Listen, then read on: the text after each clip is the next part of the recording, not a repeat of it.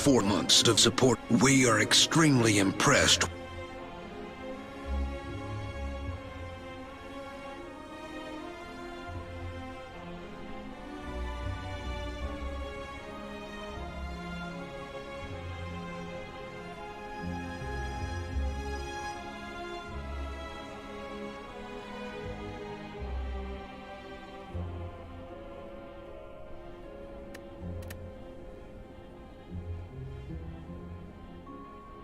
Hello, and good morning, everybody. 4 months from Atlantis, right before the stream starts. We are extremely impressed. Thanks for those 4 months of council support, and thanks for being part of the stream community for so long. Yeah, sure to get the banner. Twitch is very insistent that you click that button. I think there are ways to hide it, but Twitch doesn't want you to. They really want you to click that button, which, as a broadcaster, I think I appreciate that they harass viewers about it, because it increases engagement or something like that. I don't know. Hey, Aika. Landis, Foxhound, Karinin, Zoit, Sparkle Crotch Thoughty.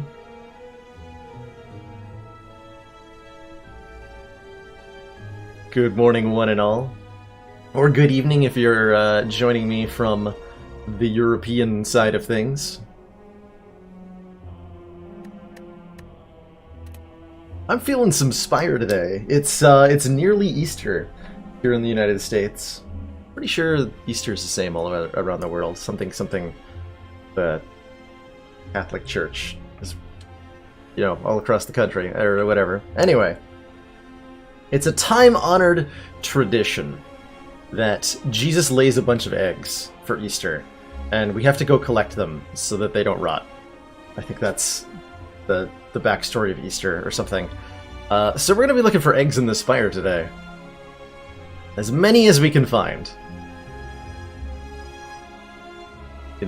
That's what the Easter spirit would want us to do, I'm pretty sure.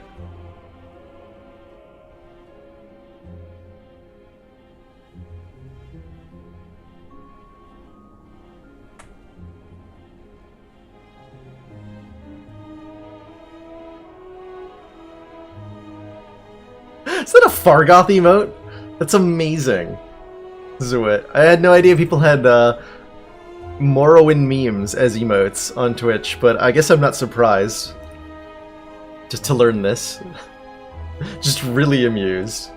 Hey, a Skydi Array.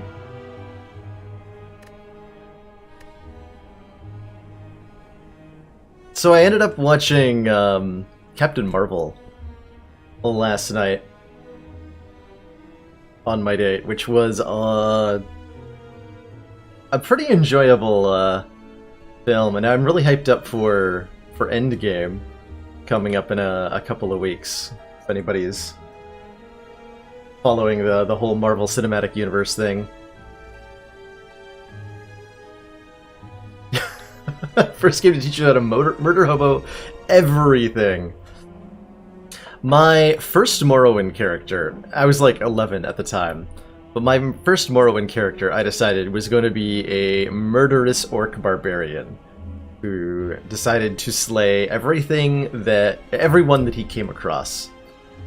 So I spent my time like running through the streets of Balmora, chopping people down, and like stealing all the stuff from their houses, and then living in the house of the person that I murdered, which, as far as I can tell, seems like what everybody does the first time they play Morrowind.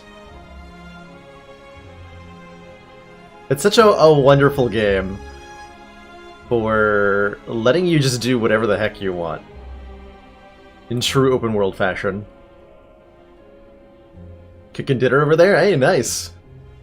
Got anything delicious brewing up? The Saint?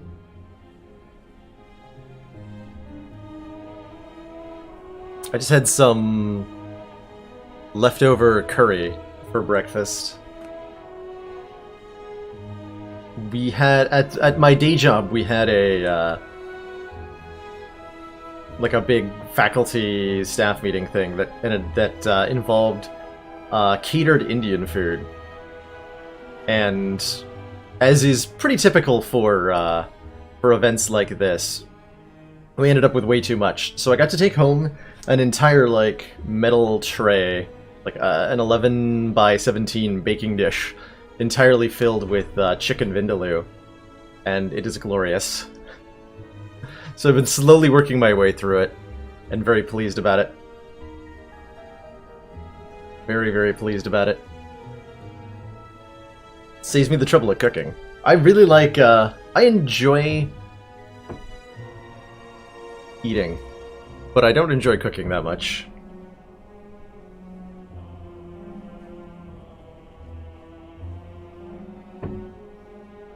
And as somebody who lives alone, I end up doing a lot of cooking. Because it's way healthier than ordering out constantly, and also, like, way less expensive than ordering out constantly. But it does grow tiresome.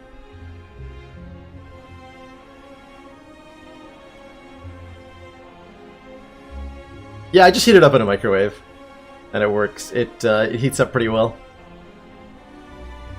Oh, had some nice last night. Nice lettuce. That is awesome. Got all our Ascension check marks on. Good, good. Didn't want to accidentally start an Ascension 0 run from doing like a race practice or something. My only regret is that I didn't get any naan to go with it, or to dip in it. There's nothing like fresh, crispy garlic naan dipped into a really spicy Indian dish. I think it's one of my favorite things, especially if there's a mango lassi being served on the side. Enjoy your lurk, the Saint. Thanks for watching, as always.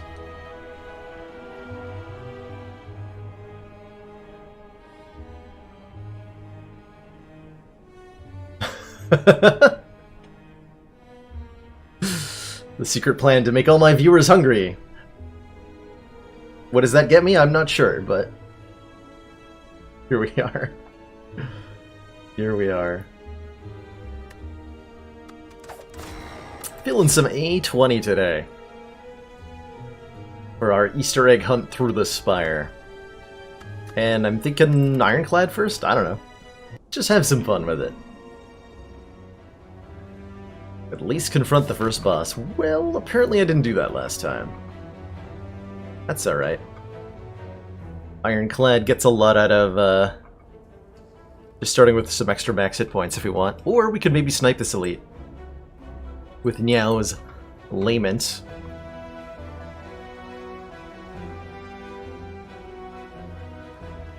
All in all, a pretty uninspiring Act 1.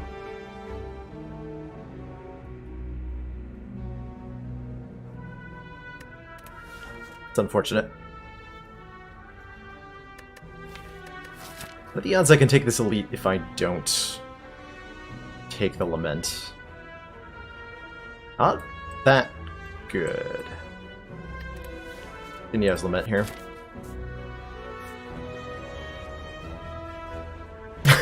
Look really far away. Ironclad kind of looks like an Easter bunny. Yeah, like he's got the little spikes on his helmet that could be clearly mistaken for ears, and he's constantly leaving behind a trail of severed body parts of his enemies, which if you squint really hard, kind of look like colored eggs. So Ironclad is basically the Easter bunny.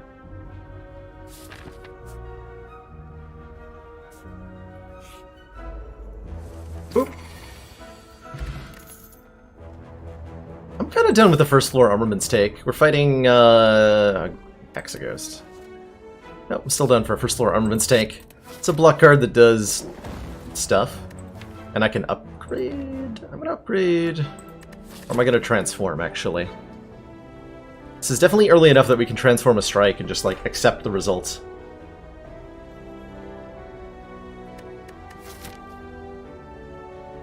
Just fine.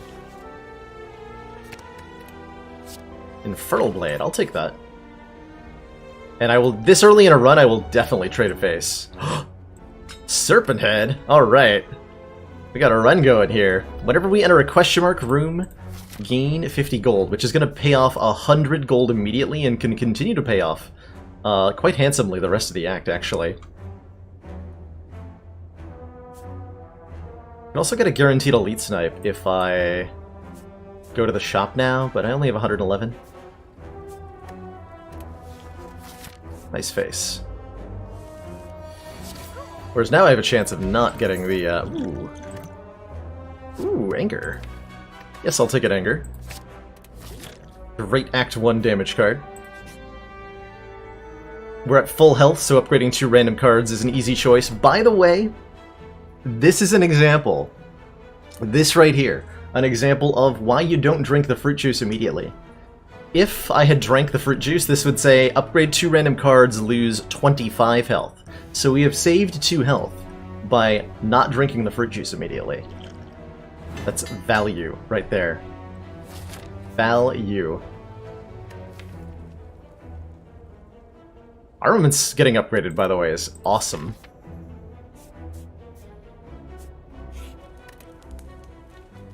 This elite is free. We're going to fight Hexaghost, though, so we're going to want a bash upgrade eventually.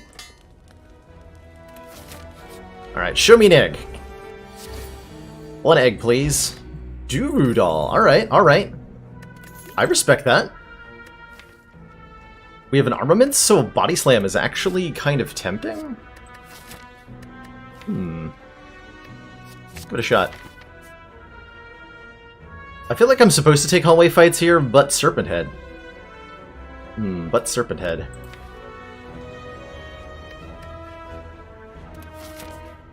I'm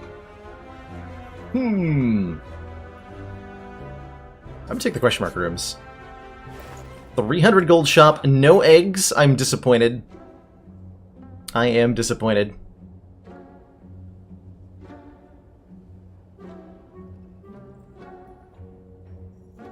Okay, so let's think for a second here. There's a lot of stuff I can do and would like to do in this store. But we are at the point where we need to now think about, hey, how do we not die to the Hexaghost fight?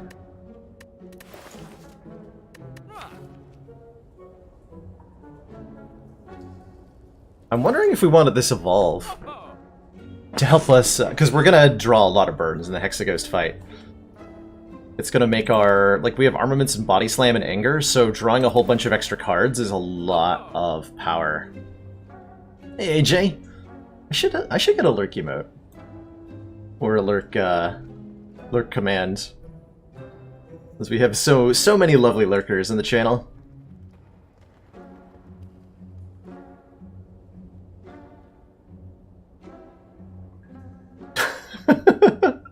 Spam Searing Infernal Blade to get Searing Blow. So that we can scale up with armaments. That's brilliant, Snakebird. Remember dying specifically to playing Evolve in a slow deck against Hexaghost. So what, you just drew all the burns at once and died to it? It's kind of hilarious to think about. I'm gonna grab that. Means I can do a power through pretty fearlessly later. And I actually don't mind cutting strikes because we have an anger. So I'm allowed to do that in a way that I'm not normally allowed. Maybe we also want this toolbox, actually. This is a weird relic. Start of each combat, add a random colorless card to your hand. Normally I don't take this relic, and for good reason. But it's kind of fun.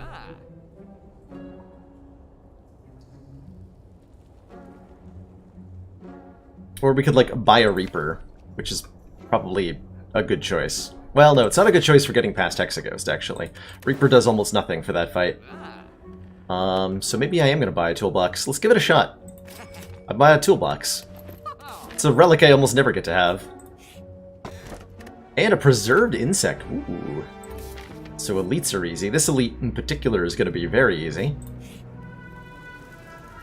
Take some money. We just got over 100 gold from that floor. See, finesse, easy game. Perfect block, thanks to toolbox.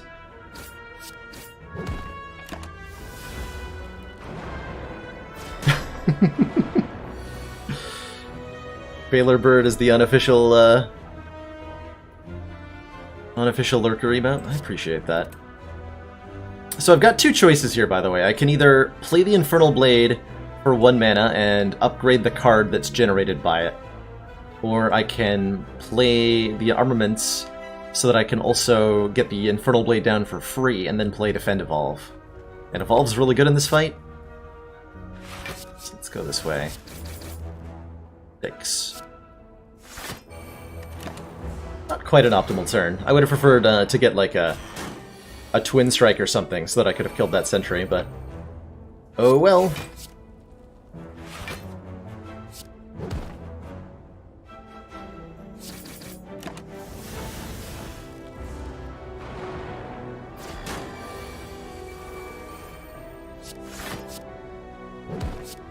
Oh, I should have played Strike Plus on him. Not that it's gonna matter. There's 0 chance we take any more damage here. Alright, oh, I should have bought the Reaper. Magic Flower. Not a relic I've seen in a very long time. Healing is now 50% more effective during combat. Which means we get even more value out of having saved the fruit juice, because we can now drink the fruit juice in combat and get 8 hit points from it. It's the highest value fruit juice I've ever seen. We're gonna need more damage to beat Hexaghost, and I think Twin Strike is our best source. Flash is gonna be unplayable. Whirlwind is energy costly, but with 1 innate strength and an upgraded Twin Strike, I think we can maybe find enough damage to beat Hexaghost. Flower does work with Burning Blood, yes, so that's 3 additional health at the end of every fight. Plus potentially more.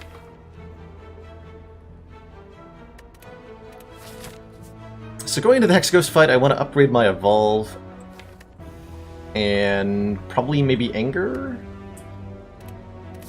would be good upgrades to get.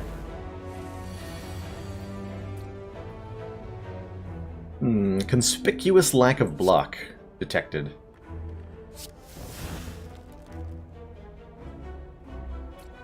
Can I kill the Acid Slime? 11 plus 10 plus 16. Yeah, that's a kill.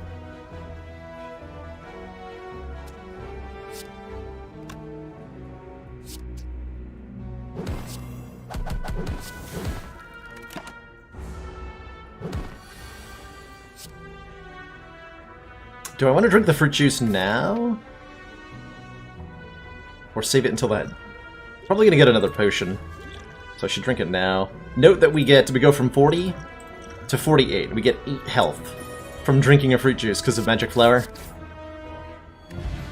There we go, Liquid Bronze. That'll help against Hexaghost. There's the Searing Blow. I think I'm gonna take a Hemokinesis though, just so we have again enough damage to get past Hexaghost. And I think with our 2 potions and this card, we should be okay. Do I take the Vampire event now? Oh yeah. Yeah, as long as I still have 4 strikes, absolutely. Absolutely. Does the reward screen still count? You know, I've never tried. If we find another one, I'll test it. What if there's any world where taking and upgrading Searing Blow twice is like the correct choice here? Can't imagine there is.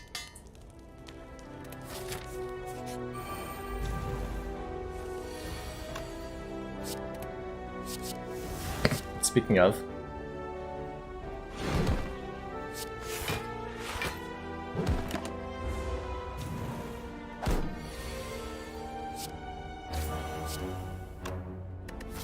Do I want to play this Hemokinesis?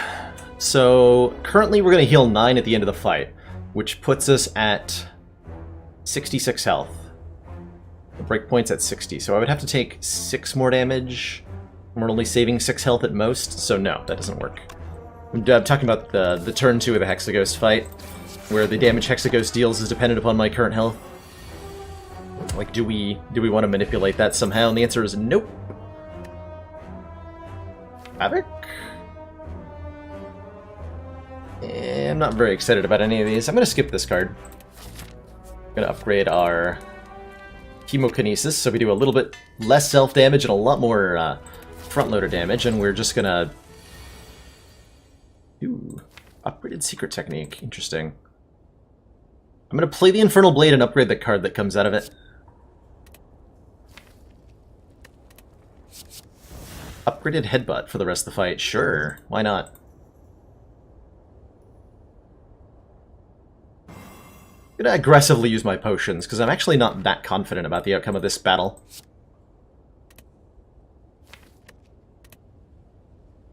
Debating whether I pull a defend to upgrade it. Let's upgrade the secret technique. Ooh, hold on, actually. Upgrade the secret technique. Pull a crappy defend. Play evolve. Headbutt secret technique, so I can pull a defend plus next turn when I'm being attacked.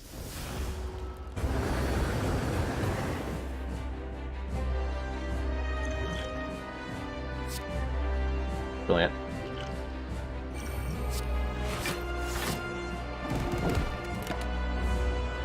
$28. Wouldn't mind a,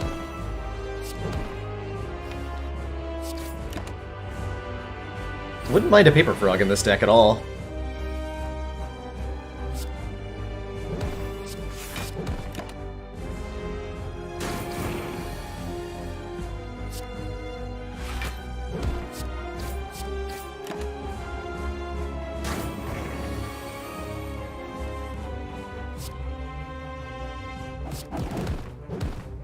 Got Hemo back. Aggressively trade damage. The hardest Act 1 boss, in my opinion. My general opinion on Act 1 bosses and their difficulty is that if you're on Ascension 16 and below, Hexaghost is the hardest of the three, and if you're on Ascension 17 and above, Slime Boss is the hardest of the three. Ooh, a Limit Break Juggernaut Exhume. Oh, interesting.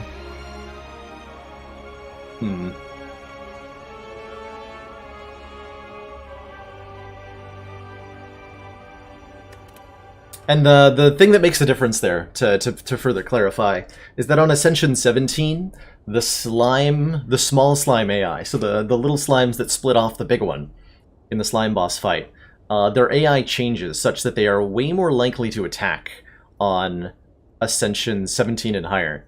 So Slime Boss has dramatically higher damage output on Ascension 17 and up because of that AI change, and it's in a really unpredictable kind of random way, which is terrifying. Super terrifying.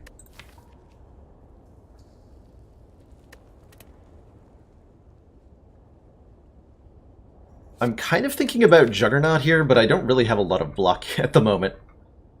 We would like to get a Shrug It Off and Feel No Pain and several other things. And then the Juggernaut would be good, but we don't have that right now.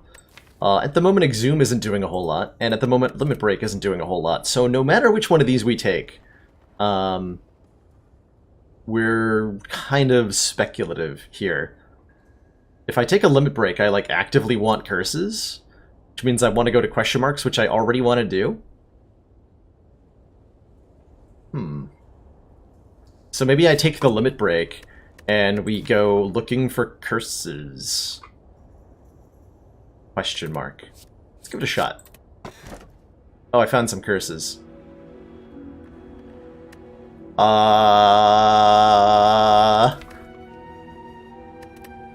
Let's go. Cursed Key. Gain an energy at the start of your turn. Whenever you open a non-boss chest, gain a curse. And now, we have all the reason in the world to want very many curses. Because every one of them gives us 1 strength, and we have a Limit Break. Curse Synergy Starter Package. Let's go. Let's go. I would ask how many elites we fight, but I think the answer is like none.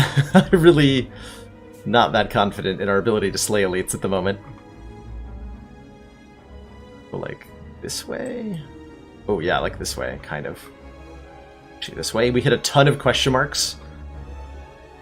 Not very many actually valuable floors, but like, we get so much money from that. We preserved insects. Elites are a lot more viable to kill, actually. So maybe we go to the store, we buy a potion, and we look to fight an elite. Or 2.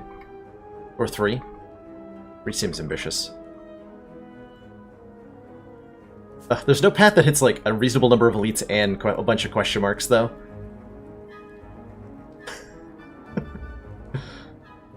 Yeah, where's Blue Candle, Dead Branch? That's all I need.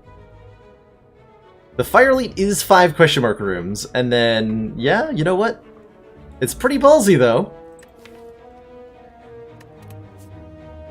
Let's be ballsy. We have a magic flower. Everything's gonna be fine. Everything is gonna be a-okay. How much damage do we have? 19 is 38. We can kill the... 38 plus 12 is exactly 50. Got him.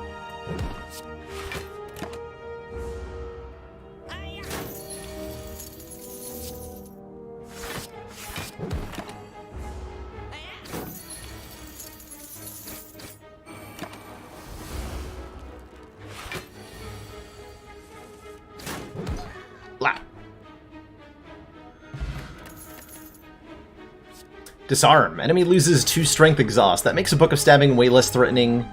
It makes several enemies in Act 2 in general way less threatening. Necronomicon, maybe. Or any of the books is great. We're not excited about losing a lot of health here, but we are certainly excited about the relics that were offered. There it is, the Necronomicon. We really wish we had a Reaper now.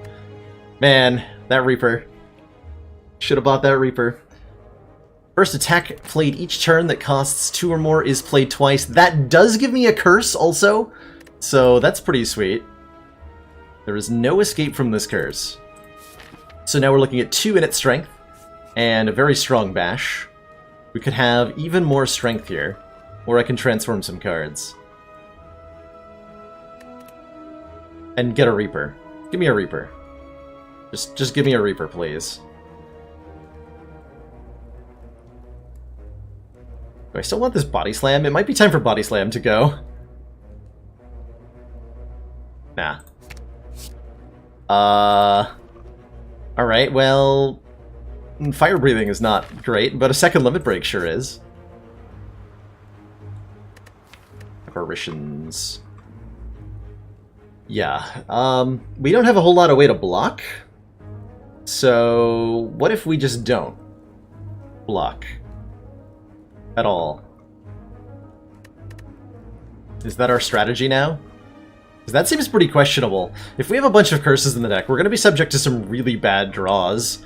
And Apparitions is a deck that can certainly die to really bad draws. Maybe I don't want Apparitions.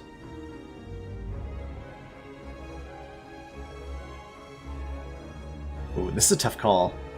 Deck goes in 2 very different directions here.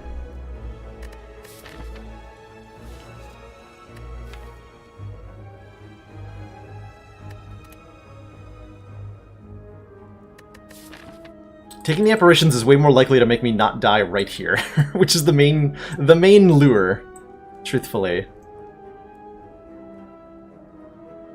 In fact, if I take the Apparitions, I probably get to fight both of these elites. Alright. Ah, there's the bites! We only have 2 strikes left, so we're gonna say no. Alright, it is Book of Stabbing, huh? Fortunately, we have a Disarm plus. And a Limit Break plus.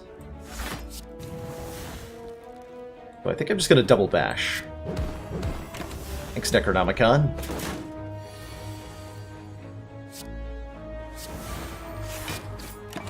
That fire-breathing value.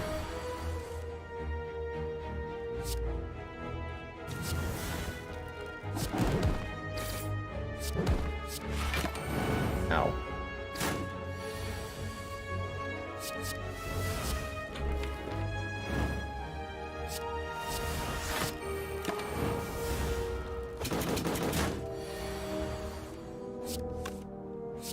Whoop. Bag of marbles. Excellent. One vulnerable at the start of each combat. Don't think I want a headbutt at the moment. I definitely want a shop, though. That's an egg! I mean, I can't turn down an egg, right? It's Easter here. Or almost. We're on an egg scavenger hunt in the Spire. I have to take every egg I see. That's the rule today. So we buy the molten egg.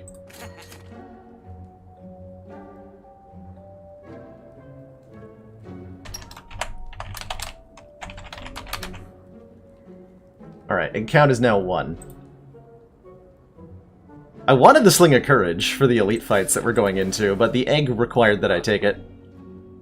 I think I now remove Fire Breathing and acquire Impervious to give us higher chances of not dying. I like those choices. Apotheosis looks actually not that great. Pretty good, but not that great. Hey, Twitch forgot my account. And Quezflex. Hello, hello.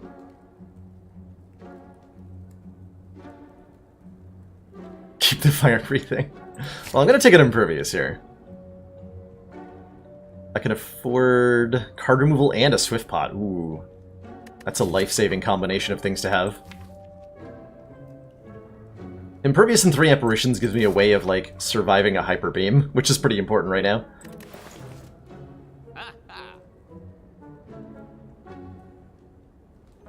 Actually, better question, is Fire Breathing actually the worst card in the deck? Yeah, it is. Okay. Let's go. Start upgrading apparitions here, so that I can maybe not die to the, Bronze Automaton. Take a curse? Yes. We got ourselves a Writhe and a Bottled Bash if we want one. Which I'm not convinced that we do. It does get played twice. I'm gonna take the Sapphire Key. Match and keep. Headbutt, Parasite. I don't want any more curses. Carnage, maybe? Yeah, actually, yeah, I do want a Carnage. I will definitely take a Carnage Plus. Oh my god, that is so much damage with the Necronomicon. And I guess I have another Bash now. I have mixed feelings about that one. But it's a Bash Plus? Yeah, mixed feelings about that one.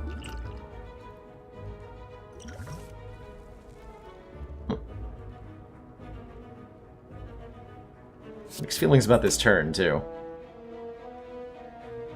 It's a lot of damage in my deck. I just didn't draw any of it.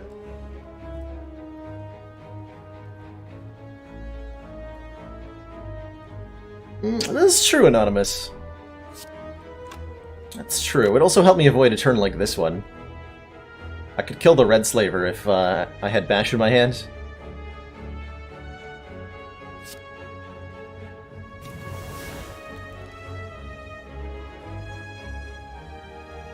We're gonna let Dark Shackles cycle.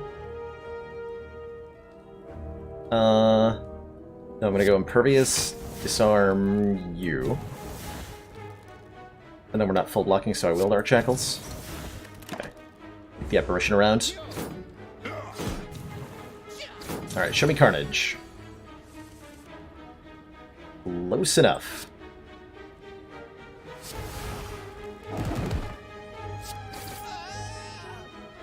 Block for 2 or deal 12. I think we want to end this fight as quickly as we can. That's the truth there.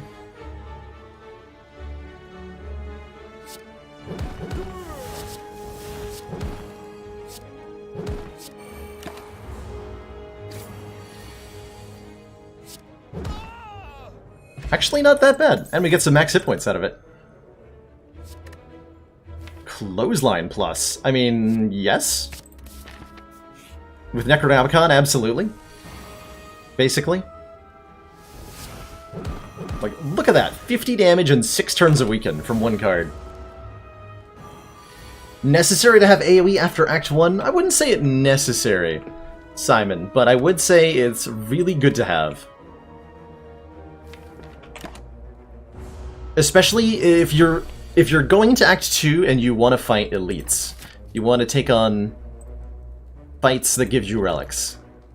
Then having AoE is a really, really good idea. Although note that this deck doesn't have any, and we're fighting Act 2 elites. So, I guess kind of the exception that proves the rule right now.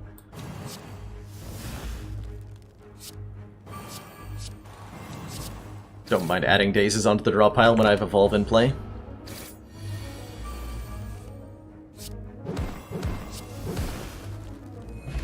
Come on, Reaper. Facted Strike? No, I have like none strikes. I have none strikes. How do I feel about a Havoc? Pretty bad? Yeah, pretty bad. Okay. What is this deck even? Strange. 3 random skills that cost 0? Sure, let's give it a shot. Bloodletting, Sing Red, and Entrench. Well, I regret my choices a little bit, but here we are.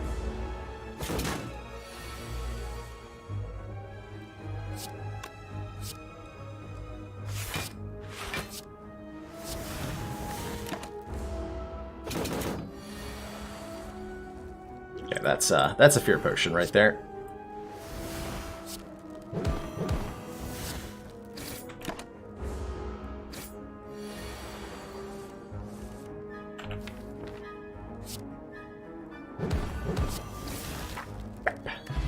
Okay, we're entirely being carried by the Necronomicon currently.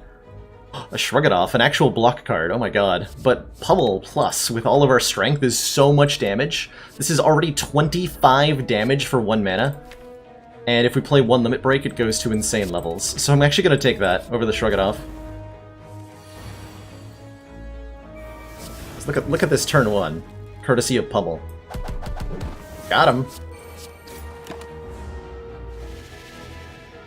We even blocked the confusion here. Heavy Blade Plus! Get in the deck! Get in the deck!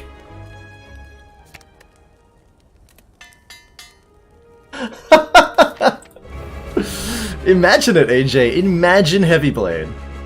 Just want you to close your eyes and imagine Heavy Blade as hard as you can.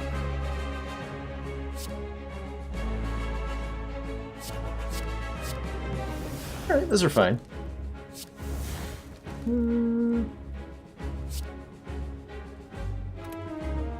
Deal 5 to myself? Yeah, this is a race. This fight right here is a big race.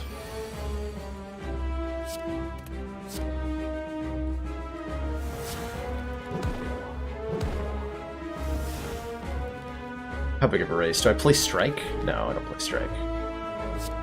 Play Evolve. Also no.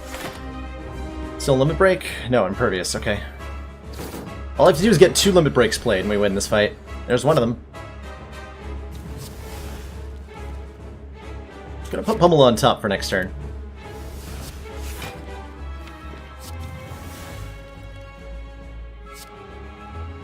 We can set up the orb properly. We can maybe line up a good intangible turn. Kind of dealio here. As it is, though, I appear to be dying. It's a little uncomfortable. Although if I have 12 strength... Okay, so here's an important math. If I have 12 strength from a Limit Break, what is the damage ideal with a double-casted Heavy Blade Plus? So that would be 28 plus 10 times my strength. So 28 plus 120 is 148 damage. So if I can get Bronze Automaton below 148 health, then we're going to be in lethal range here.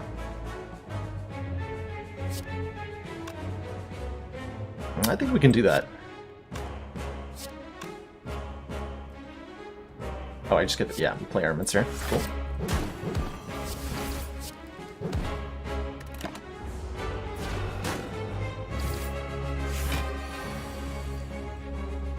Okay, we get to bash, and next turn we're almost assuredly drawing the combo, so we're gonna go line up a kill here. Beautiful. Absolutely beautiful. The odds that we... I mean, well, there's a 1 in 6, right? Or more than that. 2 in 6? Those aren't great, are they? But we have an if we don't draw them together, we have an apparition, so we're fine. We are totally fine. Hey, Cookie Cat. Hello, hello. It's a free armaments, too. Cool, so we double bash, play Carnage, and we win this fight.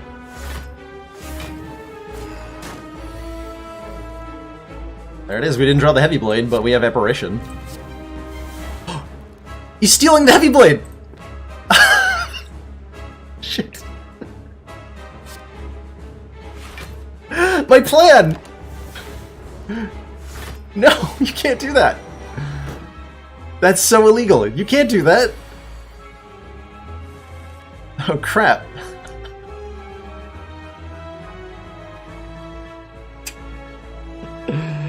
Oh my god, that's hilarious. 22 plus 30, that's exactly lethal.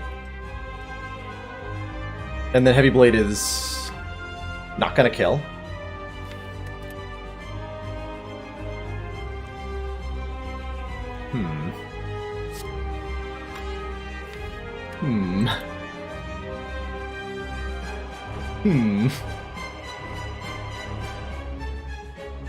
I would actually rather the bash not kill the minion, so that I could Fire Potion next turn and double the Heavy Blade.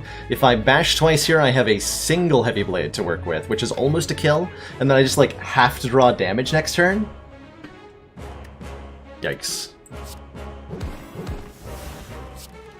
Oh wait, no, this is just gonna kill him right now. Okay, we're fine. Do I Fire Potion? What are the odds I draw absolutely no damage next turn? 2... greater than 0. Greater than 0. I'll take it. I'll take it. Yeah, Jin Fizzes. Wasn't planning on doing any custom runs today, Anonymous. By the way, oh my god.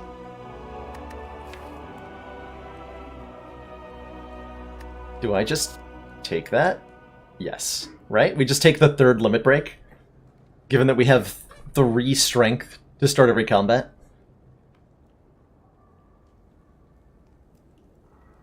Yeah, the reason I used the Fire Potion there rather than looking at my draw is that the boss was blocking for 12.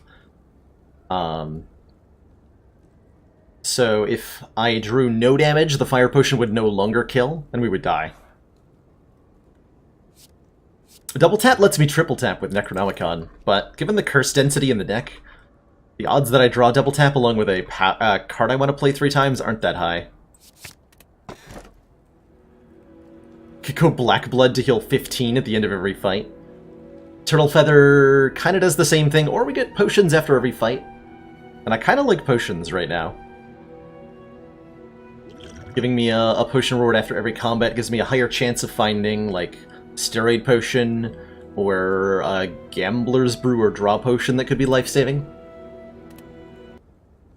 As it stands, we don't have a whole lot of ways to deal with where the challenges in the game are gonna head. Like, we can defeat the Act 3 bosses, no problem, but on 47 health with 3 apparitions and a 30-card deck, if we don't do something really defensive really quickly, we're just gonna get murdered in Act 4.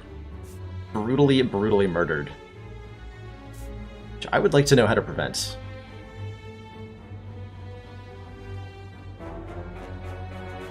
That would be great.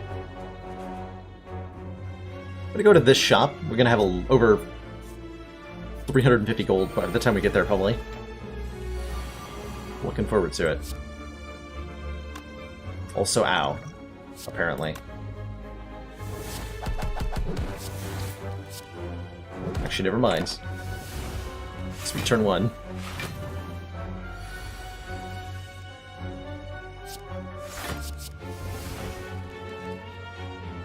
Times 6. That won't kill. Alright.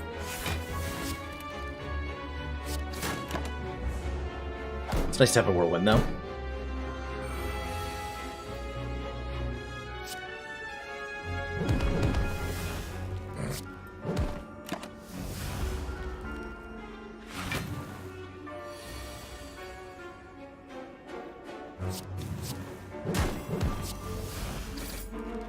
Holy crap, this deck does so much damage. There's another pummel. I'm gonna take another pummel. 2 normality is 2 strength. Is that something we want? Probably not, huh? There's such a thing as too many curses, and I think we're rapidly approaching that point. I will, however, fight a boss to gain a rare relic, because if we get, like, Dead Branch, or if we get, like... What else would we need? A fossilized helix, then we might have a chance at surviving long enough. We do have an A shop coming up, and then maybe one later. So we could spend a lot of that money, but we're already going to get 100 gold. Like, we're going to roll into this shop with 500 gold as is, which I think is plenty here. Yeah, mango would be potentially life-saving too.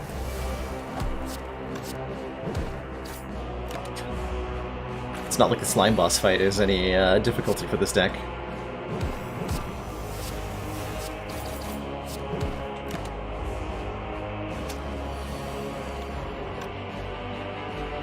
Never mind, I'm taking damage in it. And we're guaranteed a potion, right? So, eh. Give me that strength pot. The turnip! We can no longer become frail. Not quite what I had in mind, but sure. And yeah, I'll take a Warcry. It's a zero-cost card manipulation thing. Lose Limit Break, Evolve, or Strike. I'm gonna go ahead and say Strike is a card we don't need. Thank you.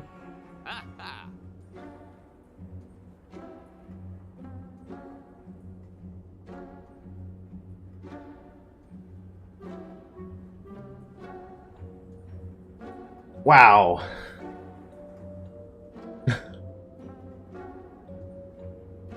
Wow.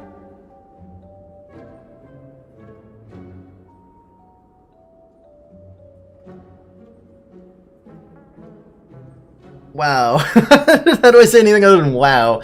Brimstone is here. At the start of your turn, gain 2 strength and all enemies gain 1 strength. That would mean 5 strength on turn 1 in a deck that has 3 copies of Limit Break. That's a lot of strength. That's a disgusting amount of strength. Now, we can't exactly survive the heart with a Brimstone, but, spoiler alert, we also can't survive the heart without Brimstone. So maybe we take it and just hope that we draw our intangibles on the correct turns.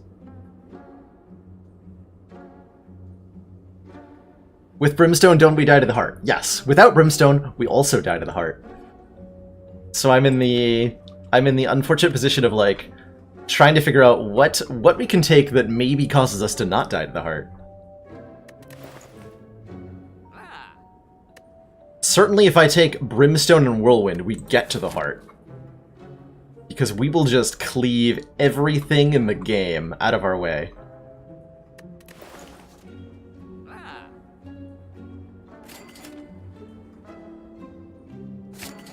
I think I'm going to take the Writhe out of the deck now. Our turn 1 is really important suddenly. And Writhe is impeding that.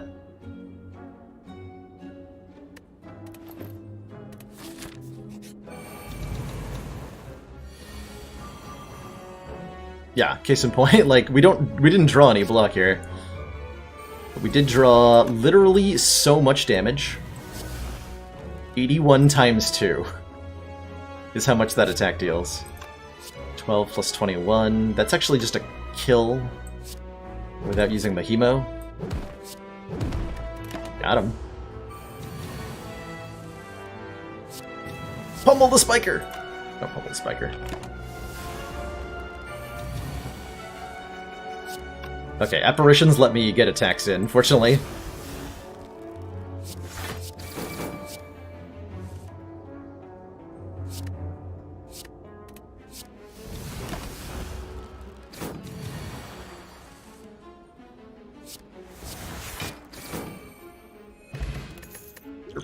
Probably better than an attack, than a strength potion, actually.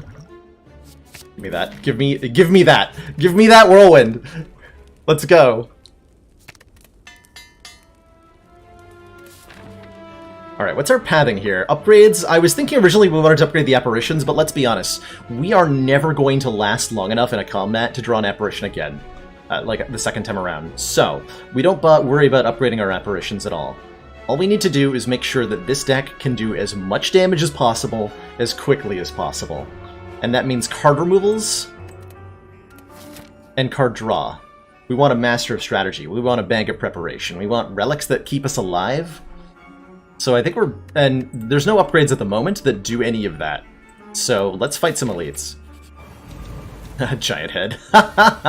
Rip giant head.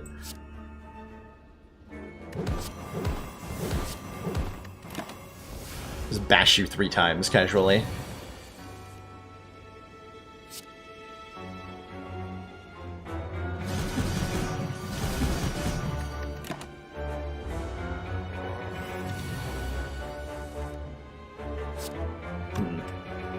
Just thinking that'd be a good turn to draw. I don't know, like...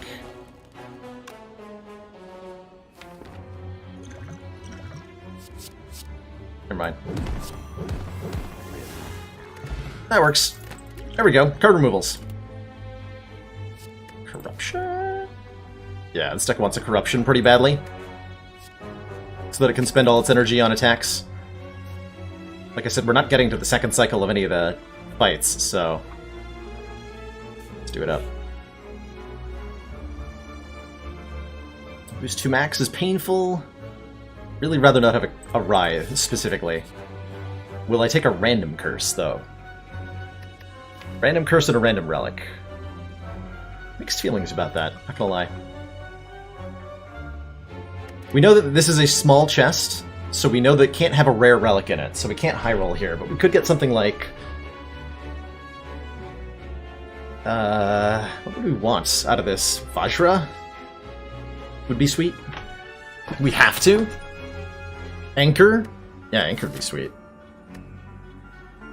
We can remove the curse if it's particularly bad.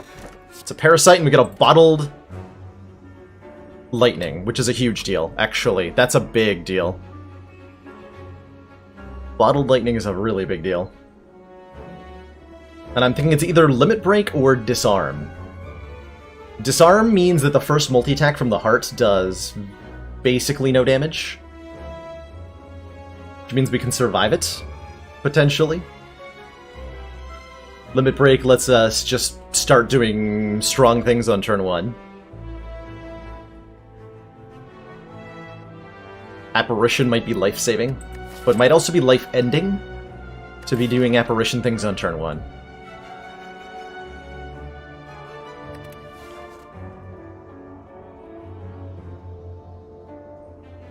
I'm gonna go with a Limit Break. Not an upgraded one? Or an upgraded one? I think the upgraded one.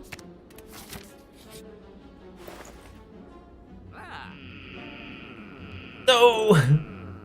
Oh well, I'll keep removing cards from the deck. Not a Parasite. I think the current curses are okay. We want to be removing... Defend? Oh god, I want to be removing Defend. Apparition is not useless against the heart, by any means. Apparition is currently our plan to survive the heart. Also, a Gambler's Brew is currently part of our plan to survive the heart, so I'm actually going to priority buy this Gambler's Brew right now. Because this is a really, really important potion for making sure we can draw an Apparition on the right turn. Hey, Mattias! We found a Molten Egg!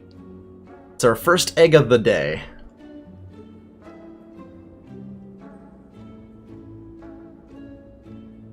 Oh, Body Slam's pretty terrible? Body Slam's pretty terrible. We never got to doing block things in this deck. Get out of here. Body Slam. It's actually worse than Strike, amazingly. Somehow. 5 times 2 plus 42. Man, that's so close to a kill.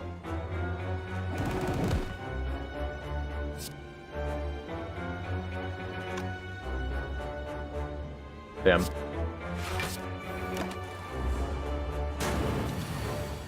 Cool, didn't kill me. Appreciate that.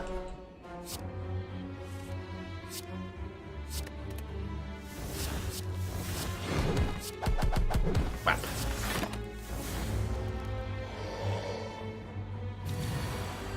See you later, Nemesis. Okay, Stone Keller doesn't do a whole lot. None of these do a whole lot. To the store for another card removal, or to the elite for another relic?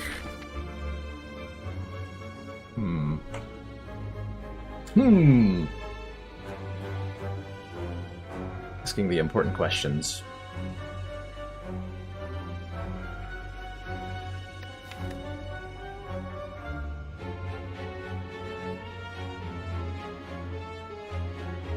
Can I name 2 cards where A is much better than B, but B plus is much better than A plus? Ooh. Yes, I can. And those cards are gonna be... I'm trying to think of a defect card that gets very little value out of its upgrade at the moment. Oh, here's a good example. I would say Rainbow and Fission from Defect.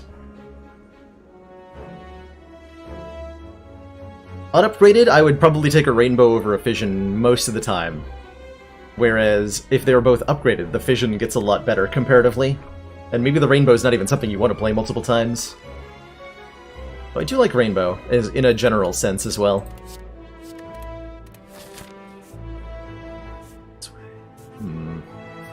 Get more potions if I go this way, because of White Beast Statue. I wonder if that's important. Twin Strike and Havoc. Yeah, Havoc's another one that's huge with the upgrade. Left path for more chances to fight Transient. Flawless logic. Alright.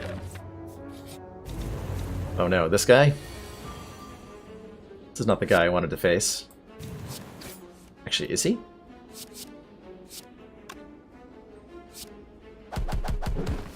Yes, he is. Wow. Wow. Wow.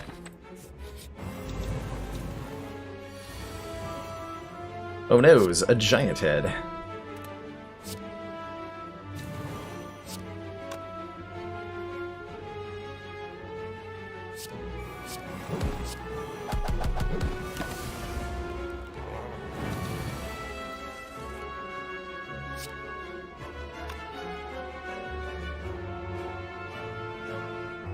Is there any world this just kills? Interestingly, like, no.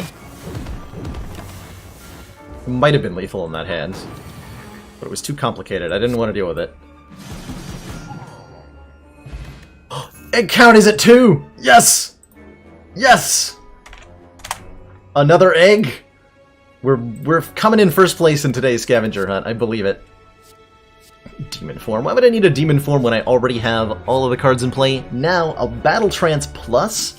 That's the card I want. That is a card I super want.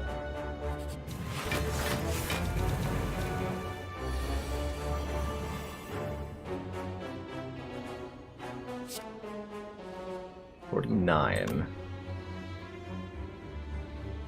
Ooh. Almost. Almost. Can almost kill 2 of them, but I can't.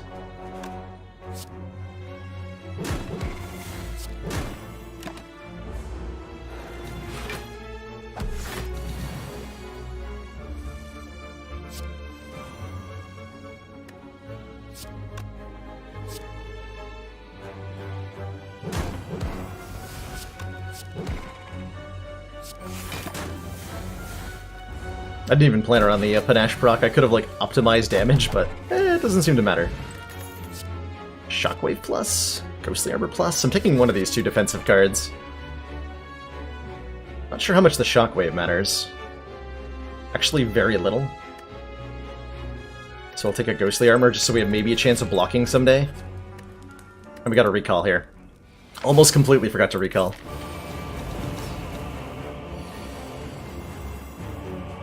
Well, well, well.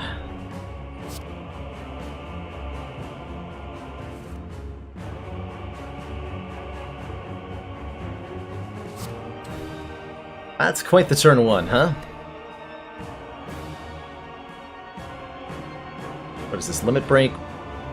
Ghostly Armor Whirlwind, actually? Put the bash on top.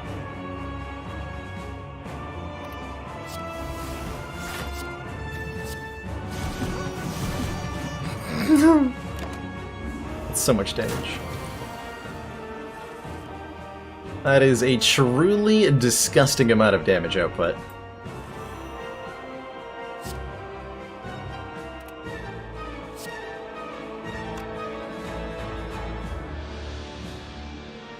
So 74 times 2 plus 14 times 5. Math.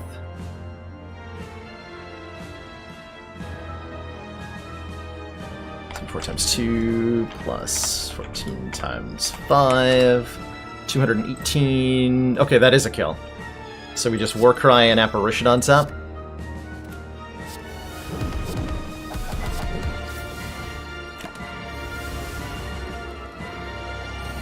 Guess I should have Warcried the other Apparition, but whatever.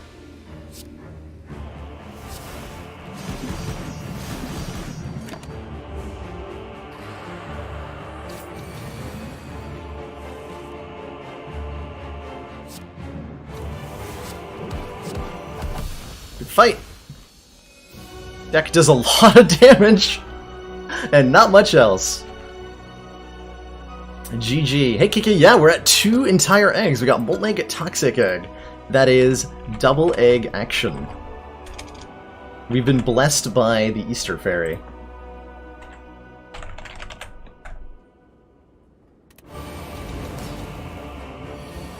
It's our lucky day.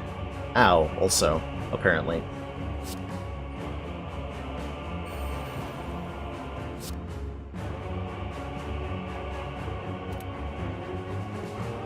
This is not where we want to use our potions, much as it kind of feels like it is.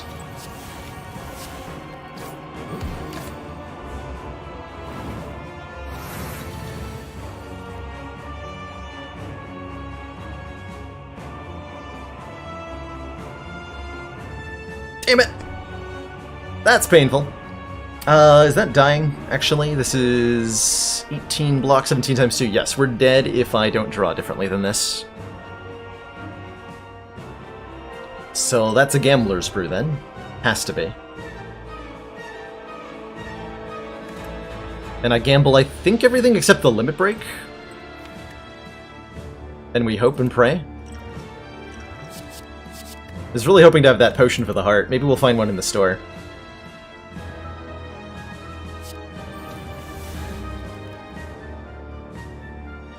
It's not quite enough. Hold on, let me actually do math on that. 72 times 2 plus 53. 197. Or 198, excuse me. Yeah, we're a little bit off. So I want to make sure I line Deca up for the kill here. Wait. 98. No, I did have a kill, actually, because of Panache. But I should still line Deca up for the kill? Alright.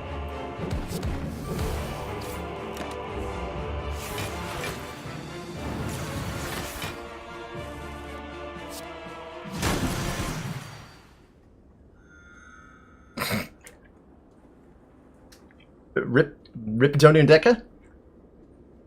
Rip music? Rip everything?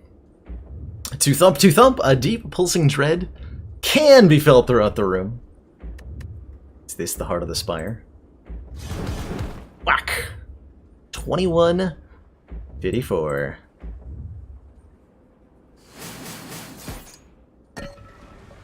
That was turn 3, I want to say. Certainly wasn't far in. Is there any card I could possibly upgrade that I would care about? No, I'm just gonna rest. Although maybe the Impervious? No, I think we're still resting. 6 health is arguably better than the Impervious upgrade most of the time. No Gambler's Brew to replace our lost one, so that's probably a big hit to our odds of winning. Not having that. Big hit. We'll take the block potion, just in case it somehow saves me. Good Paper Frog, too. Okay, Golden Pot and block potion will have to do. Maybe we'll get a important potion from the elites here. We might actually just die to them, though. Nope, we're totally okay. Cool. That's nice. 2 turns of intangibility right off the bat here. is a huge deal. Because it saves me from crap like this from being catastrophic.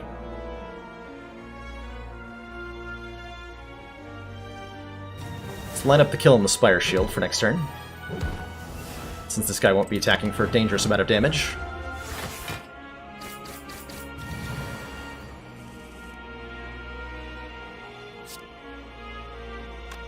This is 32 times 8? Excuse me, times 8. Yeah, alright. Whatever, get annihilated, sirs. Yeah! Ooh, Champion Belt. When we apply Vulnerable, also apply 1 week, so this Fear Potion is now also a weak potion. Which is very exciting. Alrighty, so in order to defeat the Corrupt Heart of the Spire, we have to survive both of the attacks in the first cycle. With only 45 health and 3 turns of intangibility in the entire deck, our odds of doing this successfully are pretty low. But they're not 0.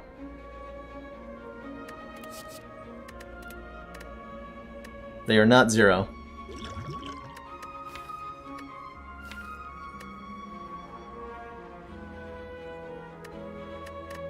I'm wondering if I take the skill potion just like on the off chance it could have a War Cry or an Impervious that could save us at a key moment.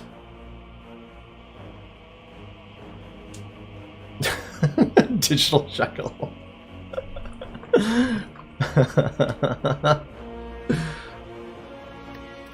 This applies 1 week actually, so I think I want to hold on to it.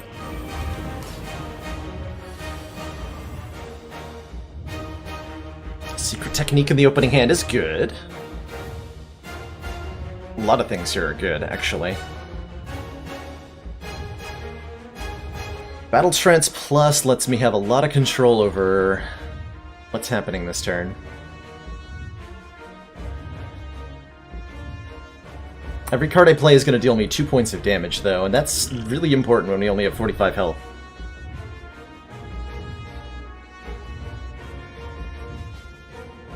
I think I want to see what Battle Trance draws first before I decide on anything else, and I am willing to pay 2 health to do that. Okay.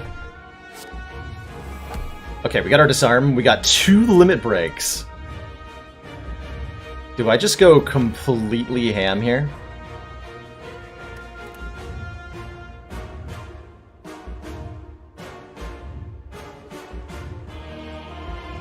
Wow.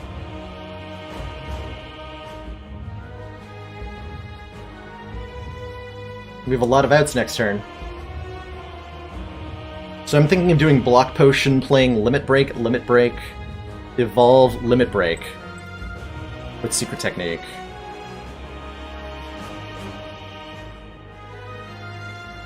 Disarm. And then we have to start doing damage cap against the heart immediately. Every turn thereafter. We have to do the damage cap. Should be easy, because we'll be on 40 strength on turn 1. It's a lot of strength. That is a disgust... Wait, that's more energy that I can play. Now, hold on a minute. Alright, we're gonna wait on the other Disarm then.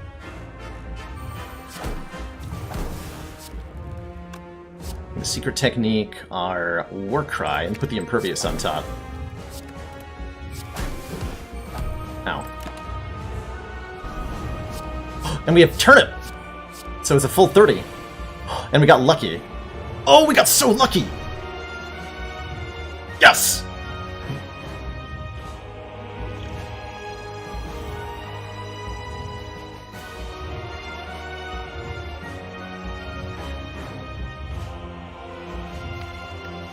I'm playing both of these apparitions because I die next turn if I don't.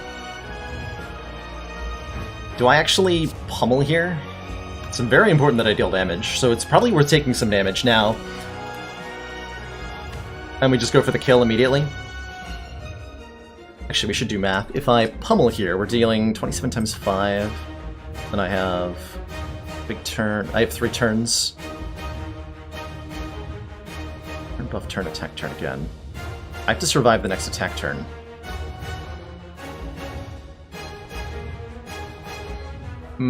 Think we die. Because we actually not dealing enough damage here. I needed to put Heavy Blade on top, not Impervious. This is what I needed to put on top. And that would be Apparition, Apparition, double Heavy Blade.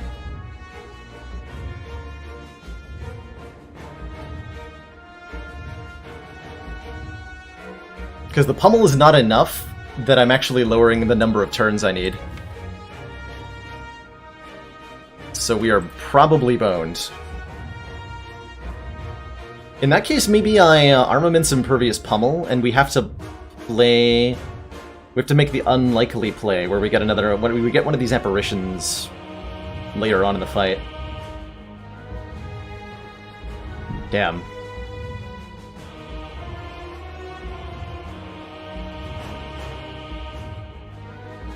That's ugly. Very likely to die next turn if I don't play 2 apparitions here. Very, very likely to die. Like, there's only 1 card in the deck that saves me, this apparition.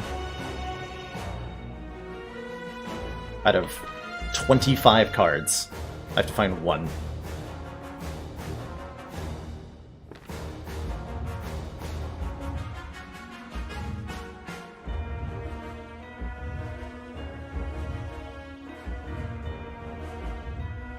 It's impervious enough to save us from... No, I think we gotta go the double apparition route, and we just have to, like, hope that the draws work out in our favor.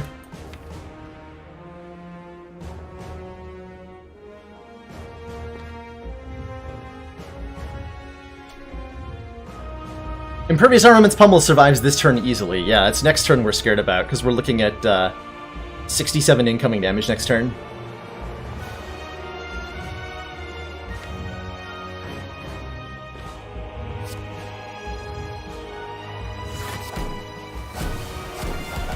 The route I'm choosing. If we draw an apparition this turn, I'm going to be very pissed. Okay, good. Oh, we didn't draw any damage. Wow. So that means we have to survive another turn, which I think means we're super dead.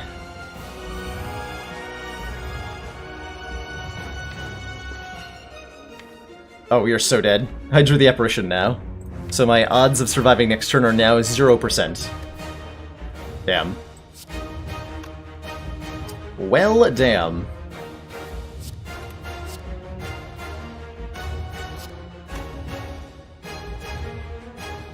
That's deeply unfortunate.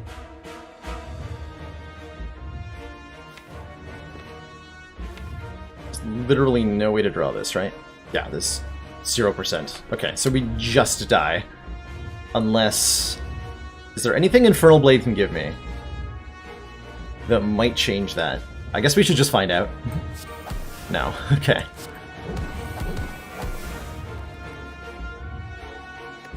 Alright, GG, Heart of the Spire. We did a lot of damage to it before it murdered us. If it wasn't for the damage cap, we would actually have it here. Rawr! Alright, good fight. Good fight. We knew that was pretty unlikely going into it. And quite honestly, even if we didn't have Brimstone, in the exact same situation, we still die to the heart here.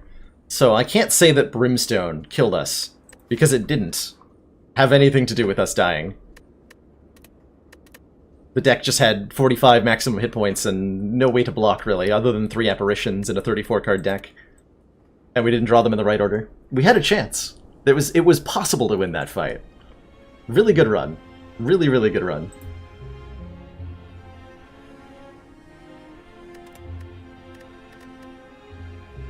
Ooh, stayed up all night talking about D&D. Have a great sleep, Landis. I can definitely stay up late into the wee hours talking about gaming stuff myself.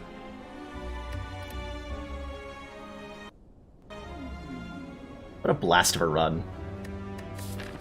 Do I want to curse for 250G? Maybe?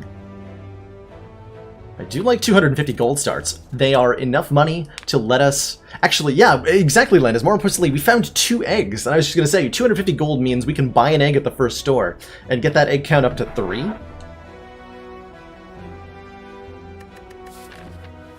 Really can't complain about our first run. Getting 2 out of 3 eggs. Putting us well on track to be first place at this year's Spire scavenger hunt. Let's have all the eggs. Yeah, I think I take the curse, just so that I have a chance of getting an egg. It's a long shot, but we're gonna go for it. Parasite? Okay, that's rude. That's rude, game. Didn't have to do it like that.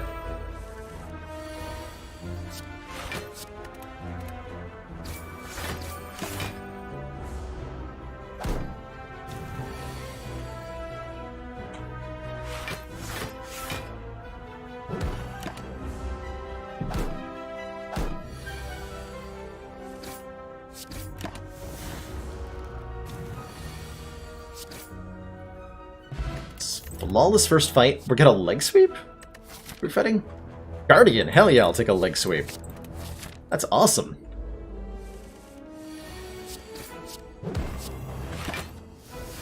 Sweep the leg. Oh, Maine Coon. How big is your coon, Anonymous? Here, those are some chunky cats.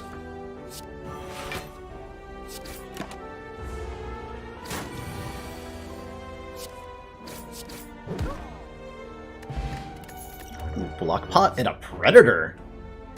It's a nice, decent damage card. I'm gonna happily take an Act 1 predator. Is usually a card I'm happy to see. It's great against elites, which we are guaranteed to fight if we go to the store. Egg? No egg, but gambling chip. Ooh, man, gambling chip. Start of each combat, discard any number of cards and draw that many replacements, giving us a ridiculously strong turn 1. Or we can do something like remove our Parasite, losing 3 max HP, and buying an Adrenaline and a Dagger Spray. But man, I just really like Gambling Chip. Such a very powerful rare relic.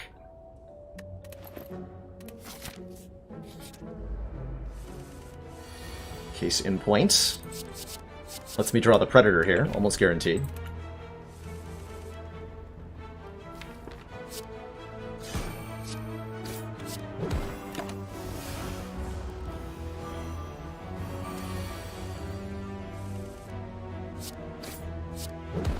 Let me get rid of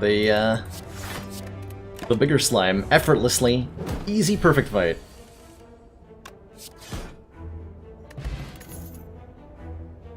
Caltrops?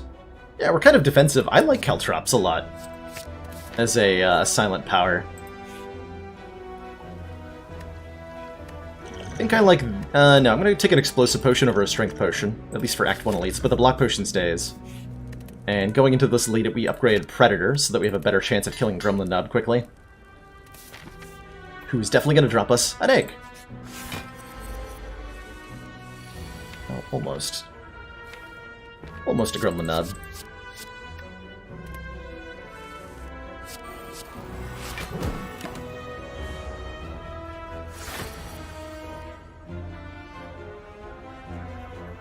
I'd like to wake him up with Predator.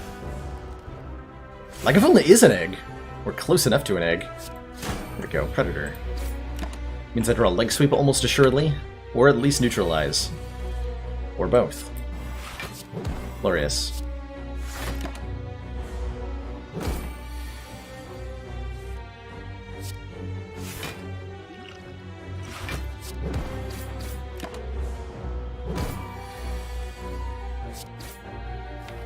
That's a rough turn.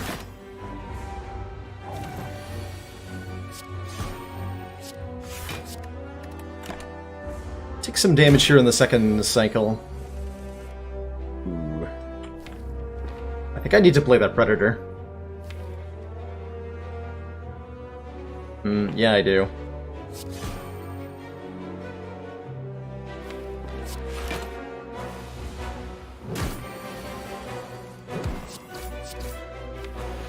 Okay, and then we Might have to use the explosive potion as well, if I don't redraw Predator here. Cool. Oddly Smooth Stone, totally worth it. +1 dexterity means our block cards go that much further. I'm not feeling the need for a Poison Stab. We have kind of the damage we need between Caltrops and Predator Plus. So I'm thinking we go, like, fight one more elite here, hit up a couple more fires, and have a really good time in Act 1.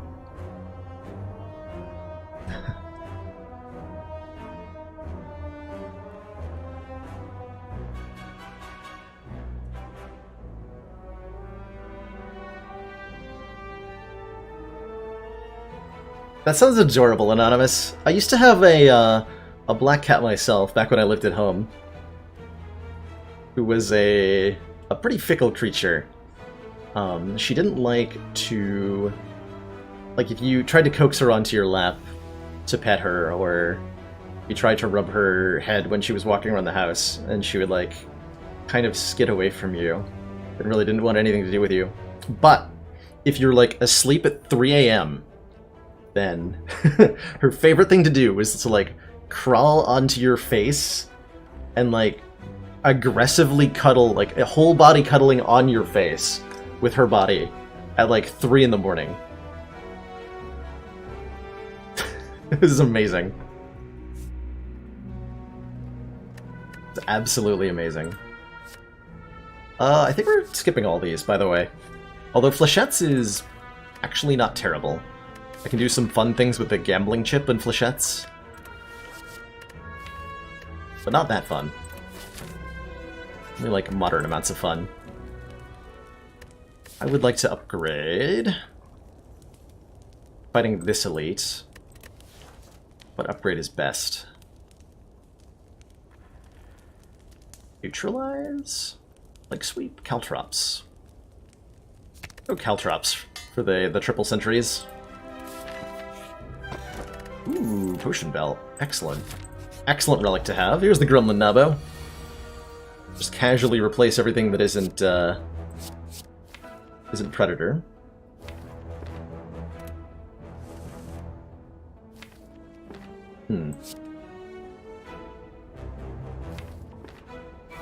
Gonna hit at least once, so I'm gonna play Caltrops. Partially so I don't draw it again.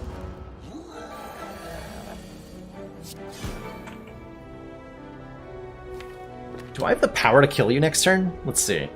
You're currently at 52. We're gonna do 11, bring you down to 41.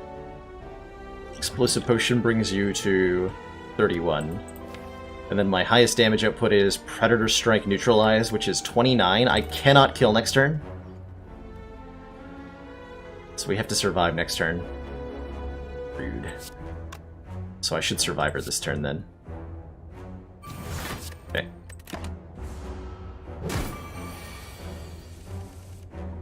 Oh my god.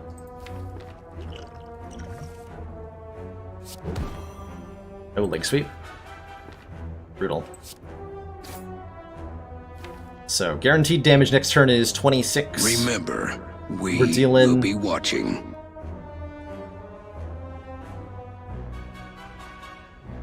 Less than 180 damage. Hi, Orin Games! Thank you so freaking much for, Wow. I don't really know what to say. Other than, dang, thank you.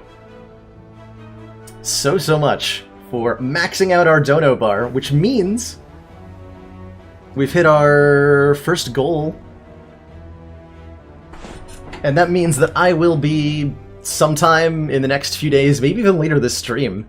Like, we're gonna do routing and discussion for what I think is the first ever, like, serious attempt at a heart speedrun in Slay the Spire. Which is very, very exciting. Very, very, very exciting. Thanks so much for being a consistent source of funding for the stream, Orin. And for being here as always. Means the world. Sincerely. Okay, so next turn I'm doing 6. So we need to do 12 more.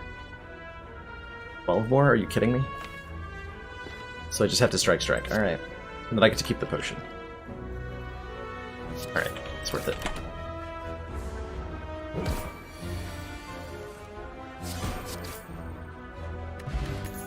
Egg! Yes!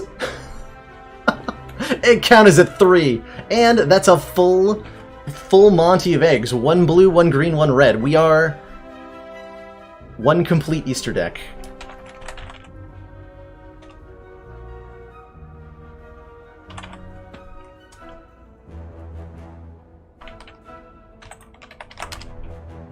One complete Easter deck acquired. Yeah, the Royal Egg Flush. And we get to upgrade this footwork immediately with it. Oh my. Get in the deck footwork plus. Hello and welcome. Oh, I appreciate that a lot. That more than makes up for having to rest here. Hot damn. That's a Wraithform Plus that's on sale. This deck actually doesn't like it that much.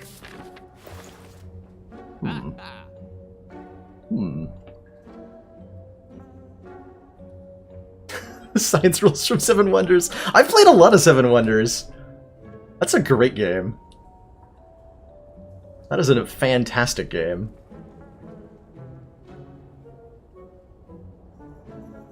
It's cracking the code. Oh, these puns are excellent. What an exciting run we're off to here. Alright, we gotta take this serious, so you guys need to quit yoking around. See you later, Anonymous. Thanks for dropping by. What am I doing here? So, like, we're winning against Guardian. That's, like, we get into Act 2 so easy right now.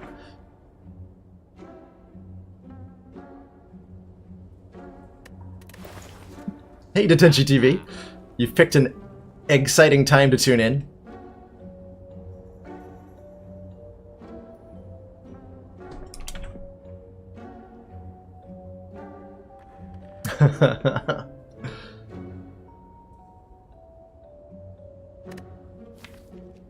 I don't know, like, decks with poison are usually the ones that I like the Wraithform on.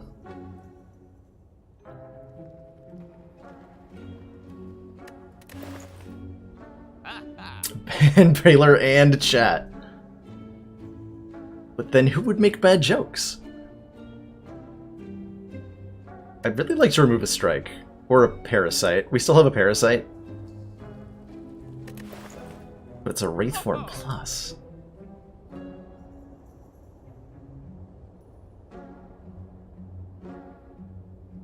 Let's get a Pandora's Box or something. Give me that. It's actually going to be really annoying in the Guardian fight to have, now that I think about it. But we have a gambling chip, so, like, whatever. Doesn't even matter. Dang, no neutralize. I was hoping to draw neutralize so I could cut her to this nerd.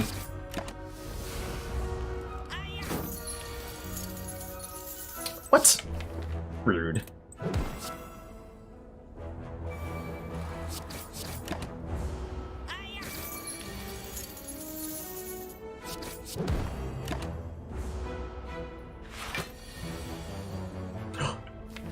He gets away with the money? Oh no.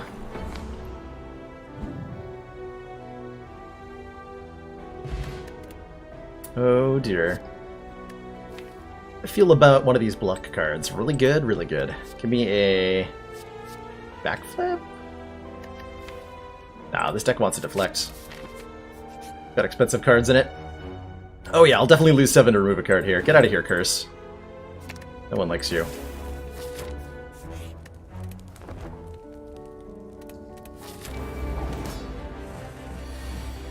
I think my plan is to just block this, the big hit here. How do I manage that? Great question.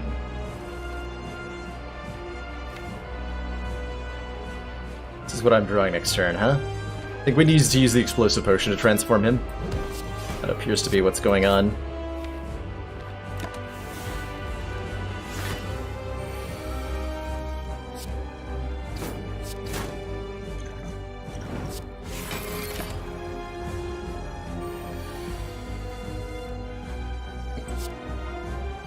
Ow.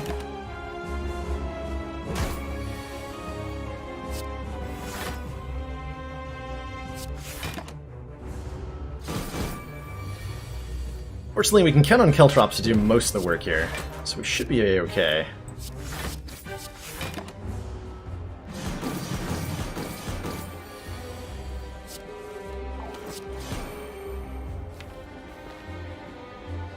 I'm gonna refrain from playing that Neutralize. Bias the turn of, what? I didn't draw enough damage? Well, that's... What? What is this? Okay. Whatever, I almost full block it anyway.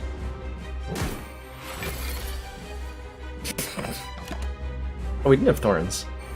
The 20 block, though, so I couldn't have, like, done anything. What the heck?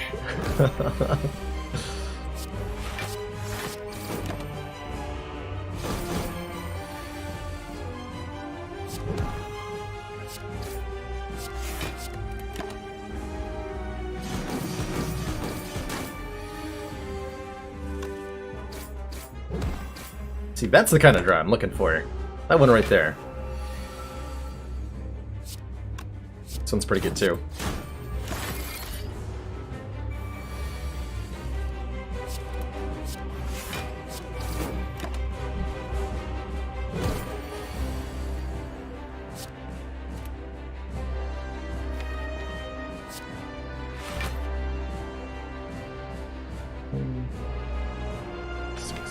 Better to just let the damage come in. I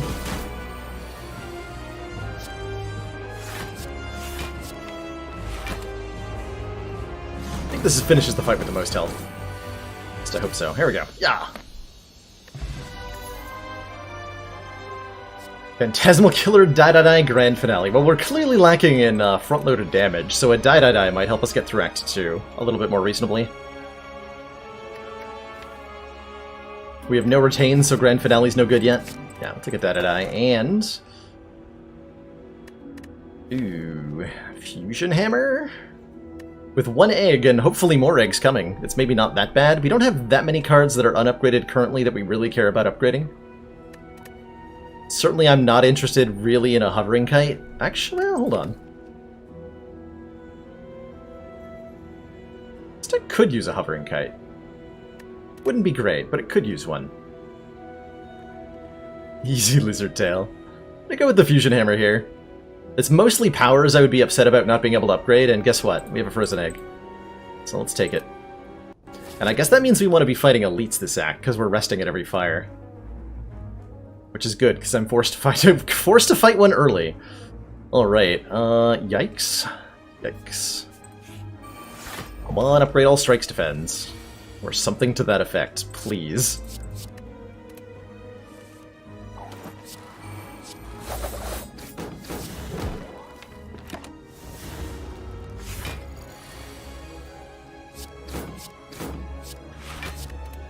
This might be a Wraith Form turn next turn. We're blocking...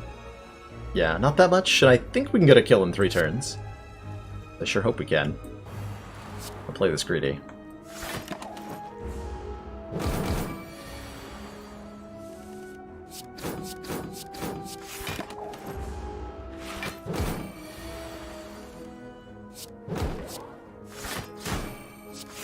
Yeah. Yeah. Crack that egg. Make an omelet. Unupgraded Dagger Spray is pretty sad. I don't want that. I do think I want an Acrobatics, though, for the draw cycling. Look for a Curse. Nope. We can still afford a removal here. Or another Footwork Plus. Too many strikes in the deck, man. Too many strikes in the deck. I can't have this many strikes in the deck. It's a 4.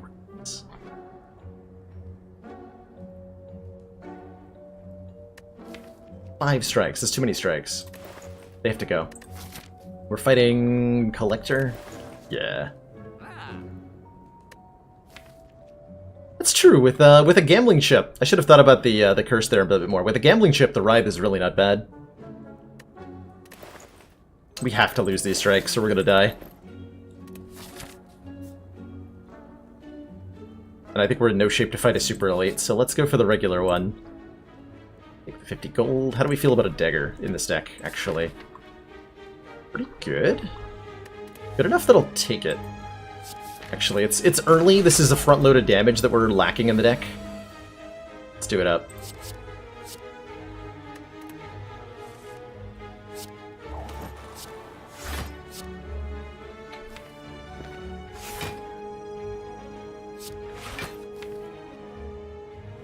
Just try to draw into Ascender's Bane. Perfect. But drawing all the block cards was maybe not the greatest thing to do. Yeah. That's alright.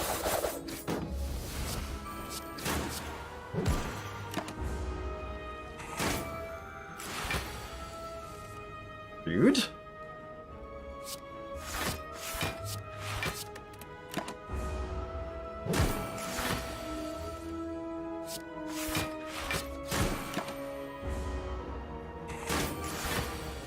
Oh my god, again? Somebody stop this avocado.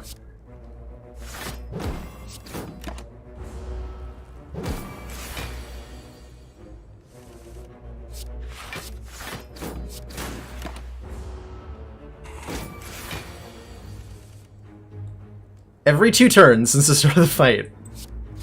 Like clockwork. I don't think I've... That's literally as often as he is allowed to use the big attack. I don't think I've ever seen it attack with that as much as it has in this fight. Every 2 turns. That's incredible. I am willing to take 3 damage here to get our dagger charged up.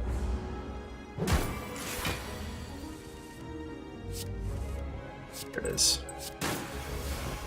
It's a little bit of an ouch. Just a wee bit. Okay, we cannot turn 1 kill the Red Slaver unless we draw Ritual Dagger, Dead-Eye Predator. Oh, we could, actually. Might be just look for Wraith Form and try to do as much damage as we can as quickly as we can. Kind of situation. That'll do. Probably should have played the Predator.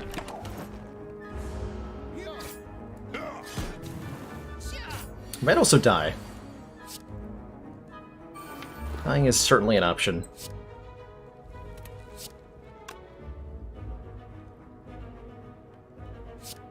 Just needs to kill you, huh?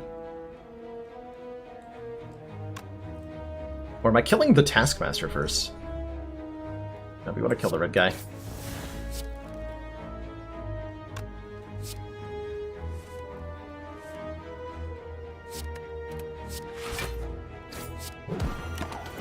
He'll die next turn to Thorns.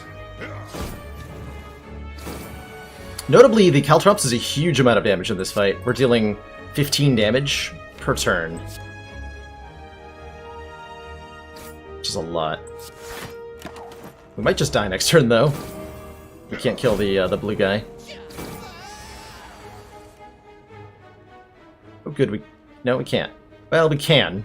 Actually, yeah, we can. Okay. Ow. Gonna be okay. We're gonna make it.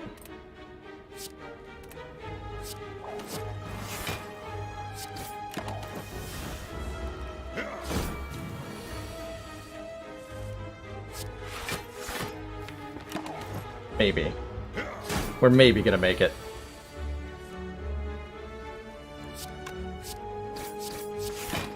We made it. We didn't die. Egg? Kunai. Every time we play 3 attacks, gain 1 dex, and we're offered a Corpse Explosion, which makes future fights a lot less dangerous. We apply 2 poison, and when an enemy dies, deal damage equal to its hit points to all enemies.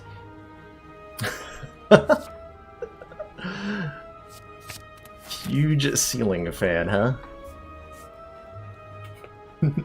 I like the variation of that joke where we talk about music genres and we talk about someone being a huge metal fan.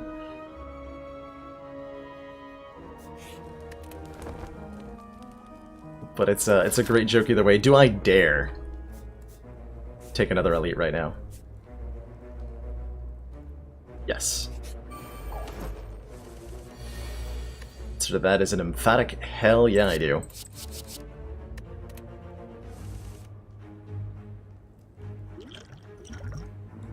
First, sure. Work Caltrops. First the defend? Yeah. Don't want to take any damage right now. Our defenses are pretty good for this fight. And the Caltrops is going to go a long way. I certainly hope it does. This is another fight where I don't think I can charge the dagger. We just gotta kill it as quickly as we can. Why not 2 elites? Because I'll probably die. But, like, I'm down to try. If we don't take any damage here, which I think we've actually managed to avoid. Yeah, we have. Caltrops came in clutch here.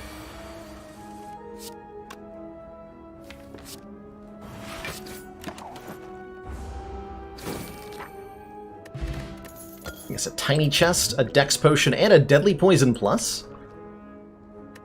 I mean, it's upgraded, and it's poison damage, and we want both of those things right now. Yeah, we do. Give me that.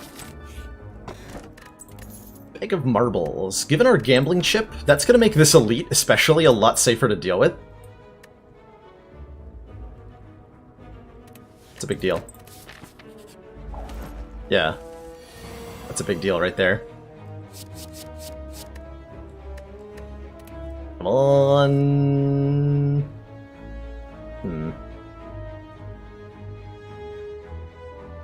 Well, I'm playing this Corpse Explosion. I think I'm also playing this Dexterity Potion. Although maybe I need that for Collector. Yeah, I probably need that for Collector, huh? Alright.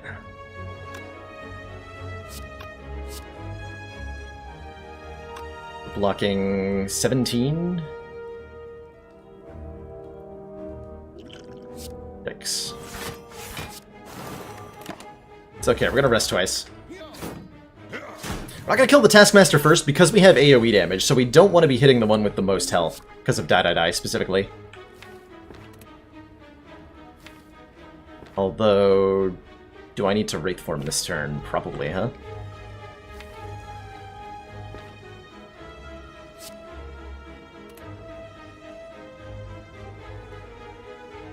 Wait, do I live if I don't Wraith Form this turn? Better question. If I defend, neutralize. Go down to 9? 9 plus 8 plus 6. 15, 22. Yes, we get killed. So I have to Acrobatics for Wraith Form.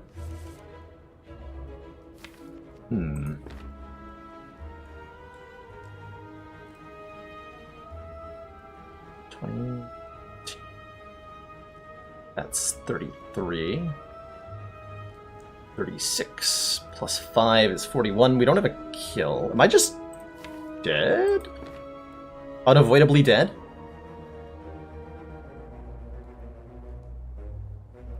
No, I'm not.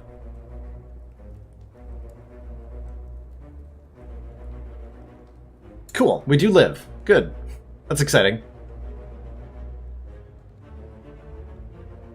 So we're looking at... I think if I use the Dexterity Potion, we die exactly. But if we get a Kunai proc from Die Strike Neutralize, we get 1 more Dex, and the Defend with the Dex Potion will block for just enough to keep us alive. And then we get to play Wraith Form next turn. It's gonna have to do. Just double check the math on that. 9 plus 8 plus 6, so 22 incoming damage. If I drink a Dex Potion, we have 14 plus 8 is 22 exactly. Yeah, we do have to play these.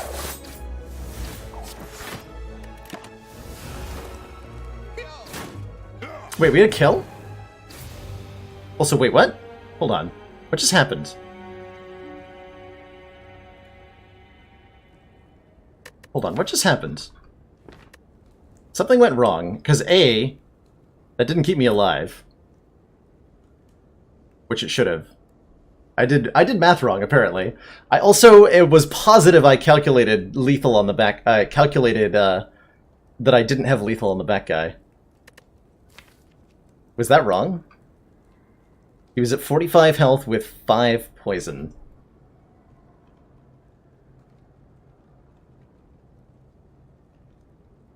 Oh, it was 23, not 22. Gotcha.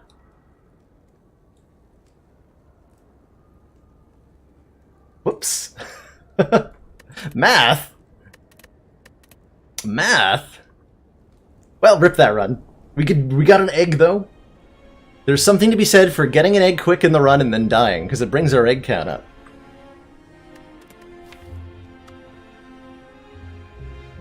Yeah, so there was no way to survive. But it looks like I did have lethal on the back rank, which I also failed to math. I need to use a calculator more, apparently. That's a punt. That's alright. That's okay.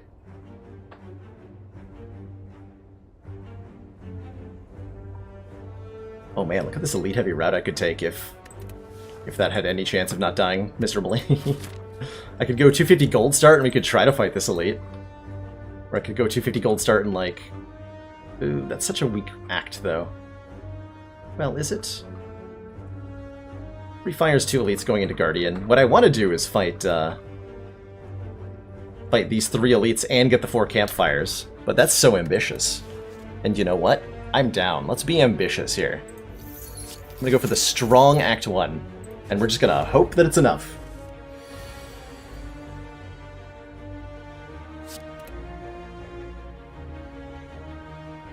Okay, yeah, so people are factoring a strike that I didn't have the energy to play. Gotcha.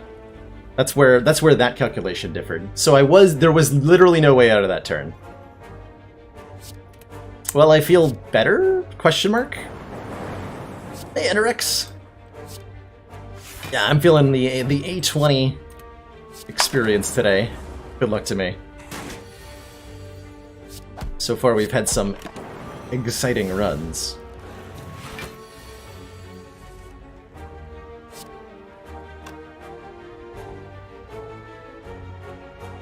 Oh my god, I'm frail. What? Shame. How dare you? Ow.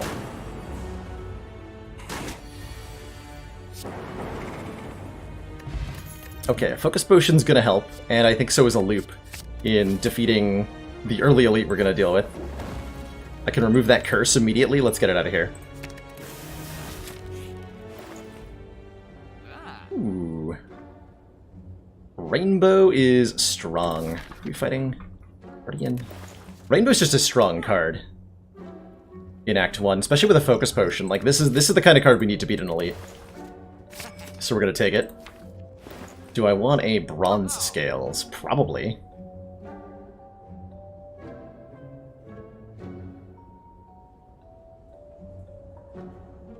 Yeah, playing the Dex pot on turn 1 would indeed have kept me alive in that fight. I don't know if we beat the Collector or not without it, but obviously dying sooner is obviously an indication that the wrong choice was made. We could consider a bullseye here. I'm considering the static discharge as well. I'm also just considering, like, bronze scales card removal. I'm also considering the poison potion, because it makes a Lagavulin or a Gremlin Knob way less threatening. I think I would like it, in fact. Go with those. No card removals today. Just 17 health? Okay, now I feel like we can take on 3 elites. Let's do it.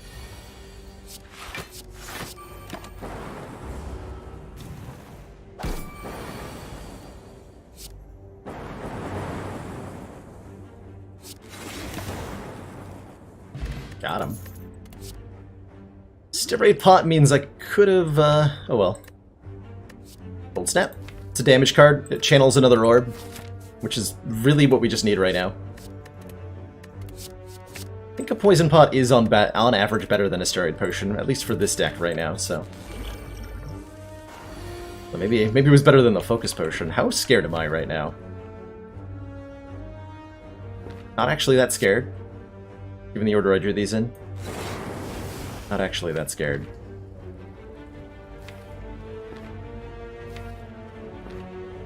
This Dark Orb's going to be a big part of our win. Okay.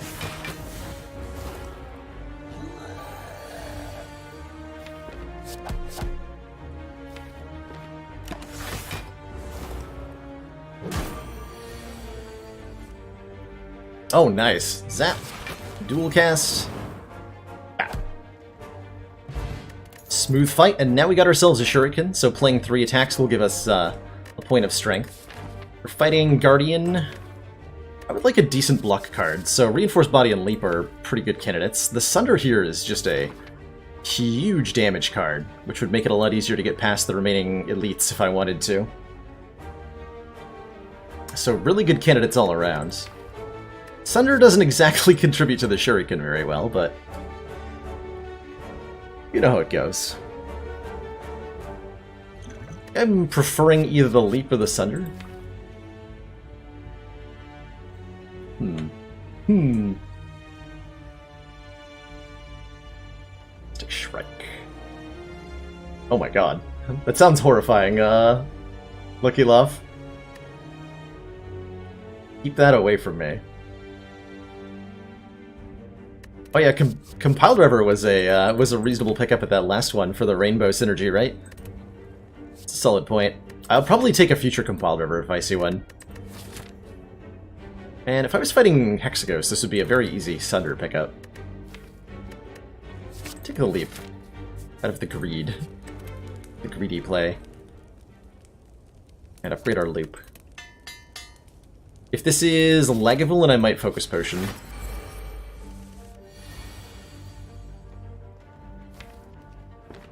Yeah, I'm going to.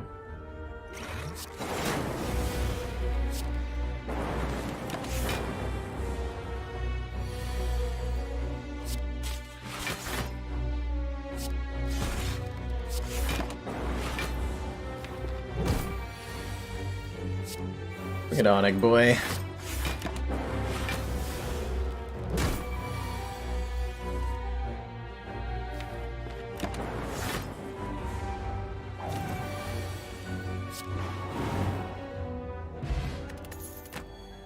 Ten max HP is beautiful, an Entropic Brew is beautiful, a Defragment is beautiful. And 2 relics out of our next chest? Sure. Sure, sure. Well, we're on track to have an amazing Act 1 here. Oh my god. Oh my god. You're scary enough, I'm just gonna drink this to see what's in here. We might end up using the Ancient Potion to block the Vulnerable, depending on my next turn draw.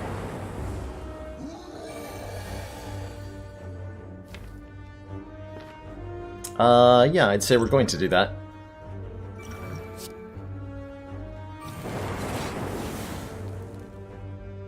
Because we're drawing crap in terms of block next turn.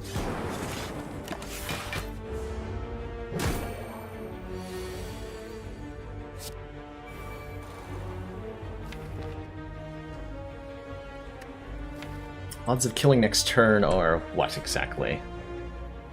Debating double defend here, just to block a little bit. But it's only a net gain of health if we kill him next turn.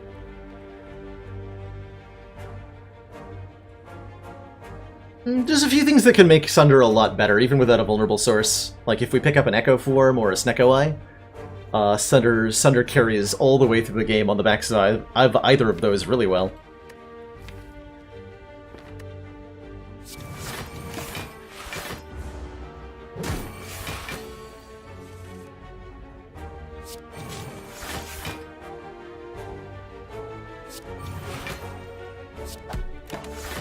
I just full blocked against the Gremlin Knob on Ascension 20. The hell is wrong with me? This is cool. It's really unfortunate that I can't get this orb evoked right now.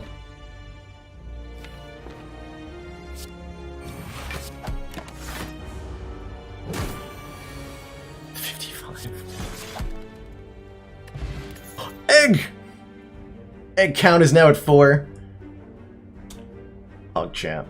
That's 1 egg every single run today. I think that's a sign. Second rainbow?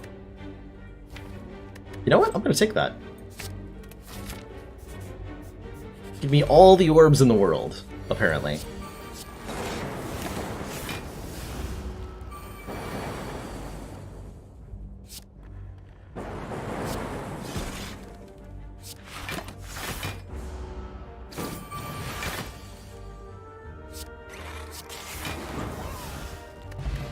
Call.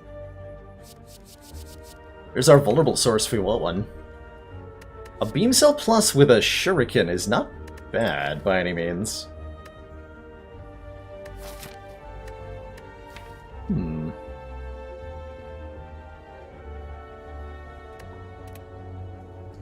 Thinking about it.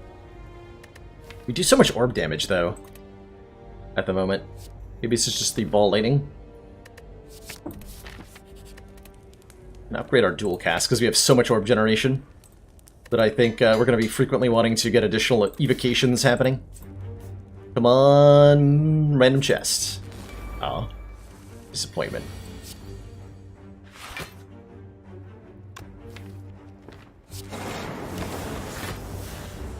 Oh, it is 27 claws. Now you're speaking my language, Krinin. And the all-important one copy of Go for the Eyes.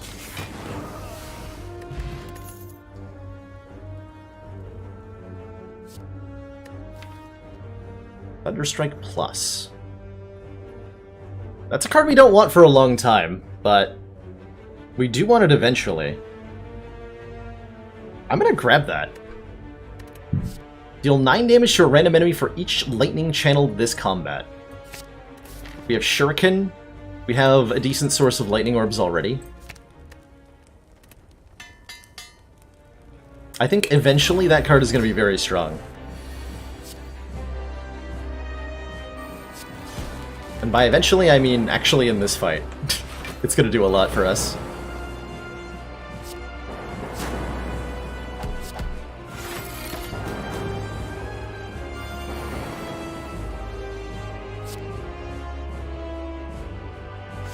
It's already 9 times 3.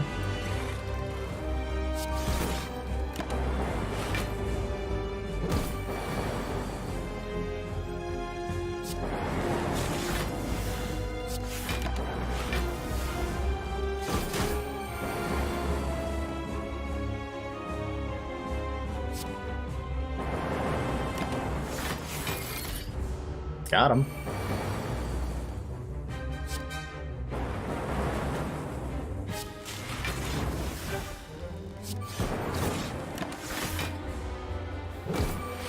Man, what an easy fight.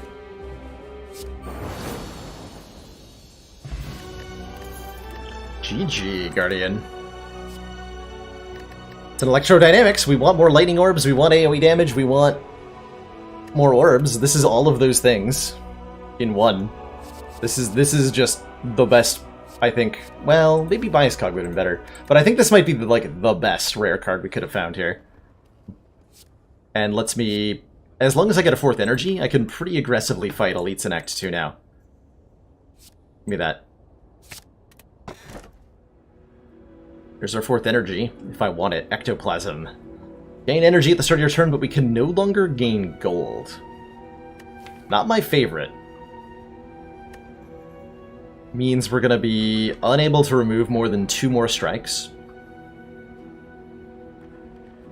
But man, this deck really wants a 4th energy. We have 2 rainbows, we have a Thunderstrike, we have an Electrodynamics. Yeah. I think we're just gonna take it. Yeah, no gold means we can't buy eggs. That is a crippling truth. But I think no hit points also means we can't buy eggs.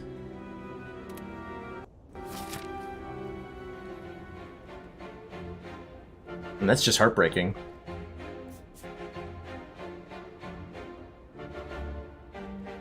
We're never going to be... Well, that's not true. I was going to say we're never going to be stronger than we are now. We're never going to be relatively stronger than we are now. So let's take the Burning Elite on. Or at least try to. Maybe our path gets diverted because of terrible things happening to us. But maybe not.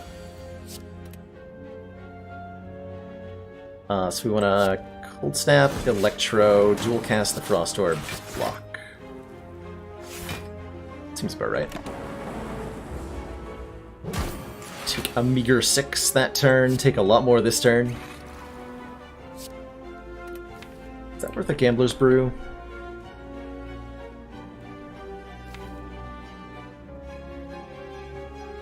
We're saving like 3 hit points sometimes.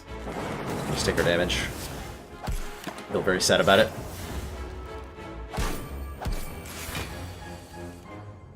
Would have been a leap, damn it. Hindsight! Get out of here. No one invited you.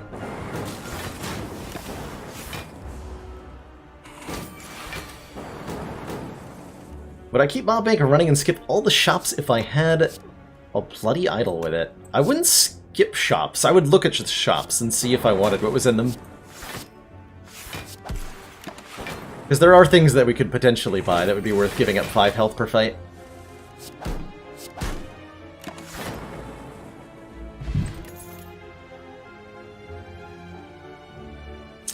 Another leap. Yeah, I'll take another leap. We could be using a little bit more block here. It's a pretty okay block card. So it has been said.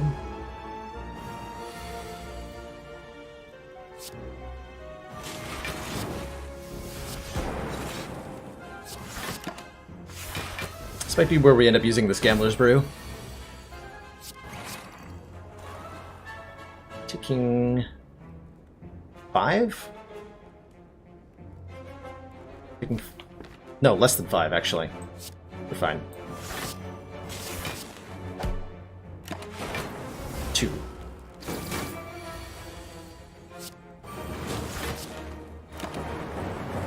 Zap. Okay, this one's upgraded. I'll take it. That's enough leaps, though. We don't need any more block cards now. Oh, and we can get rid of a card. Well, that's a strike that we don't have to deal with now. We get one out of the deck right now, we get one out of the deck right now. So I was planning on removing a strike. I might end up buying the orange pellets instead. Because that allows us to take a bias cognition and be real strong with it. As well as a few other things.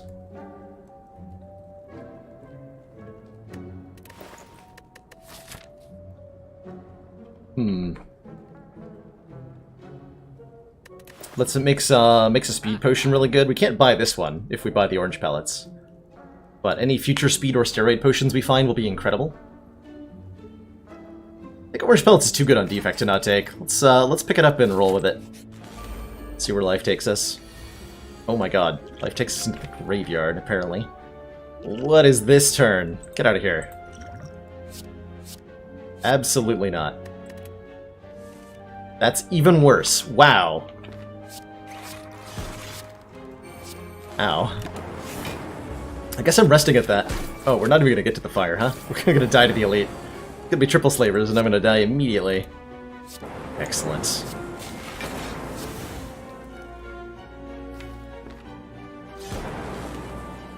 Lightning seems to have decided the Mystic is gonna die. Should make the Centurion do a triple attack instead of a shield, which is terrifying. I don't think we want that right now.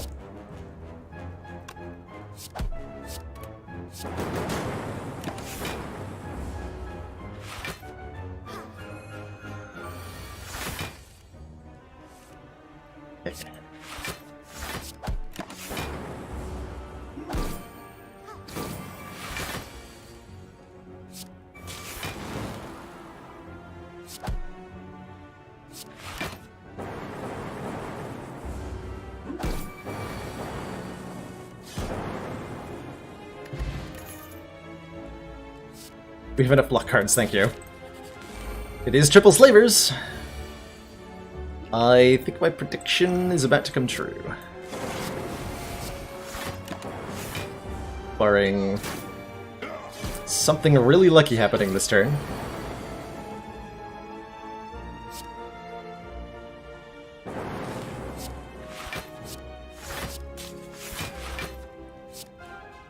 We appear to be extremely dead.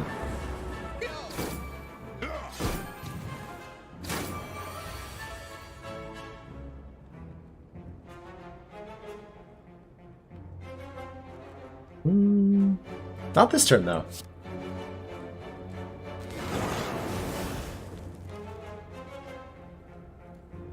This turn.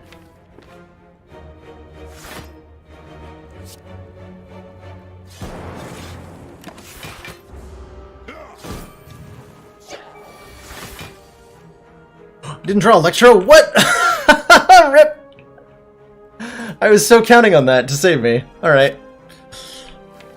F. Bottom card of the deck. Yikes.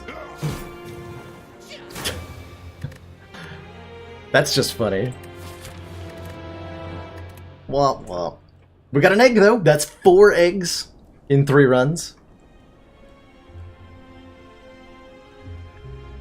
We are on pace for world record egg collection.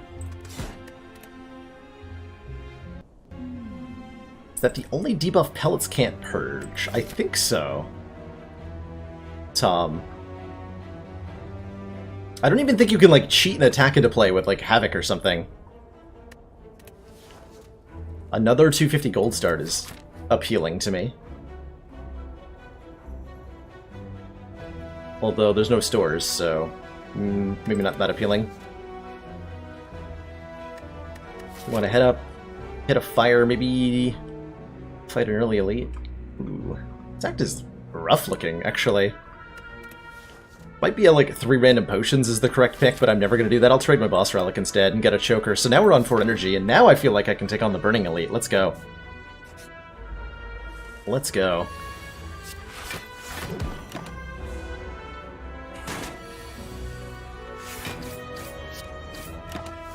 Choker's, I think, one of the high rolls if you trade your starting relic in with Ironclad, who doesn't mind losing the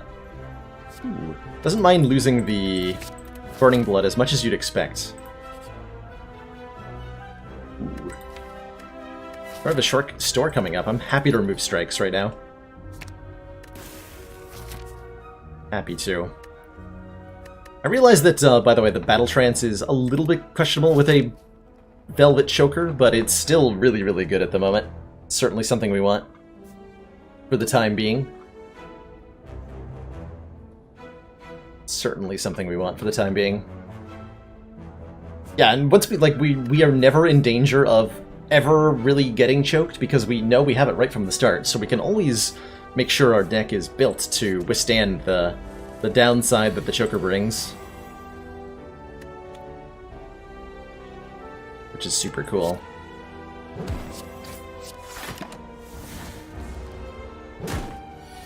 And even though we don't have Burning Blood, the extra energy lets us perfectly handle most of the opening hallway fights.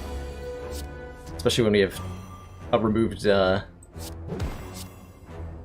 off, huh? Especially when we removed a strike and we added a Battle Trance, we can very consistently draw these defends over and over and over again. And just prevent all the damage. Question mark rooms they're pretty good. Ooh. Perfected Strike might be the damage card I need to get past the elite. I know we removed a strike, so Perfected Strike's kind of bad. But we need a card that says do a lot of damage right now. And the reason I'm prioritizing, by the way, Mr. Pyro, the fights over the question marks here, is that if I want to take on an elite here, and I definitely want to take either this elite... No, I want to take on the Burning Elite, period. And in order to do that, I need cards that do damage. And especially for the Burning Elite, we need cards that do lots of damage. And so we need to be able to look at cards from hallway fights to be able to do that. Ugh. I don't like that pick, but it is what I'm taking. It says 2 mana, deal 16 damage, and that's better than anything else I have right now. I would have much preferred that be a Carnage. I would have much preferred that be a Clothesline.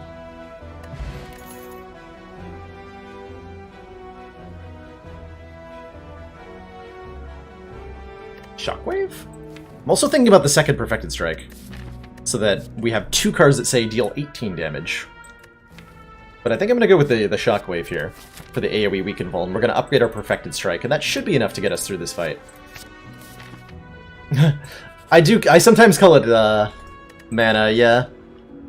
Oh god.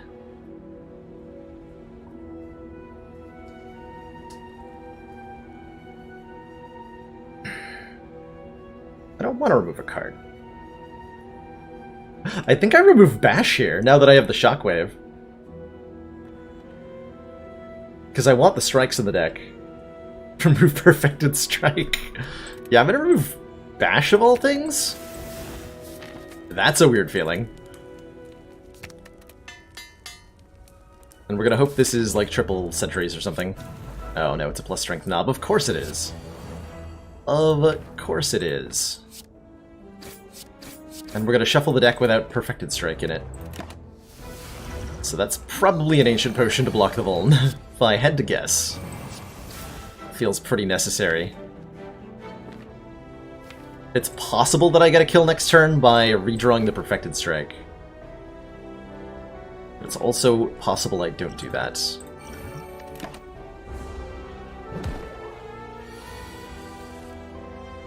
$15. Oh, I totally did. Alright, well, that was a waste of an Ancient Potion. But we got ourselves a Red Skull, so for below half we have +3 strength, which is huge. And another Perfected Strike, which at this point I think is also important that we take. The Flame Barrier's good, but we've got a Slime Boss we need to beat. So I'm going to take another Perfected Strike and I'm going to upgrade it. Which hurts a little bit inside, but here we are.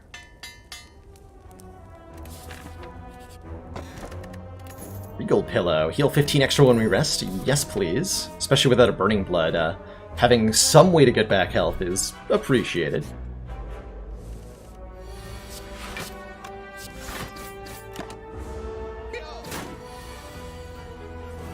Deal 24 each. Wow. Got him. Healing. Do not want Havoc and Perfected Strike. Carnage is just kind of worse than Perfected Strike at the moment, so no thanks. It's what we were offered, Tom. We didn't really have a lot of choice. It's just what we were offered.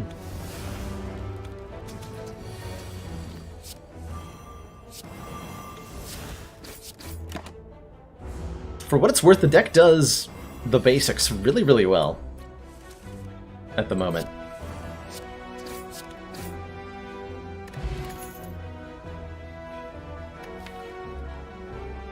Armaments is mediocre. It's okay with the Battle Trance. It's the best block I have. Alright. Set face. I'm down to take a Feel No Pain. That's the start of turning this deck into some sort of having a block engine of some kind. Red Relics only run. Let's go. Where's the Molten Egg? We need it. Yeah, I'm definitely down to take that Feel No Pain. Maybe a Rage, actually? Rage would be good here. Kind of. No, we have Choker. We don't want Rage. Alright, we'll take the Feel No Pain. There's not a whole lot of use for the Feel No Pain yet, mind you. But we have it. And that's what really matters. Yeah, we'll look him up next turn.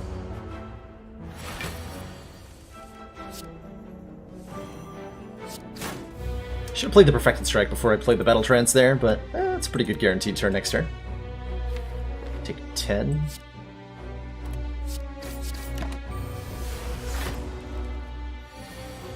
No, not 10. Take 5.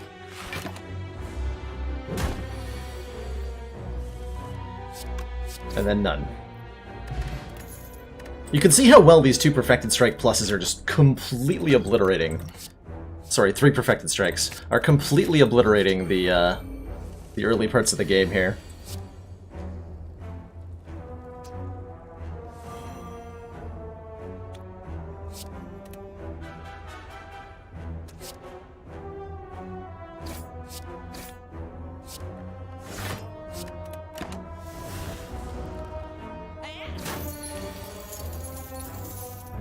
Uh, 27.66 is how much?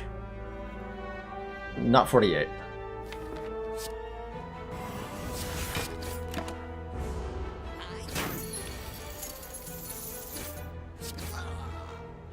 Got him.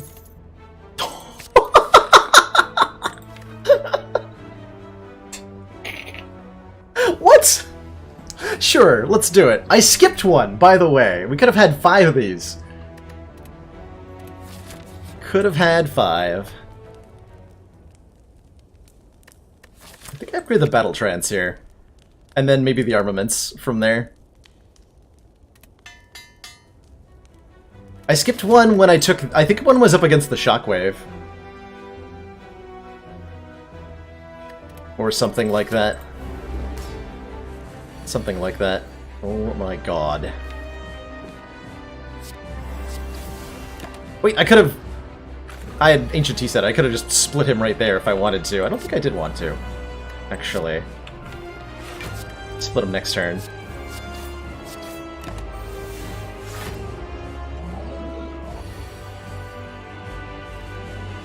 Oop. Wow. Good.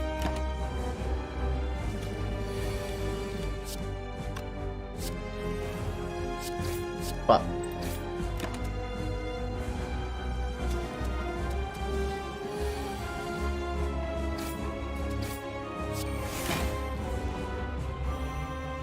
What a glorious fight. That was like a speedrun fight.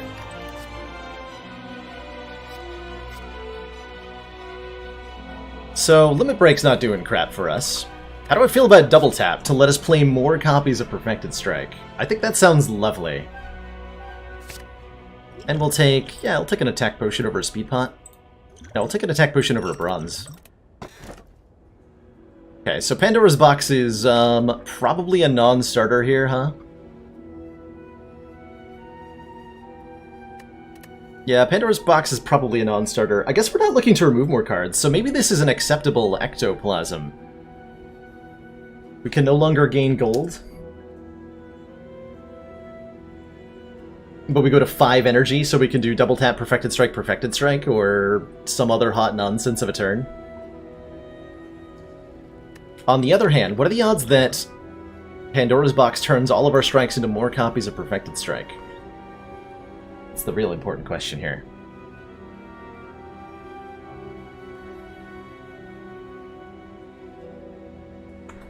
I think we want the 5th energy. This is a deck that revels in having more energy. Given the current cost of the cards. Champ? Oh, I pity you, Champ. You got no clue what's headed your way. The Pain Train is coming to Champtown. Also, the Pain Train is coming to all of the elites this act. We're gonna body them so hard that they won't even know what happened. I can get 4 of them if I want, which I'm strongly considering. 4 relics, 4 chances to get Paper Frog.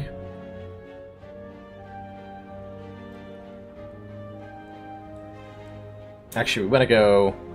wow, we can get a lot of fires too. I would love to get some upgrades. Okay, I see the path that we want. I gave up the... damn it. I gave up the liquid bronze. How could I be so foolish?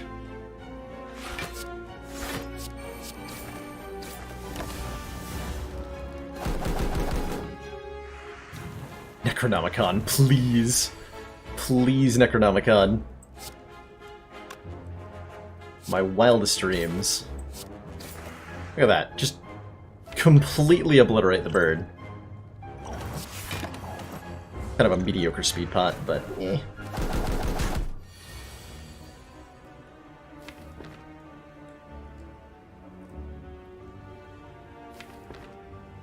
So we do Arts, Philippine... no, we're just doing Philip... or wait. Get a kill. 5 energy. Oh, I know. Doing Shockwave, Perfected Strikes... wait, crap. I thought that would be a kill. It's one off.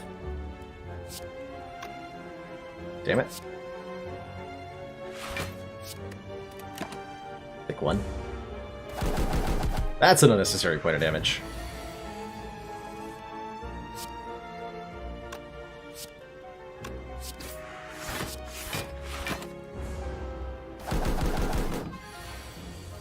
Slow down a wee bit. Shrug Plus. in a deck that really can't block very well. Yes, please. Yes, please. Sure, I'll gain 5 max at the cost of some of my health. We have a Regal Pillow, so we can get this health back easily enough, and I'm not worried about dying to an elite right now. Here's the bites. We'll pass this time. Bites don't have strike in the name, so they're a little mediocre. I'm gonna transform one of our defends. See what we get here. Random cards are pretty powerful on average. Yeah, exactly. We got a bludgeon. I think that's better. But you know, I'm not actually 100% sure if that's true.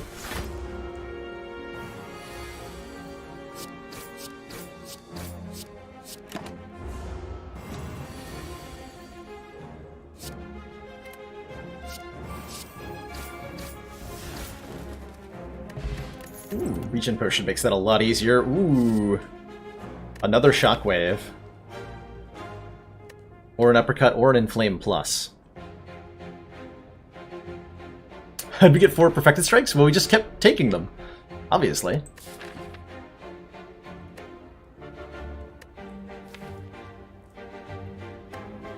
I feel like this is another Shockwave. We draw it more consistently. Means I don't have to upgrade either of them. Take one more.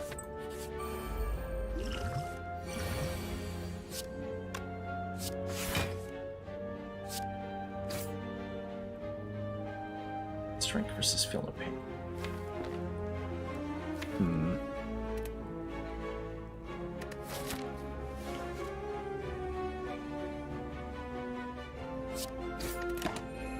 Might be the wrong play.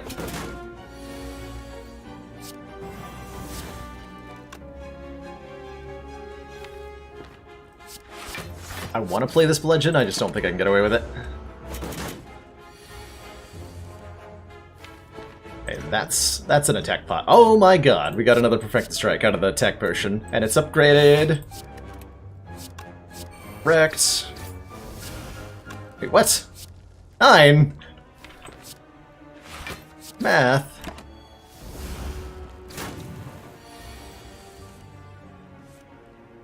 On the plus side, we're at exactly Red Skull?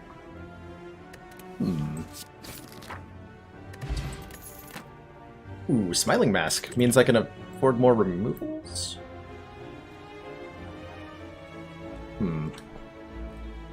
Well, we have 5 energy and a lack of blocks, so an Impervious seems really, really good, huh? Normally I was planning on resting here, but I think, given the circumstances, which is to say that Red Skull is perfectly activated, we're gonna go in with our strength instead here. Oh my lord.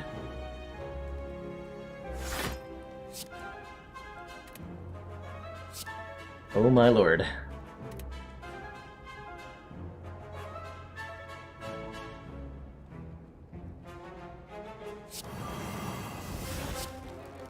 $49.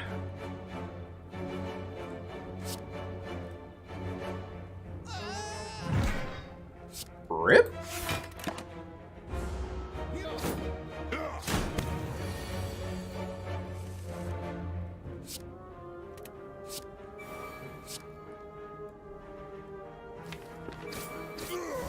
Got him.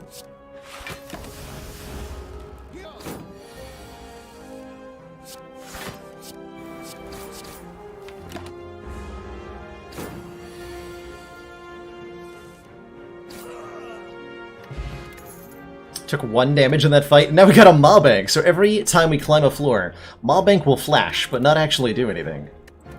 Just what we wanted. Letter Opener. How often do we play 3 skills? Sometimes? This might be a Sapphire Key. I don't think we're doing notable damage with the Letter Opener very often. Given that we're very not short on damage, as you could probably tell. Do I actually just kill the Mystic here? Saves me 9 health right now. Might get me badly damaged next turn, but I'm gonna risk it. Get out of here, lady. Now we're fine.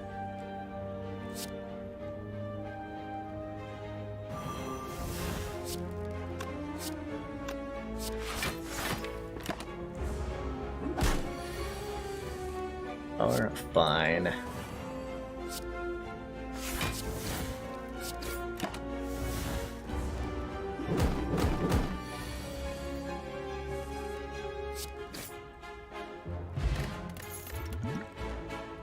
Disappointed by the lack of perfected strikes that are showing up right now. Let's see, we can get 3 fires and 1 more elite, or 2 elites and 1 more fire. I'd rather rest at a fire here. Tackle another elite, get a couple upgrades.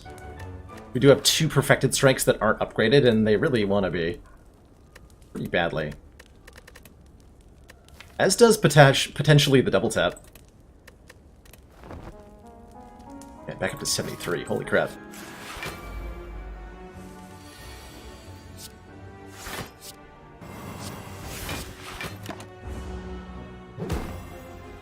Battle Trance Strike, Bludgeon Strike, Strike Strike.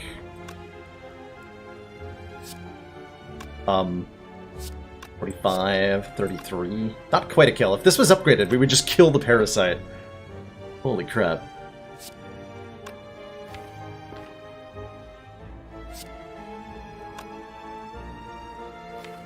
Okay, I'm doing parasite first here.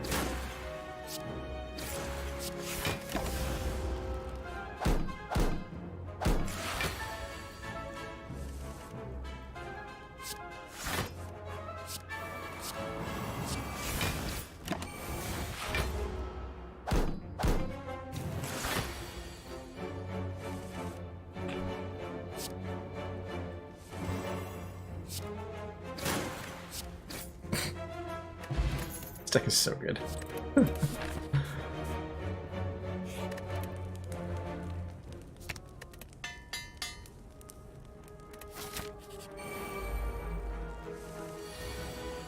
Romlin leader. I just like... Not this turn I don't chunk him. If you think about it.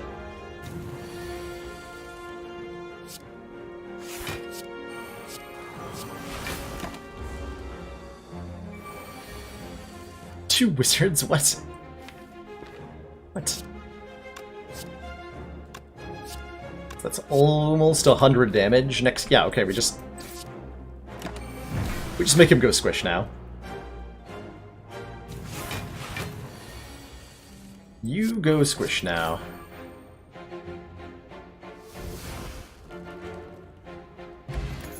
Fossilized Helix. Prevent the first time we would lose health each combat and a second impervious? Are you kidding me? Let's go. Let us absolutely go.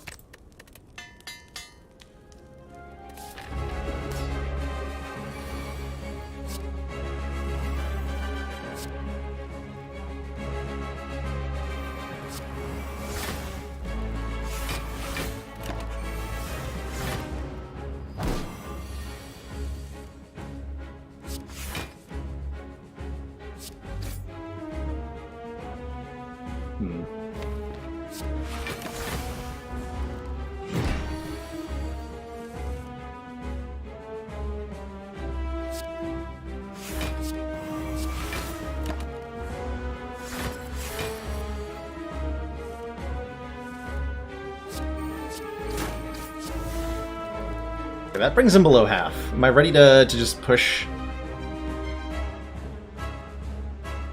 This will cause us to not be vulnerable on the execute turn.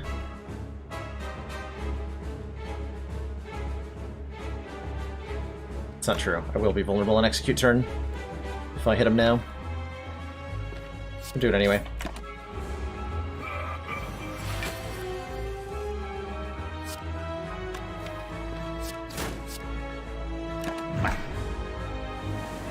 We just go face. We got our Helix intact. 33 times 2, no problem.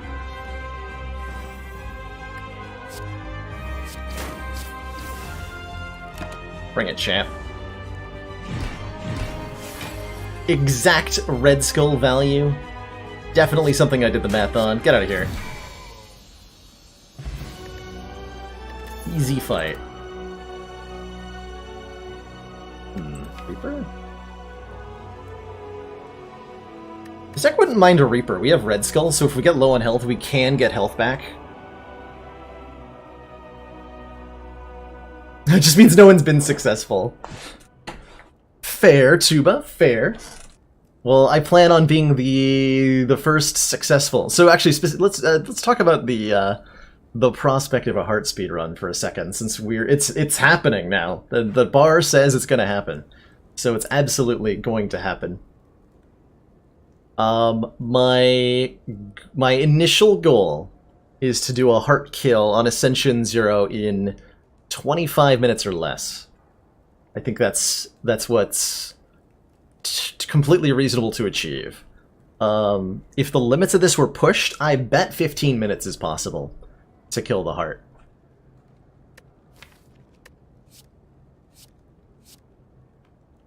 I'm gonna go with the Reaper here.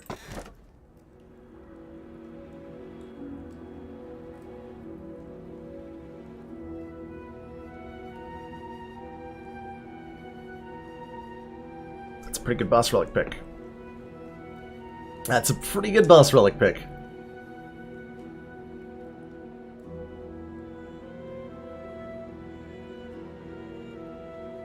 Yeah, I'm thinking the pyramid here. Like, we don't need 6 energy. But we do need to be able to hold on to our impervious. It makes our armaments better. It makes our Reaper better. Makes double tap Reaper happen. So the route for killing the hearts. So there's a couple of options. One option, like, I guess the first question is, do we block or not? Blocking seems like a mandatory against the heart, but it's not strictly mandatory. So let's talk some damage numbers here. On Ascension 0, the heart has 750 health and a damage cap of 300. So if you're cranking out damage cap numbers, which is possible with the right deck, and I think this is like, if we wanted to do this as fast as possible, then you want something that just does 300 damage every turn. Then you do 300 damage turn 1, you do 300 damage turn 2 and the heart hits you back, you do 300 damage turn 3 and you kill the heart and win. The heart's turn to attack on Ascension 0 with vulnerable is either going to be 60 damage from the big hit or 3 times 12 for a total of 36 from the other one. There are some streamers who speedrun heart kills, really? I have never seen that happening, Vingirth. That is news to me. I should probably say people haven't done it before then. Probably shouldn't say that, if it has been. And if so, I would love to, to see what their strategies look like. Because, like, on speedrun.com, there's no category for heart percent or anything like that on, for Slay the Spire. Team Why Not? Oh, he does heart kills? I've seen Team Why Not doing, a few things. I didn't realize he did heart kills, too. And we'll get him a look. Cool, maybe I can learn something about what our approach is going to be. So if we have enough damage output, it's possible to beat the heart as long as you have, let's say the minimum requirement would be 60 health plus however many cards you're going to play. So like in an 80 hit point Ironclad, if you can do 300 damage per turn, you can just face tank your way through the heart fight. Which is really exciting.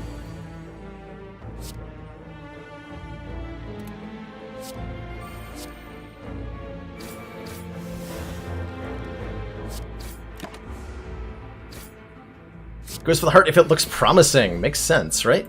Like, why wouldn't you?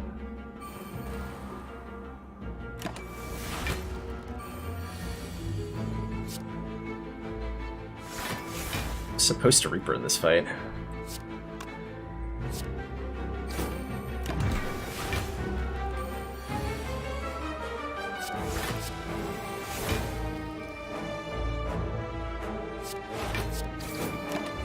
I can Reaper for 3? Alright.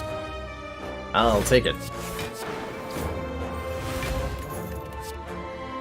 Whirlwind. We don't have any strength, so no. Pommel Strike? Makes all these do 3 more damage. Yeah, I'll take one. Travel immediately to the boss. Hard pass, I think. But appreciated. Pass, but appreciated.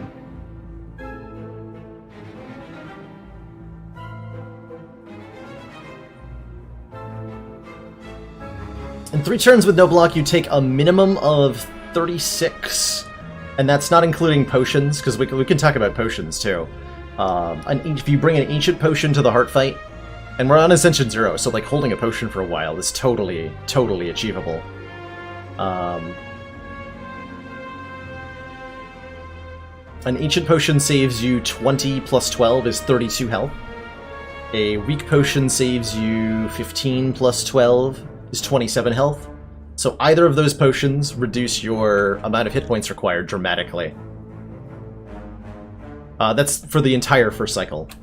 So like even if you have no block cards, it's possible to survive both of the first cycle attacks if you've got like just one good potion. Go to the store. Yes, you got store. The second feel no pain. I don't have that much exhaust though.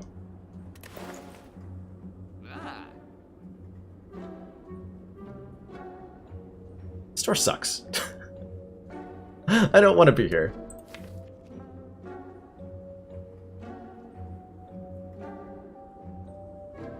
How do I feel about defends? Are they terrible now? Do I actually remove a defend? And replace it with a feel no pain? And then we look for exhausting cards? But we don't want to exhaust our strikes, probably.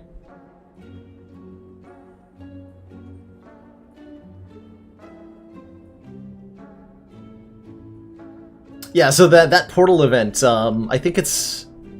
If your in-game timer is above 15 minutes is when it starts to appear.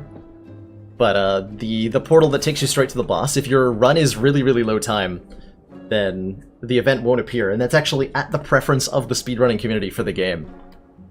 Because if the event could appear always, then like if you wanted to get a world record, you have to get that event on the first floor of Act 3, and then beat the boss. And the speedrunners said, we don't want to do that.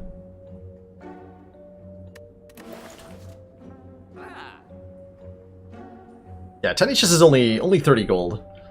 And we can't gain any money, so it gives us nothing in this case. Okay, I'm gonna take a Feel No Pain to replace a defend here. Breaks our Maw Bank finally! Rip Maw Bank. We knew ye will.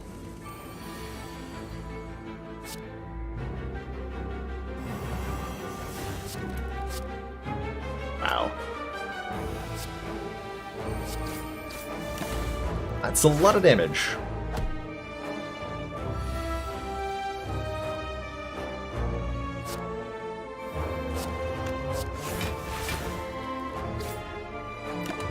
I should be able to heal to full off this one with Reaper. It's my sincerest hope, anyway.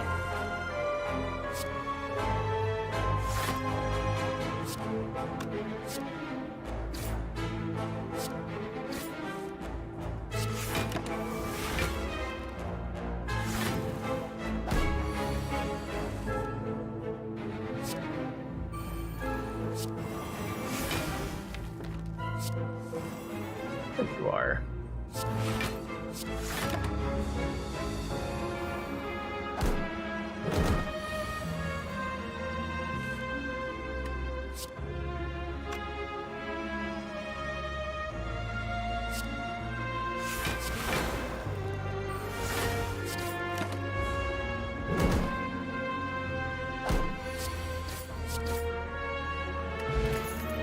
Regen pot. Kind of want to take this liquid bronze to the heart. We're gonna need every point of damage we can get for that fight. And every point of block we can get. Oh. I'm gonna take that.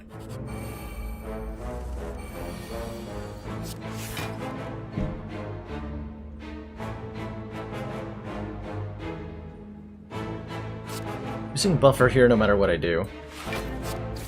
Interesting. Very interesting.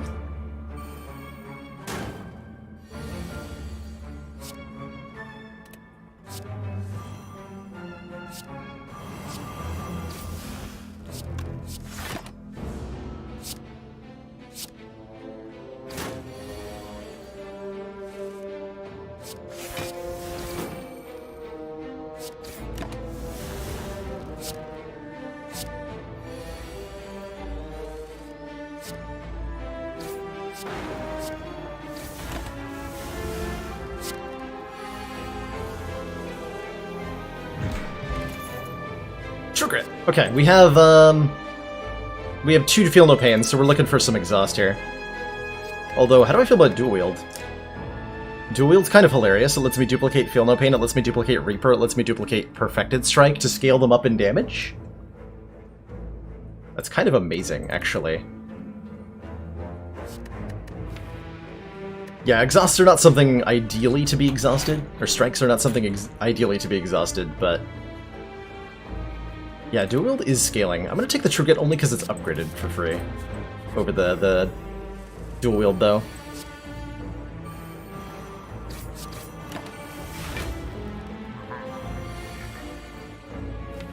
This fight is going to suck. Tell that already.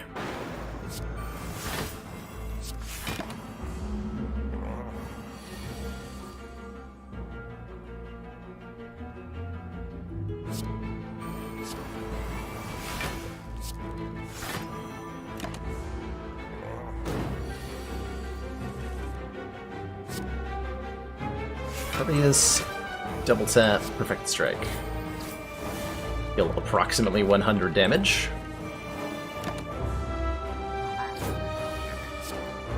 Impervious again.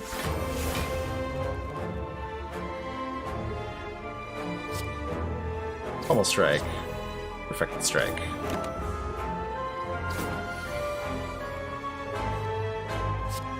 Weakens.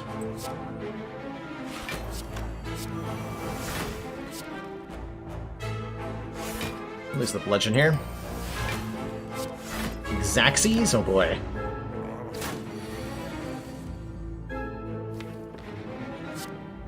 This looks like a good buffer turn.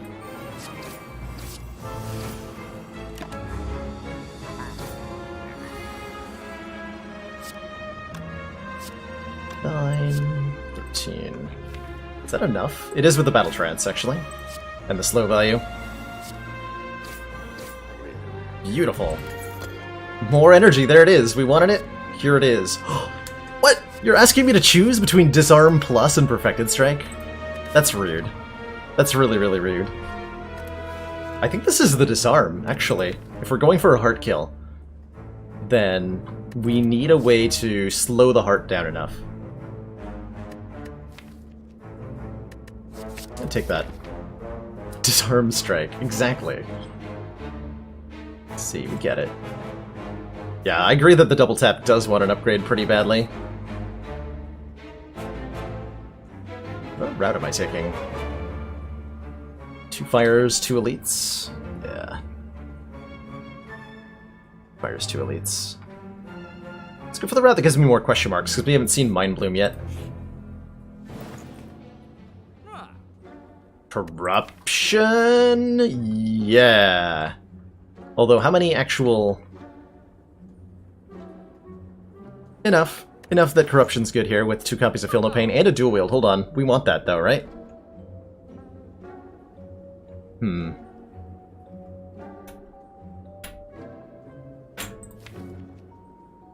Damn it. I think I want that Corruption, because we have 2 Feel No Pains. It's so good.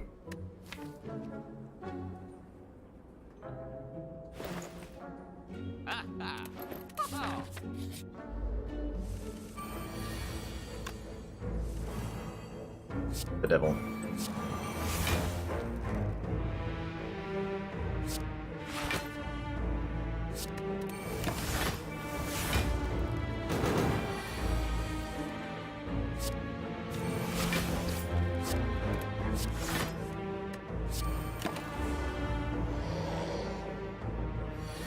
There's the big hit.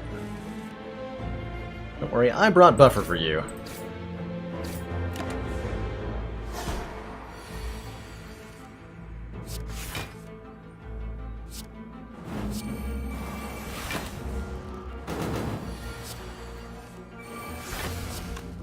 Whack. Tori, very appreciated. Fruit juice, also pretty heavily appreciated here. Wow. Wow, wow, wow. Got that all-important Reaper upgrade. Thank goodness. Don't know what I would have done without it. Alright, I'm willing to lose a strike over one of my Feel No Pains or one of my Shockwaves. That's fine. That is a-okay. Man, we are in really good shape coming up here to the heart. Very excited.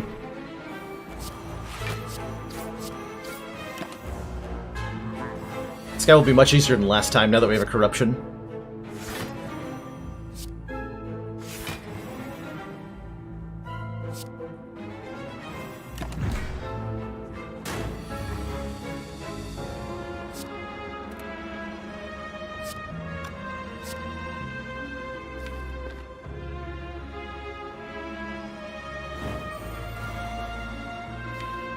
Gonna do fun things next turn? Yeah.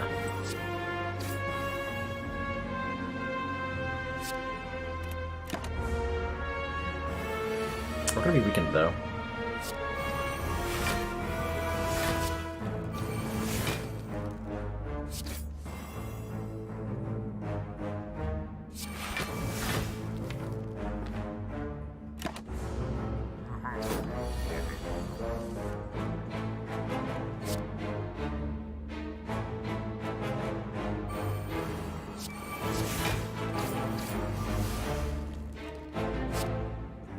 So we can cheat the choker by playing the second double tapped attack as the 5th card here.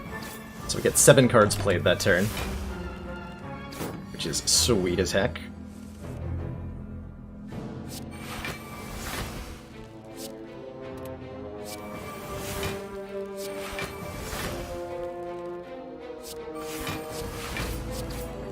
Damn. 3 imperviouses? Excuse me, impervii? Oh my god.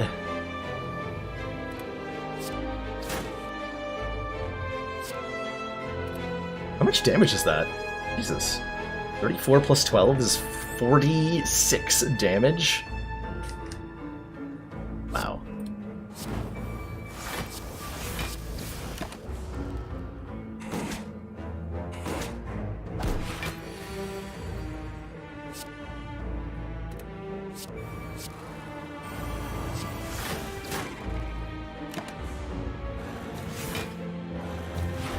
Imperviodes.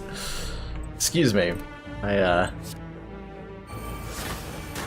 Not up to date on my Greek pronunciations.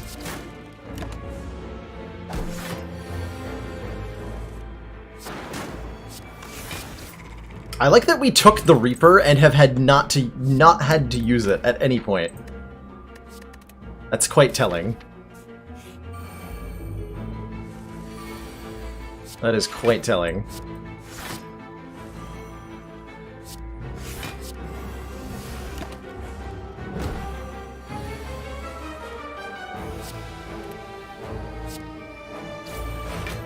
No. Bad Writhing Mass. Thank you.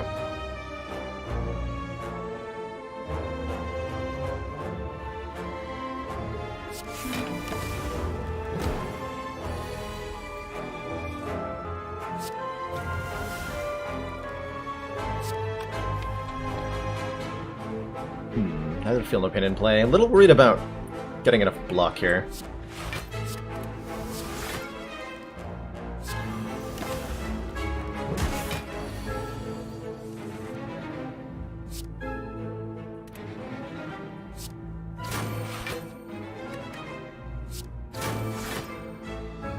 So rude.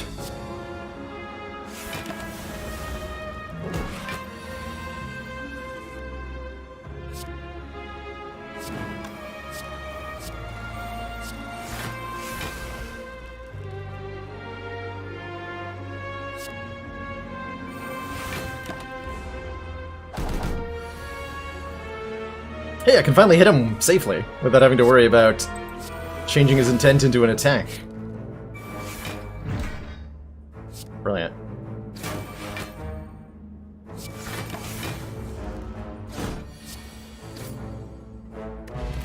Another liquid bronze. And another perfected strike, which I am gonna take. Hey, baby tech, happy Easter!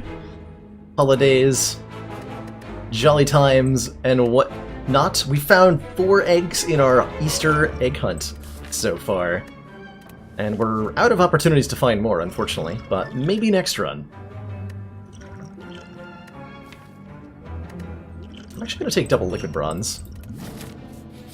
I guess. You already recalled. Good, good, good. Let's upgrade. Double tap. Yeah.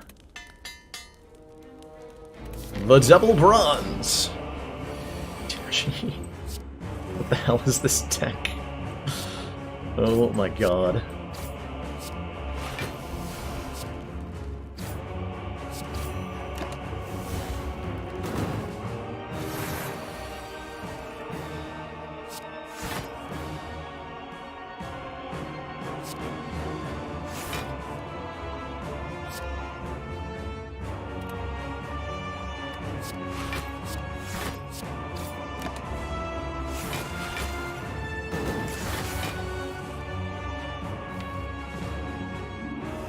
Can do impervious, shockwave, disarm. We're just gonna start setting up for a kill here, I think, by getting rid of all the artifacts.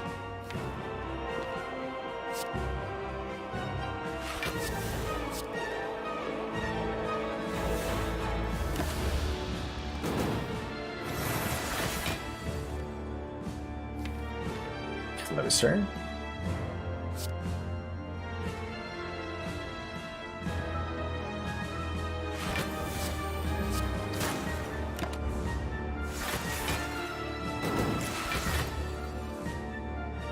Here we are. Last card in the deck.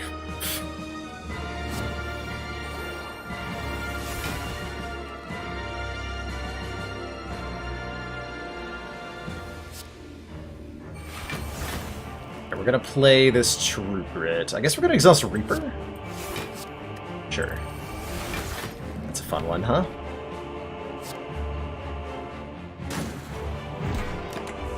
Absorb this hit with buffer.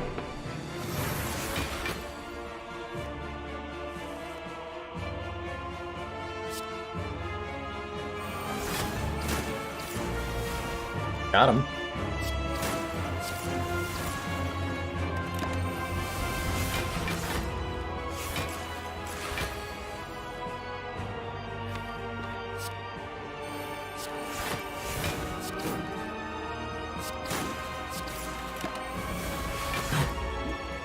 It's like the first time this act we took damage. Tragedy. Absolute tragedy.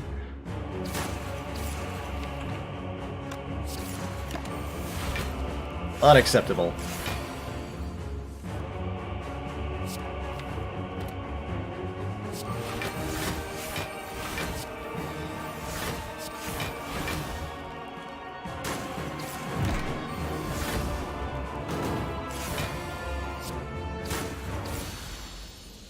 Damn.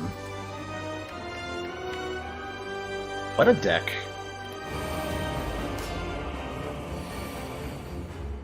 What a redonkulous deck we've assembled here. Do I just take this hit with my buffer? I think I do. I think I just hold on to all the block cards in this one. Could play the Impervious, but I'd rather save it for a multi-attack turn. Gonna let this go through. Yeah, Wookbird seems very easy. Especially with a Disarm Plus in the deck.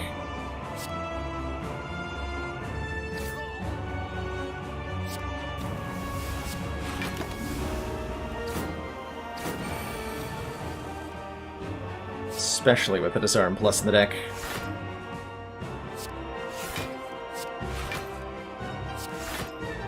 It's 35, good.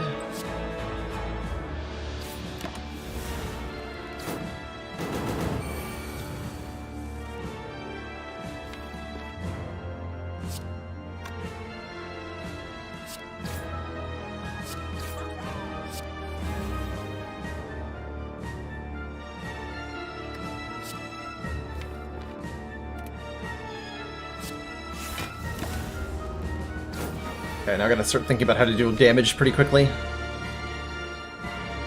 going to be Shockwave. With Corruption here.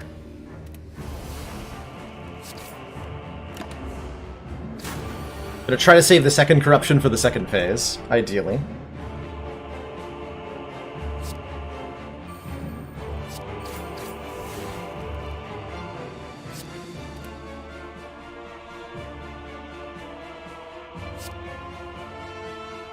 This is only going to do minimal damage because of Tori.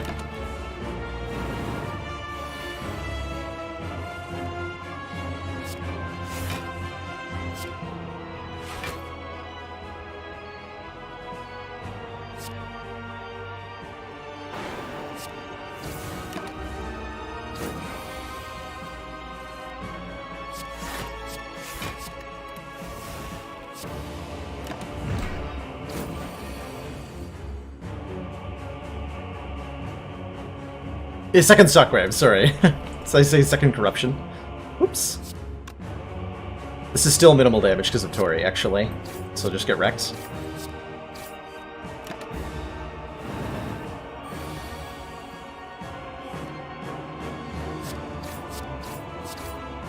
There we go, now I can play all the powers.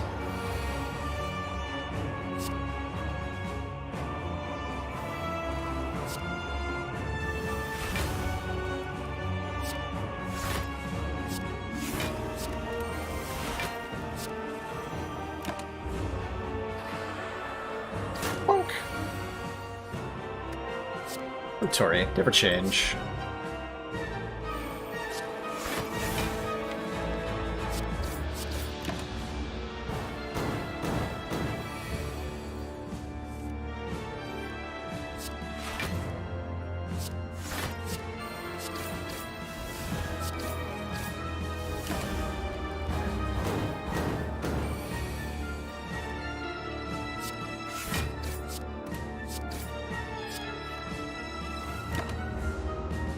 Boink!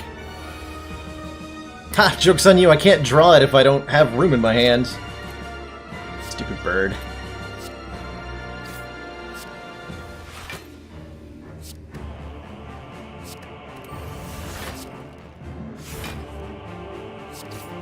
Ha!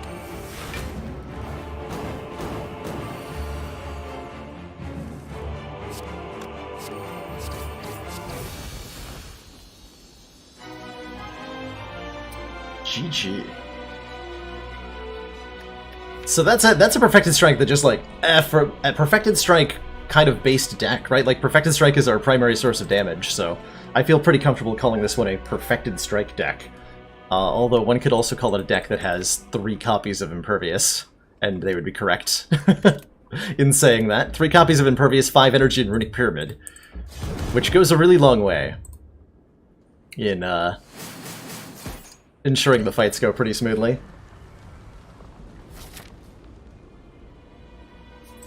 Is there any upgrade that's worth more than 4 hit points to me? Arguably a Feel No Pain upgrade, arguably maybe the Corruption upgrade, just to get it into play cheaper. There's still the Perfected Strike, actually. Make sure that's upgraded.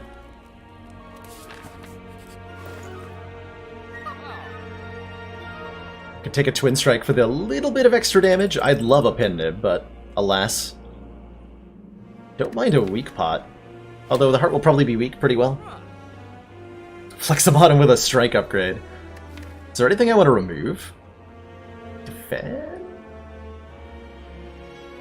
We can get away with removing a Defend. Just thin it out a little bit more.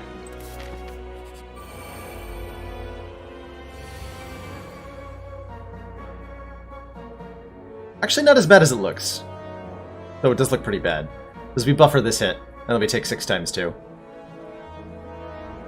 It's definitely kind of a scary opener, huh? 8 energy. Perfected Strike, Bludgeon. Ow. Yeah, we're fine.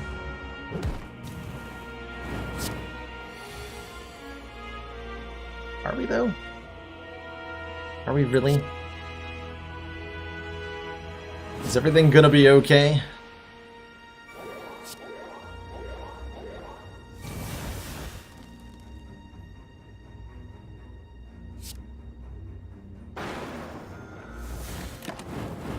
Ow. Okay, here we go. Actual block cards.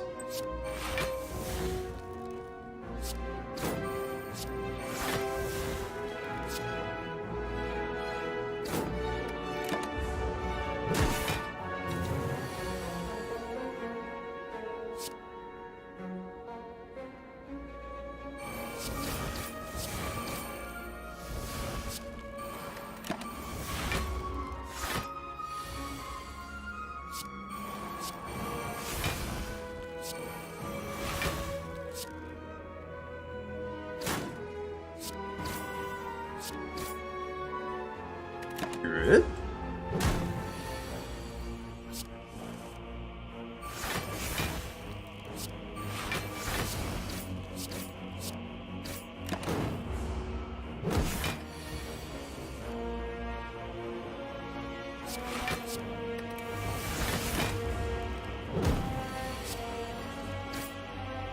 Happy Flower is at 2. I don't know if that's what I want it to be on. I don't think I care that much about what Happy Flower's on. Ha-ha! Give me another one! Alright, so we have 6 Perfected Strikes in the deck. Going into the Heart Fight, only 45 health, which is a little spooky, but with Runic Pyramid and no attacks on turn 1, and a Buffer Charge, and a Disarm and Impervious in hand, I think we're okay here. I guess the question is, do I play this Impervious on turn 1? Or not? I don't have any block cards other than it, so I can't play the Pommel Strike or Perfected Strike without losing my Buffer Charge here. I think the answer is that I do play it. Need to get the damage going immediately here. And I need to keep that buffer. Do you think pass Slash? Slash thinks pass. Could be pass. We end up with a 10-card hand next turn, we're completely safe. There's 0% chance we take damage next turn.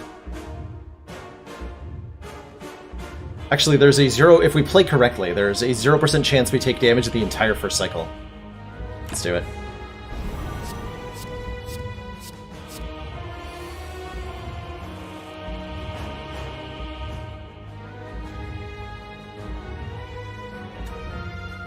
See, now the correct answer is pass again?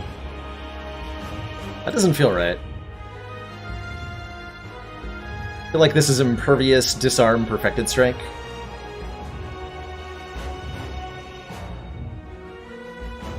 That way the next attack doesn't do any damage either.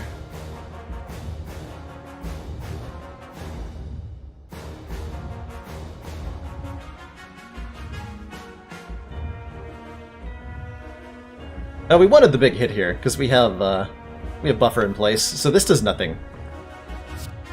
But I need to get cards out of the hand, so I'm gonna play stuff.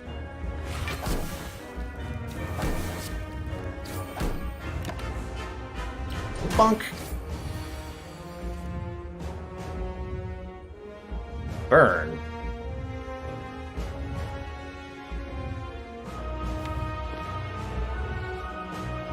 Here's where I'm going to take some beat-up death damage.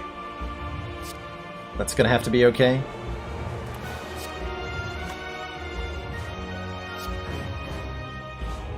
Just to get stuff out of the hand here. And turn on the Red Skull, obviously. 90 free damage. Okay, here we go. We can get Shockwave in just before the artifact goes up. We have an Impervious in hand. So it's going to be weak for the next round here. Get some more stuff out of hand.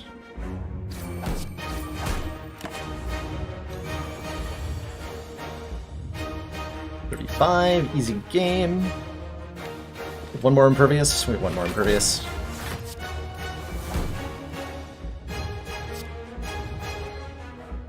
Can play more attacks, because the Beat of Death is going to happen, but we'll proc Tori. So it'll be fine to do 2 here. Oop. Speaking of Tori, we don't need to block it all this turn, because we have it. I think that's what I'm going to do here. So we're just going to go aggro right now. I think double tap Perfected Strike is the way to go here. In fact, just do as much damage as we can. Which is the damage cap, apparently.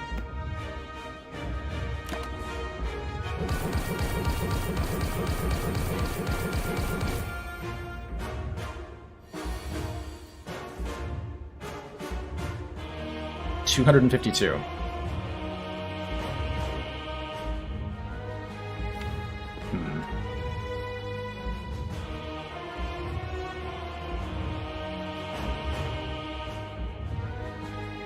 Cannot make him weak for the next attack. Which means we may have to deal... Tori won't be able to save us from the next multi-attack. So that's a slight worry.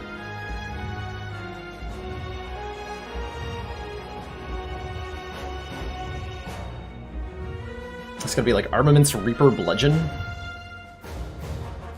Or something weird like that. I need to deal, at minimum, 52 damage this turn. Is that true? Also, is that possible? Let's see, Armaments Bludgeon is 45. 45 plus 8 is 53? Okay.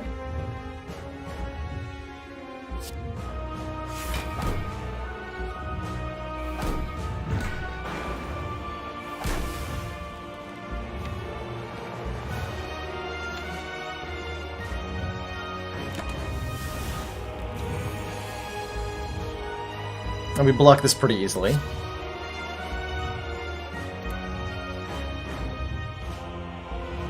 So this is what? Corruption, feel no pain, and then start blocking. We'll take a bunch of Beat of Death damage. Beat of Death is currently at 3, so I'm going to lose a lot of health playing those cards. But I believe that's the correct order. Yes, that is the correct order.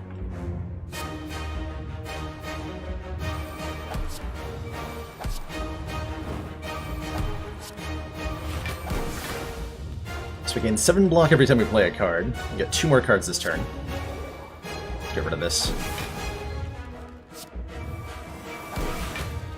Okay.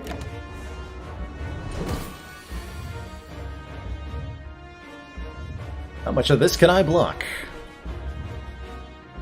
That is the current question. Is the answer enough of it?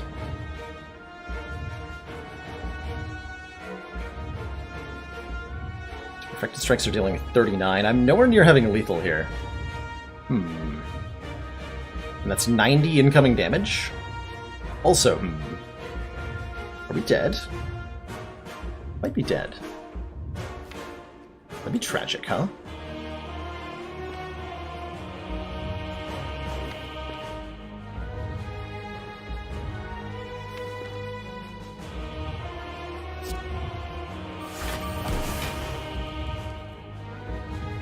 We might be dead.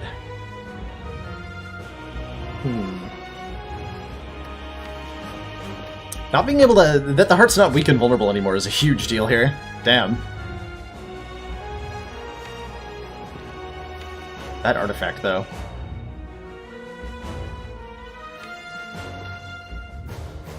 I can only draw 1 more card with Pommel Strike. And even if I Pommel Strike into Shrug It Off, into Defend, I don't think we survive. Because this turn isn't Happy Flower, I can't, like, triple attack or anything. I think we're dead! We don't have Thorns lethal. We're not that close.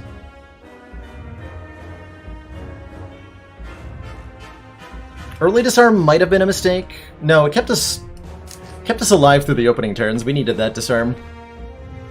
It would have been nice to draw the Shockwave early and the disarm later rather than the other way around, though. I'll grant you that.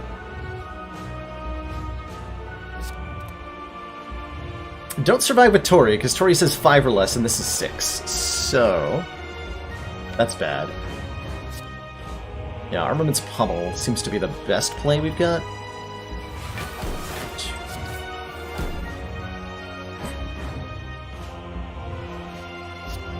This is the best we can do, right? Perfected strike, true grit is the closest we can manage, and that doesn't get there. Does not get there. But it comes close. It comes close. GG. Damn. I was so hoping that was gonna get there. Inadequately prepared.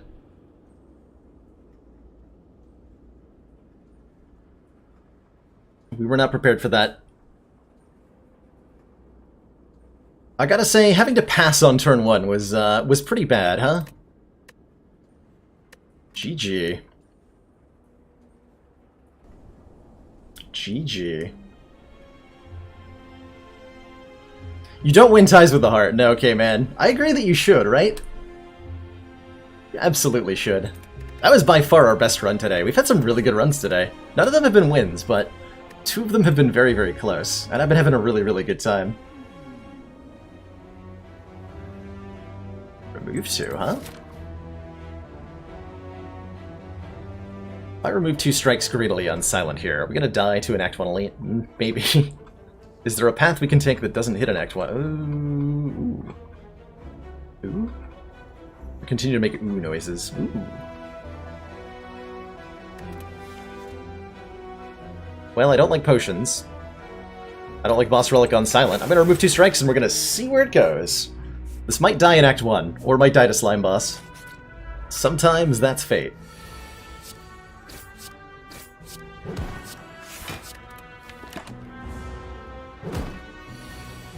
If you die, you become the heart. Look at us.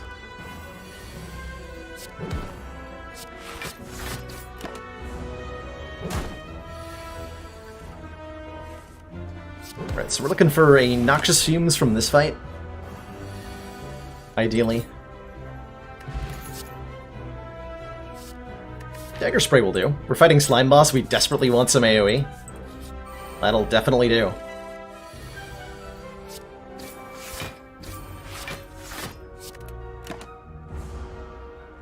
Of Mind Bloom in Act 3. It's just the way of the Silent, you know? Dying to Slime Boss. Man, early Well-Laid Plans is something I cannot in good conscience refuse. Such a powerful, powerful card at letting us do all the things required to, you know, survive elite fights and survive boss fights and take less damage in hallway fights and all that good stuff. Just all around real good. Easy to think of Well-Laid Plans as a defensive card, but it works just as well on the offense.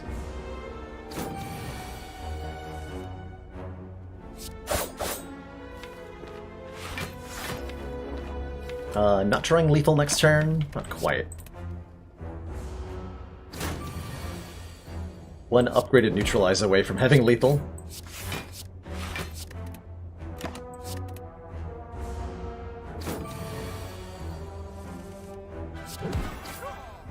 Oh.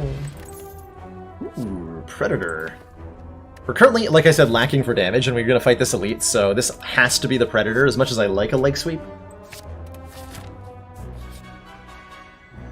And with a Regen Potion, you better believe I'm upgrading 2 random cards. 2 defends? Not bad at all. You can definitely think of... Ugh.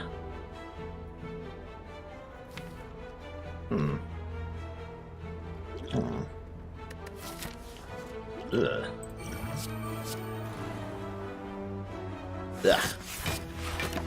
Ow.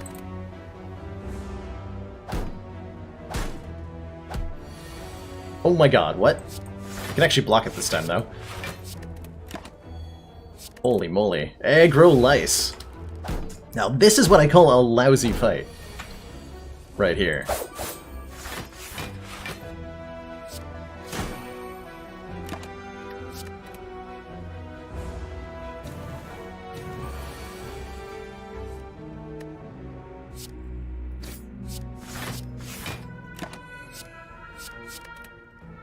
Gonna wait till the regen potion finishes. There we go. Should give you half the points for killing the heart. It should. Hey, we can actually take the leg sweep now. Because we took the Predator, so we have the damage. We have the upgraded damage.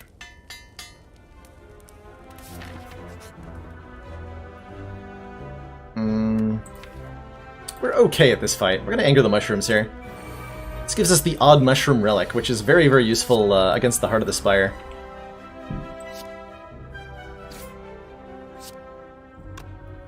Oh, hell.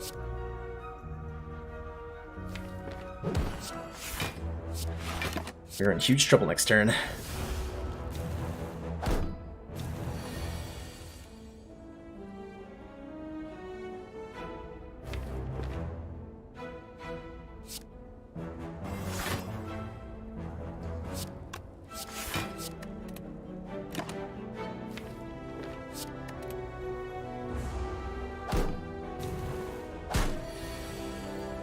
Ah, crap.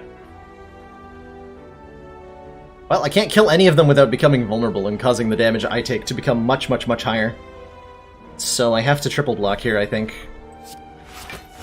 This fight went very badly.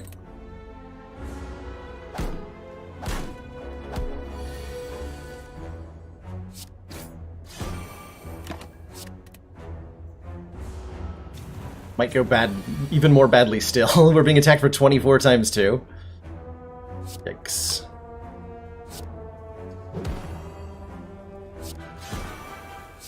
Like 10 more. Wow.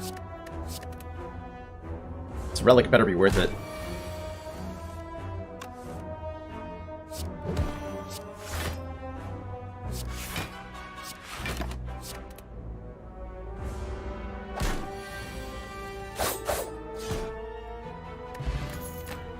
So we take a reduced damage when vulnerable because of this odd mushroom.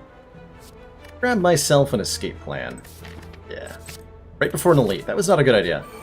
Okay, it's not Gremlin Knob. We're okay. Everything is currently fine.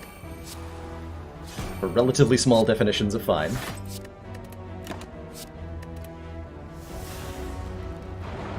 At least we've got an elite we have a hope of surviving. It's always nice.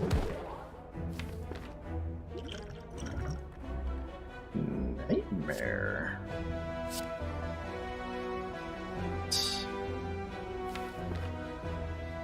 Nightmare.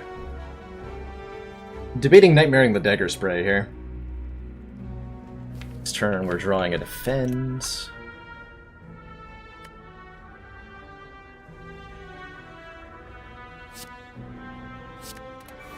We'll do that.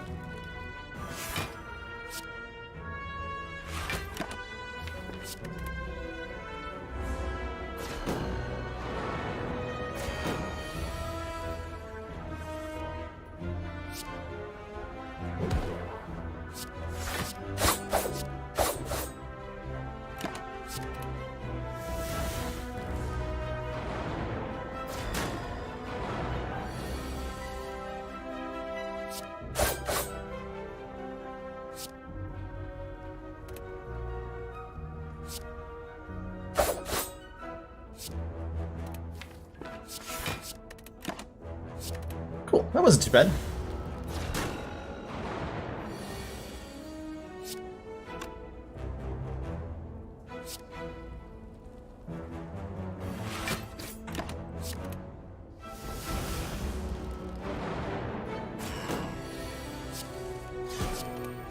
Yeah. Shuriken. When we play 3 attacks, gain a point of strength. And we're offered a Masterful Stab, which is actually a card I'm kind of excited by right now. We have a pretty small deck that is decent at drawing cards, and a 0-cost high-damage attack, which can enable the Shuriken, sounds perfect at the moment. Ooh. And everyone's favorite relic, Paper Crane. Enemies that are weak deal massively reduced damage. We have a leg sweep and a well-aid plan, so we can weaken enemies at our discretion pretty dang well. And I'd say we're in comfortable shape right now. Matching keep. I would take a backflip. Would I take a second neutralize? I actually would. We have a... Ooh, I would definitely take a glass knife. Hell yeah, I'll take a glass knife. Do I want a second neutralize in my Paper Crane Shuriken deck? Yes, I do, actually. This is a backflip, right? Yeah, okay. Alright, let's upgrade that glass knife immediately.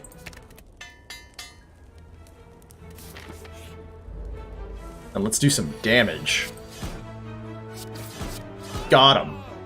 Boom. Dead. Who needs poison? This is a shuriken deck.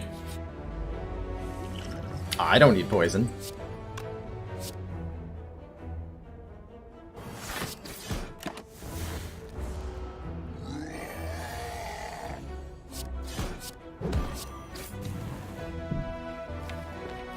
This nerd is actually worth blocking against? Alright.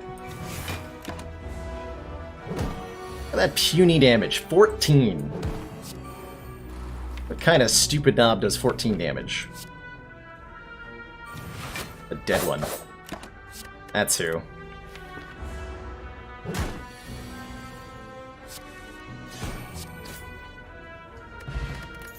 Boom, a lantern. Extra energy on turn 1 when we need it most.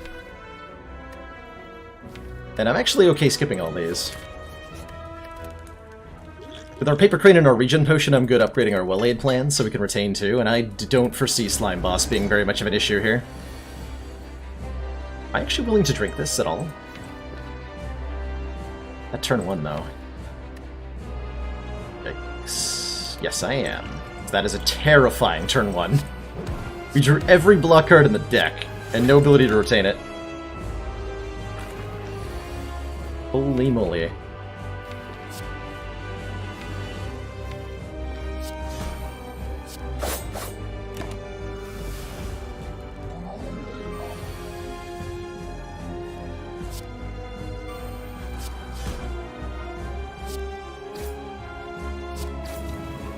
So this will split. It's a bad split, but taking 22 is also pretty bad. Our deck's kind of mediocre, though. We can line up a really good split with the... Yeah, we're gonna actually block here.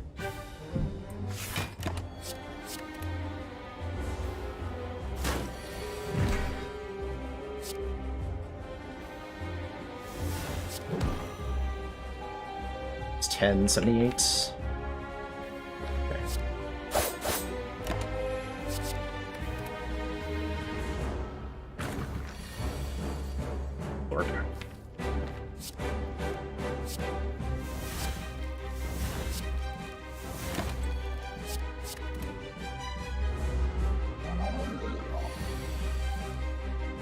Beautiful.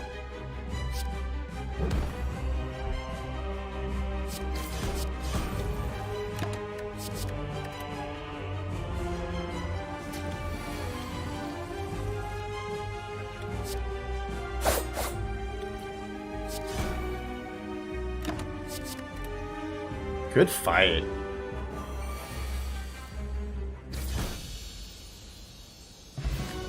Really good fight. How do I feel about various cards? Seems like the sort of deck that's going to want an after image, right? We're going to just take Cloak and Daggers and Blade Dances already because of our Shuriken. So an after image giving us 1 block per card we play sounds really nice. Goes well with that escape plan, too. Velvet Choker is our 4th energy, Lizard Tail, or a Busted Crown. This isn't the best Busted Crown I've ever taken, but it is a Busted Crown that I am taking. We gain an energy but have 2 less cards to choose from. Which means our deck's gonna kind of stagnate, but that's okay, because it's got good upgraded cards in it. It's gonna be fine in Act 2. Our damage scaling is good for Act 2 on 4 energy. Let's do it. Who donated 180? Orin Games, AJ. Flopped 180 on the stream earlier today, and I'm still very happy about it. So heart speed runs are gonna be a thing on the channel in the very near future, which I'm really excited for. Very excited for it. Yeah, let's take a Busted Crown. Champ? Champ could be a slight issue. Let's hit the store, hit some events. What would I take out of events? I would consider Bites, even with 3 strikes remaining. I would think about it. Although I'm probably going to have 2 strikes remaining very shortly. So I don't know about that.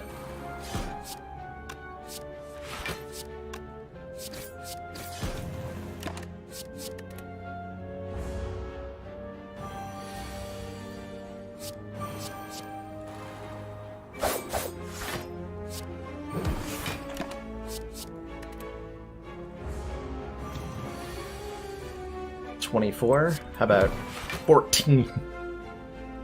Nerd.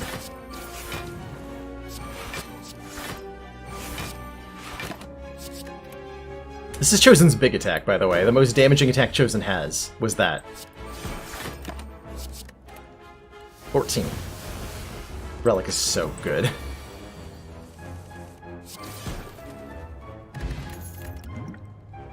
Backflip on 4 energy? Yes.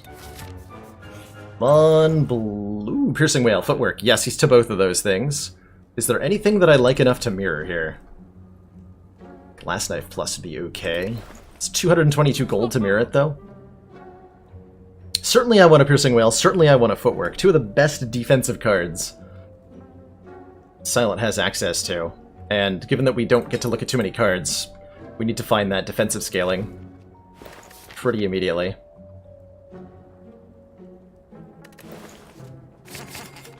And enough to remove a strike? You know what? I'm going to do it.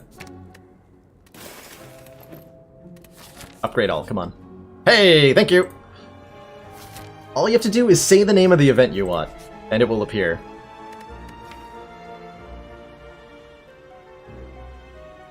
Do I want apparitions? I have a Well-Laid Plans Plus, so being able to hold on to them is a big deal.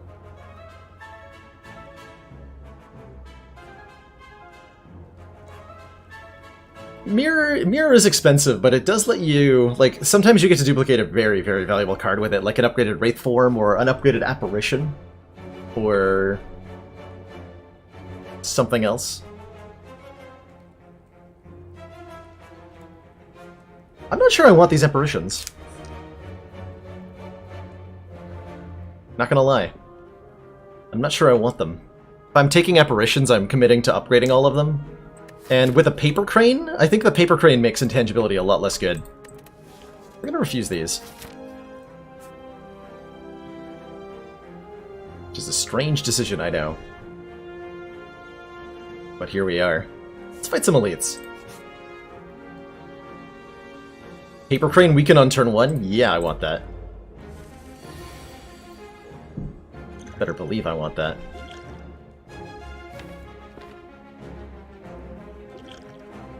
I'm gonna kill Romeo first.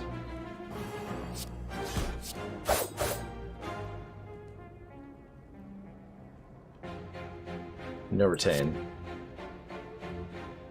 The most damage next turn. No, you're gonna die next turn. So we're gonna Leg Sweep. Bear? Yeah. Okay. So, Bear gives me -4 dex. I'm very unhappy about this, but here we are. Rip Romeo.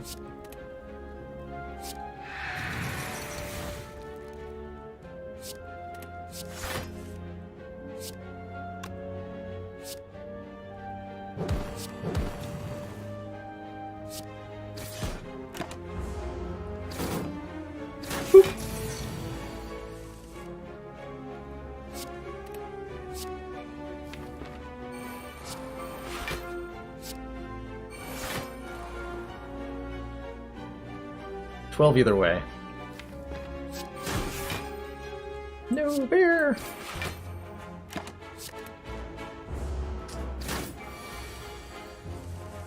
I think of a giant louse elite with barricade and infinite charges of curl up. Oh my god.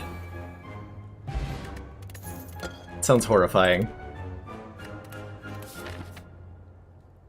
Sounds extremely horrifying.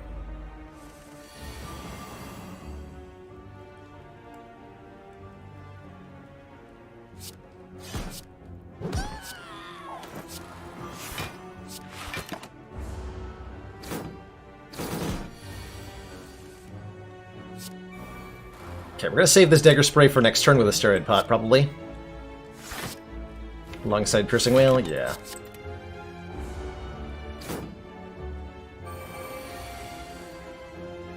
Yeah, that's good. So if I steroid, this is now 9 times 2. We can make it a little bit more than that.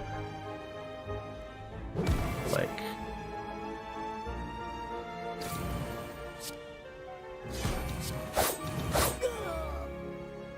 Ugh.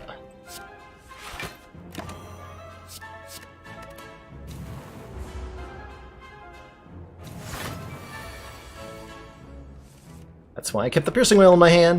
It's for your nonsense. Specifically your nonsense.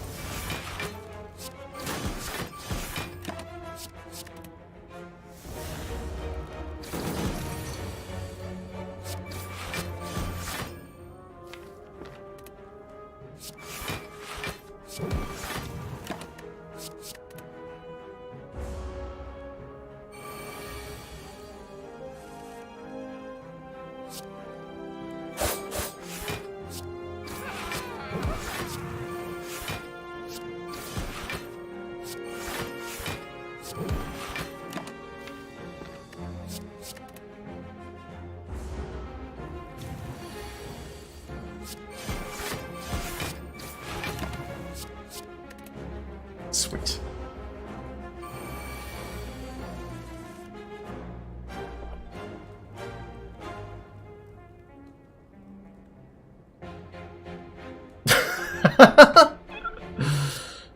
You're not alone, Benoit. This game is very hard. It is a very hard game. Ooh, question card. Lets me look at 2 cards! Oh, that's actually a huge deal. We get to look at 2 cards now. That makes the Buster Crown way less bad. Way less bad. Dang. You can get... Jorb's, I was watching his stream the other day and I saw him get 5 apparitions because he took the 3, then he bought the mirror in a store, and then he got a duplication shrine. Ended up with 5 apparitions in his deck on Ascension 20. It was great. Fighting 2 more elites? Hell yeah, I am. Get this after image upgraded. I feel like that's pretty important.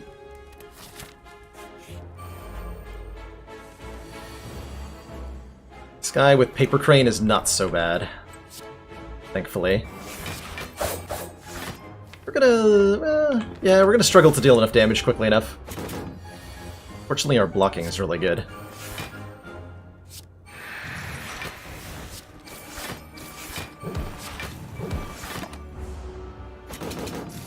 Unfortunately, I had to use the piercing whale a little prematurely.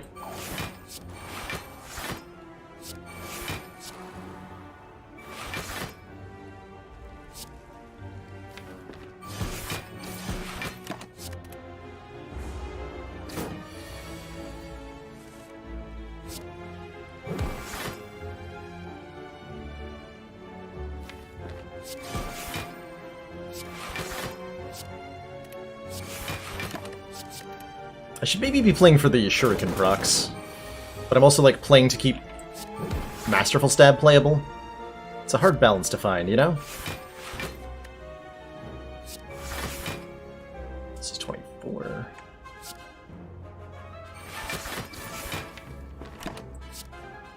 I'm gonna go for like almost a kill next turn. This is the big hit too. Yep, perfect. Beautiful. Damn.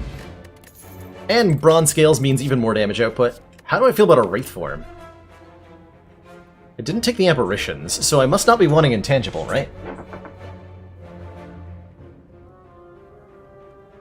Most players don't know this trick.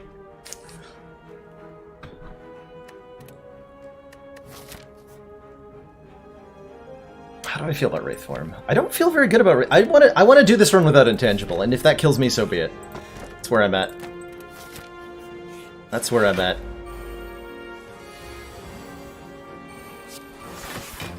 21 to 12. 2 neutralizes because of Shuriken and Paper Crane, so both the weaken and the zero cost attack were beneficial aspects of it. Godzilla. That was the logic behind it anyway. And I think it's worked out really well. For the most part. And play these attacks. No, we extend the weekend. Good. Good.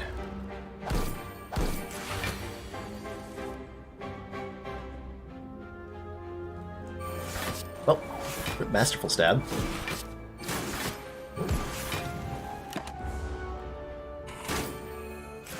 Two elites didn't do damage, but the shelled parasite managed to. Amazing. Ooh, heal hook. Wait, heal hook? Hold on, heal hook. Seems really good, yeah? It's a cantrip attack, and we have a lot of weaken. I'm gonna take that. I am super taking that. Can't stop me from taking that.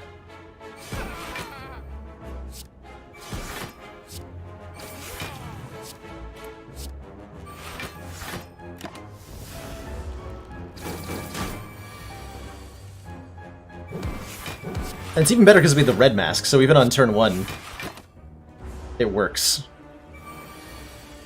That's so cool.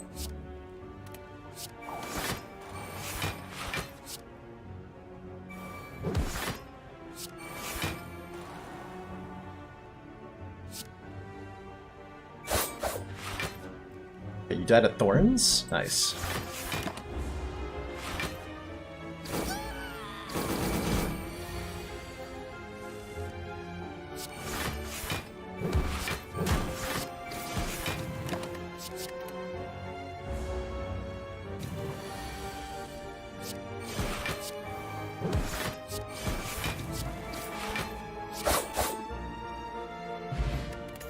Upgraded it. Ooh, another leg sweep. Or an upgraded quick slash, both of which are very, very good here.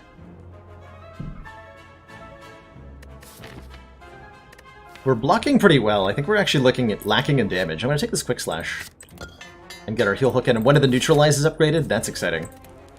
And makes the leg sweep we just passed on less exciting. Because we have 5 turns of weaken per 24 cards in the deck right now.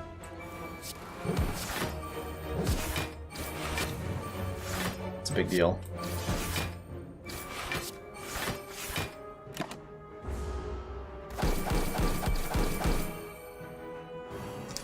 The relic that apply... There is no relic that applies vulnerable on weaken applications. Raccoons don't care. You're thinking of Champion Bell, which applies weaken on vulnerable applications, but the other way around doesn't exist. I'd love to see that as a rare relic for Silence. I don't know why that hasn't happened, because that'd be really cool.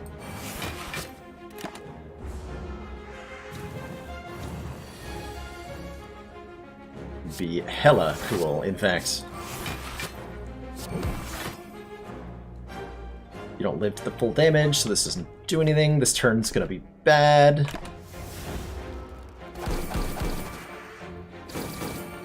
Okay, good.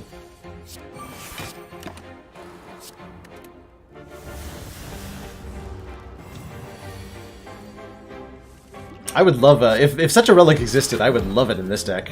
It'd be perfect. I'll hold on to that Ancient Potion for a while. How do I feel about a Deflect? Pretty good. Any good events left? We've seen Upgrade All Strikes Defends. We've seen Apparitions.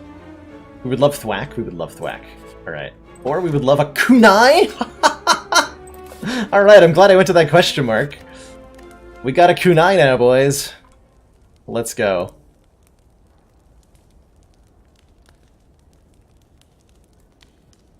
What the hell am I upgrading?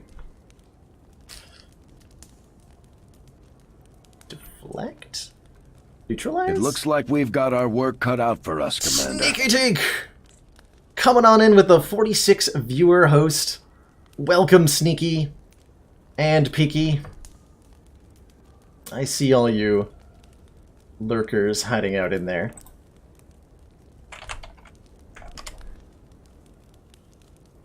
By the way, if you all don't know who Sneaky Teak is, awesome, chill variety / beard streamer. All around cool dude, and does some Ascension 20 Slay the Spire from time to time. So I think he was last seen playing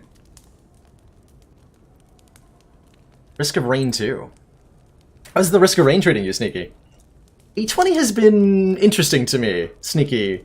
I had a what can best be described as a perfected strike deck. Get all the way to the heart, and then lose with like less than 100 health left on the heart. So almost eked out a win with perfected strike, but didn't quite get there. Which is maybe a little heartbreaking. Just gonna upgrade this deflect. Block.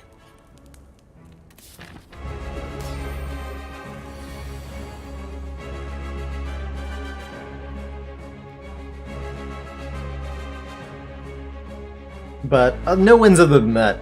Or no wins, ultimately. A couple runs got to the heart, but 'twas alas. And now we're on some sort of weird... I'm gonna definitely beat the heart with no poison deck. This is where we're currently headed, I think.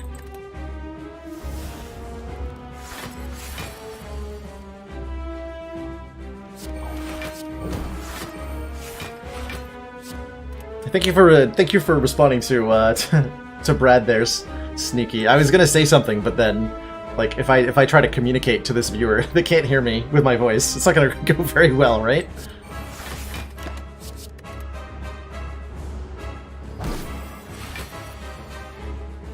That's true. We have turned down intangibility as well. It did indeed happen.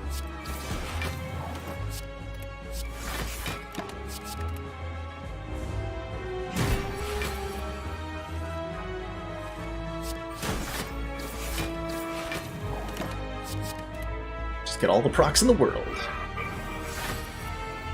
Yeah, I figured with Shuriken, Paper Crane, and now Kunai, all that stuff just seems unnecessary, right? And your defense block for 15, and your opponent's attacking for 5 or whatever. Don't need none of that.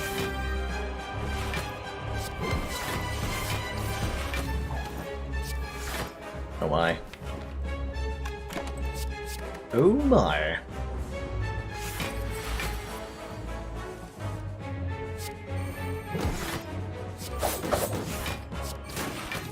Also, we've got 2 neutralizes kicking around in the deck right now. Where's the other one? There it is. 2 copies of neutralize. I took one from the event dude intentionally because of the relics that we had.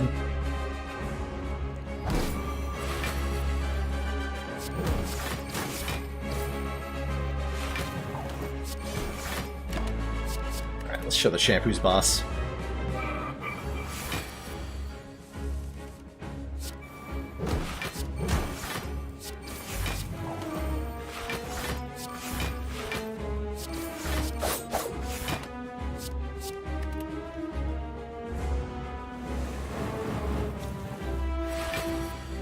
Nice execute, nerd. It'd be a shame if something were to happen to it.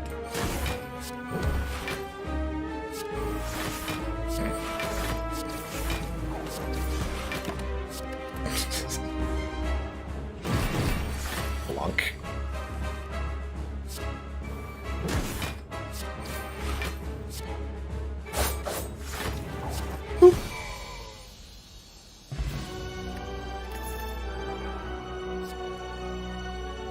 Malaise? Yes! And a Philo Stone. If we do want more energy in this deck. We definitely want more energy in this deck. Ori's kind of hilarious because we only get to look at 2 cards from each of these card choices. I don't think in general it's what we want. How do I feel about a Fusion Hammer?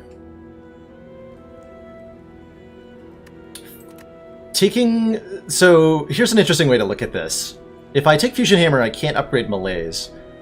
But if I take Philosopher's Stone and upgrade Malaise, it's the same as not having the Malaise upgrade, because the enemy has 1 extra strength.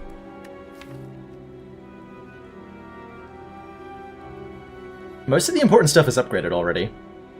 We have to recall in Act 3 anyway.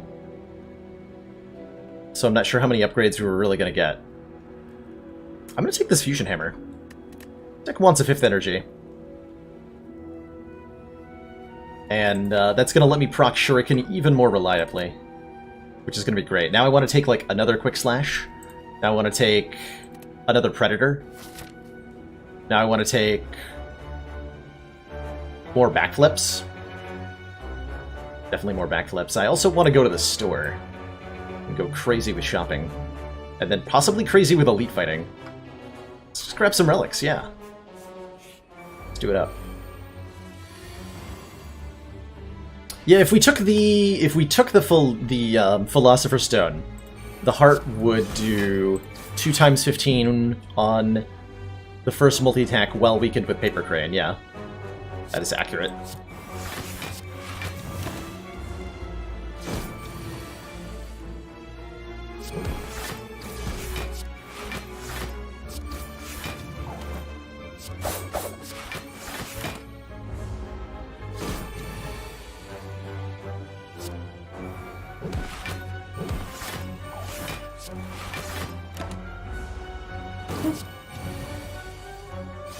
Man, that was a bad draw.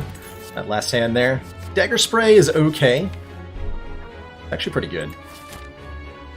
For fighting Donu and Deka, I would really appreciate another Dagger Spray for the AoE scaling. This is a question mark before the shop that we're going to, by the way. Ooh, Cloak and Dagger. Definitely want a Cloak and Dagger, for so many reasons. This, we're upset about not being able to upgrade. Cloak and Dagger is good, Finesse is really good. Gain 2 block, draw a card. We don't have any... No, we have Malaise for the Chemical X. That could be a big deal. Do I want it, though? It's not as important as you might think to reduce the enemy's strength by a significant amount for this deck. Maybe I just go Cloak and Dagger, look at the next shop. Because we could look at 3 shops with this money. It's a big deal. I could buy Skewer and Chemex, that's true. That's actually powerful.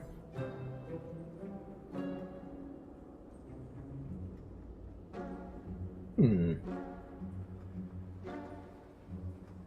I never get to use Chemex, that's fun enough, let's do it.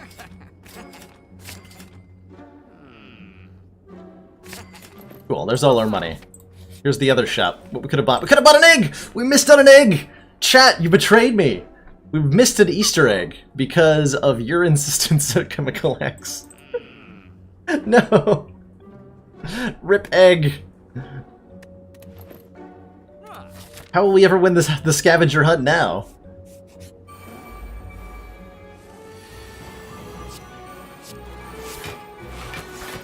This is the worst thing that has ever happened on this stream.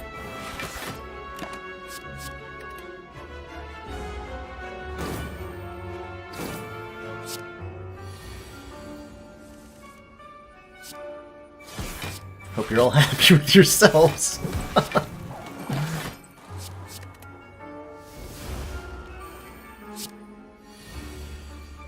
You want me to look at the other shop to see if I missed another egg? I don't know if my heart can handle that. Sounds needlessly traumatic.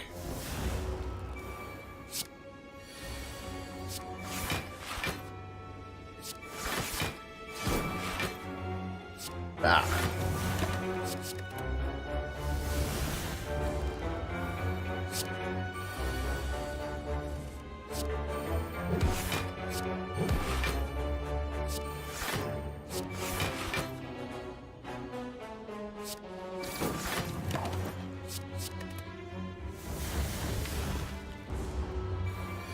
It went straight to 15 spikes, huh? Yikes. Oh, we're fine. Pick 1. It's reasonable enough. How do I feel about Blade Dance? I think that even if it only gives me 2, it's still worth taking at the moment. I'm not going to that store, you guys are crazy.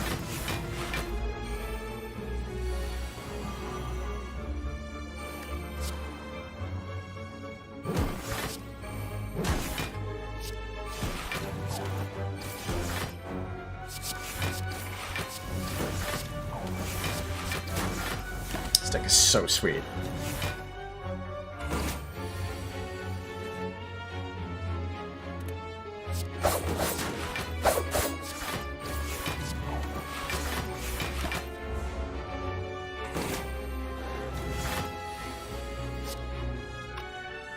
I'm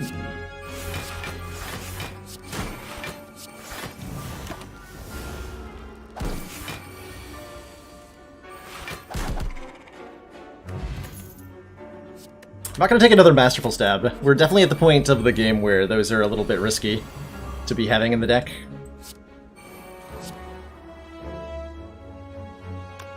Just getting one proc here. I need to play a block card anyway. Okay, fair enough.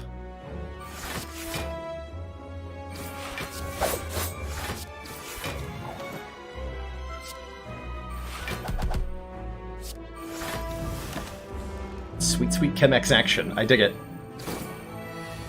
I absolutely dig it.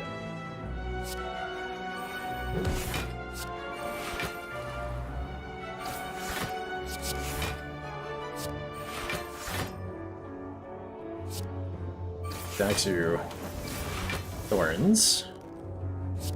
Everything's gonna be okay? Everything's gonna be okay.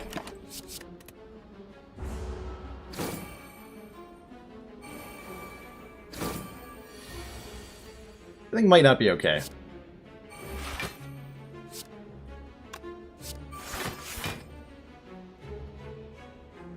Everything's gonna be okay. What's the optimal? That's 12, that's 14. Not sure what's optimal here. To put what damage where. Let's just play all three and get our procs.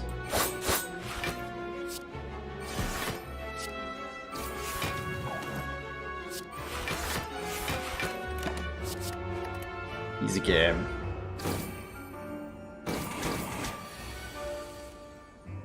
Oh hey, PS4 Video Gamer. So there are 3 acts to this game, normally. Each act has, I think, 17 floors to it, or 16 floors to it.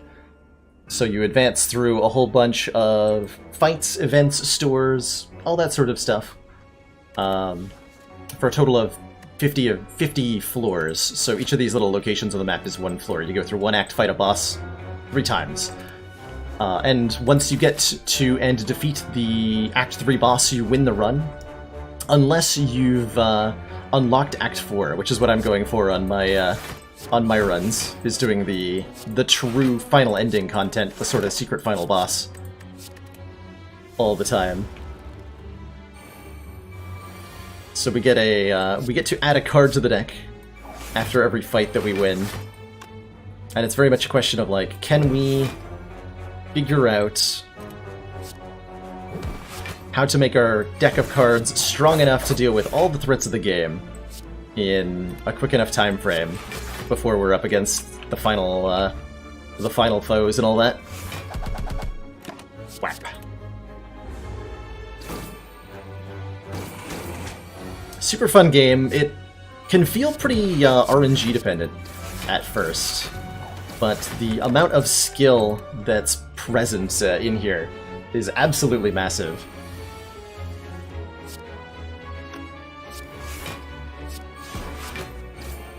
Got him ripped out. So this was an elite fight, which means I get a relic. These things that go at the top here provide passive bonuses to my character and my deck of cards. We just picked up the Omamori, so any further curses that we would add to our deck get negated, which is nice. Actually gonna go this way. A couple more events. Now that I have an Omamori, events seem a lot better. They do. And we don't need to rest at that fire because we're at full health. What's making this particular deck of cards work, in particular, is the 2 relics Shuriken and Kunai. Shuriken says every time we play 3 attacks in a single turn, gain 1 point of strength, making all your physical attacks better. And Kunai says every time we play 3 attacks in 1 turn, gain 1 dexterity, making your blocks better. So if we play 3 attack cards in 1 turn, we power up in multiple ways and become kind of indestructible. Oh wow. That was a rough draw. Maybe I should have used my Ancient Potion there to block the Constrict. We'll see. Now we're okay.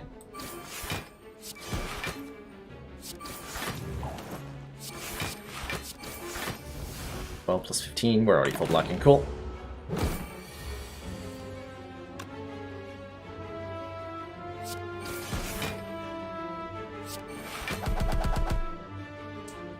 Sweet Chemical X right there. There's another Cloak and Dagger. You better believe I'm going to take that. I will absolutely take that. More shivs means more attacks played, means more kunai and shuriken procs. Heck yeah. Why not get rid of this weak potion? I think we inflict enough weaken that it's not going to be hard to keep our foes disabled in that capacity. This poor giant head is in for a rough time.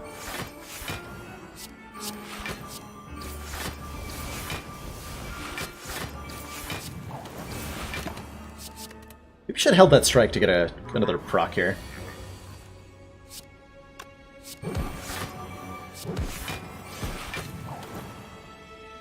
Yeah, would have let me do it again this turn.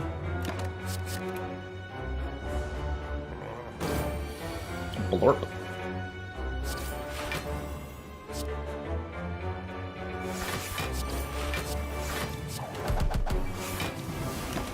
Okay, so starting next turn he's going to be attacking us for tons of damage.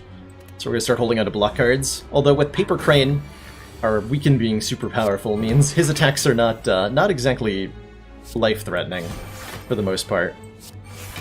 Also something slow value order.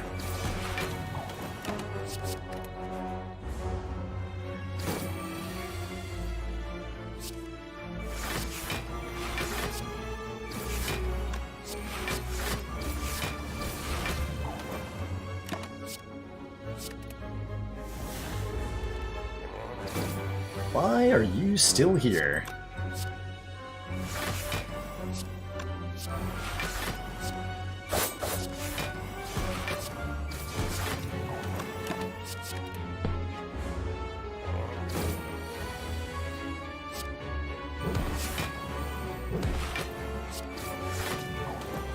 This is 18 times 6, which is a math. I can't do math. I give up. Nobody can calculate that number, it's impossible. Okay, how about 25 times 4? Can you do that math? I can, alright. Good talk.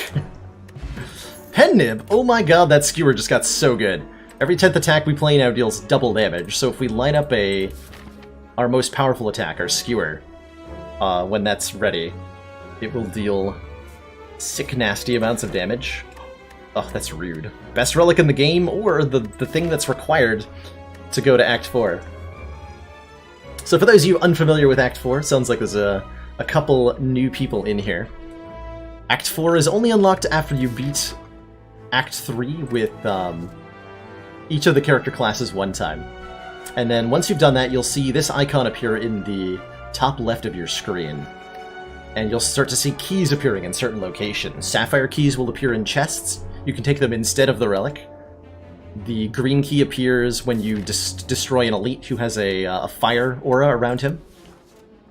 And the red key appears at campfires, which you can get by recalling instead of doing your rest. Hey, the Mectabilis. Hello, hello. Oh, don't skip it entirely. I need that sapphire key if we're gonna go to the final boss.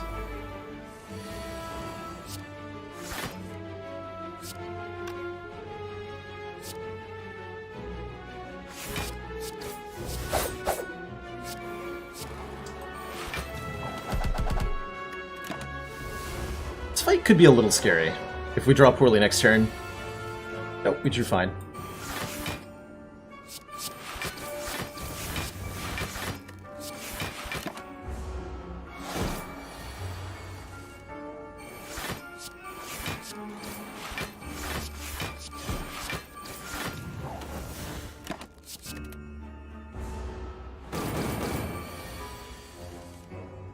I take the chip and pray for a chest. I would love to, if I thought there was any merit to it. I would seriously consider it. We just malaise Nemesis for 7 here. Sounds great. Keep our pen-nibbed glass knife available. 28 times 2, get wrecked.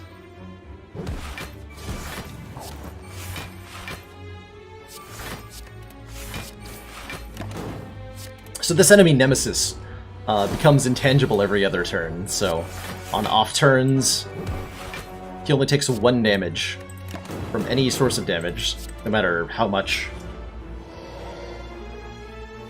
So having the ability to retain your cards from turn to turn, like this deck can, makes the fight much, much easier. Hey, 2 upgrades. 2 upgrades. Leg sweep and escape plan? Sure, sure. I don't think I want a liquid bronze. I'm very happy with these 2 potions that we've got.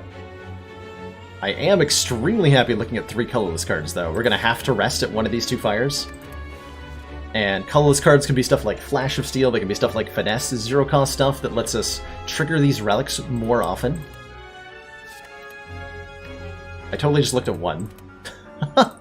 Whoops! I talked about how he's going to click on the 3 option, and then I just, like, brain farted. I looked at 1. Oh well. I can't imagine we're in any risk of losing right now. So I'm not going to beat myself up over that one.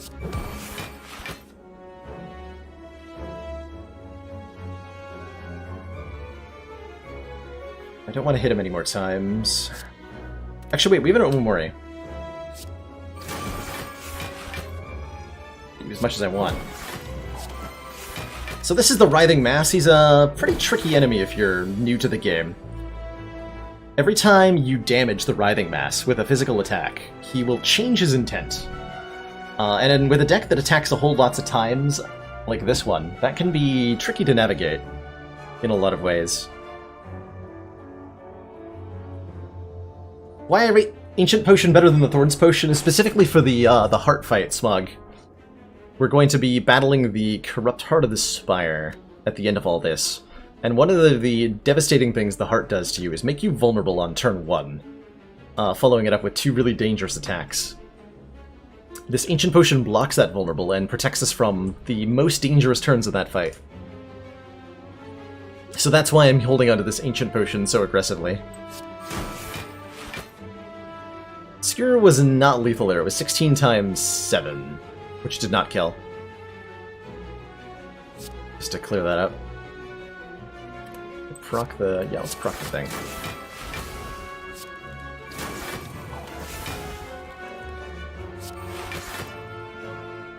It's your biggest attack. Good.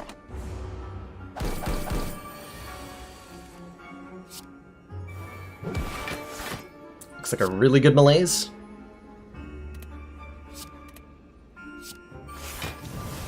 Oh, take 1. Whoops. We get that back when we rest anyway, so not a mistake that makes me take any actual damage. Hey, hit people guy! Thorns against the Heart are great. Most certainly. I'm not worried about the damage output here of this deck. It scales up really, really nicely once the Shuriken starts to go to work. So I have no fear whatsoever.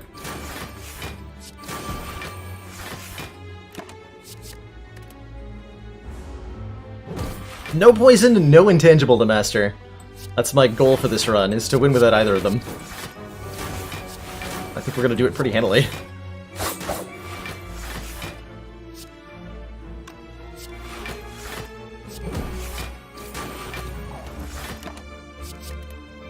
Even if he had given us a curse, by the way, Omamori would block it. So I wasn't, like, really concerned with what I was choosing to do. Alright, one last event with Omamori, come on. A merchant. Merchant who says, would you like an Infinite Blades? And I think my response to that is, yes, I would like an Infinite Blades. To create a Shiv every turn. I would like that. Would I like to remove a card? Yeah, we can get rid of Masterful Stab now. This is going to be useless to us in the heart fight. We're inevitably going to take some damage and the card will become unplayable. Let's get it out of here. Yeah, no egg 2 runs in a row. The Easter Fairy has frowned upon us this day. Most tragically. Why have you forsaken us, Easter Fairy? Why? Alright, taking a little bit here. But I wanted the strength and dex scaling to start here.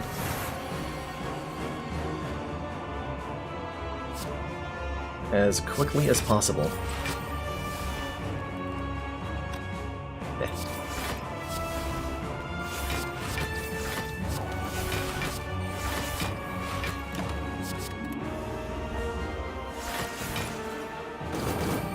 Part of this fight is going to involve removing all the artifact charges from at least Deca so that I can block better. And so that Heal Hook does stuff.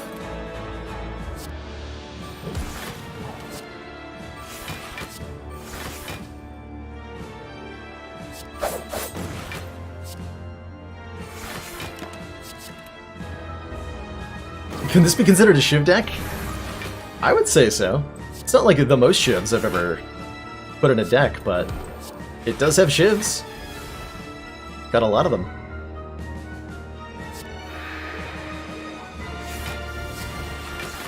Ten times, dude. Look at that paper crane. It's disgusting. Disgusting.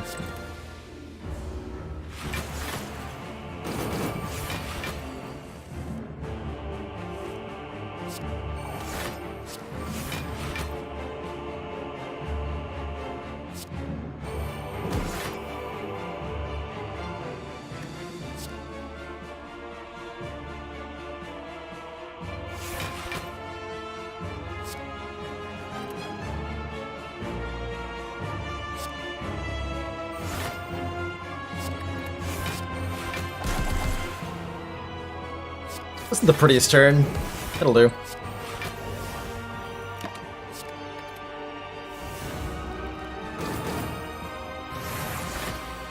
Might have been able to do more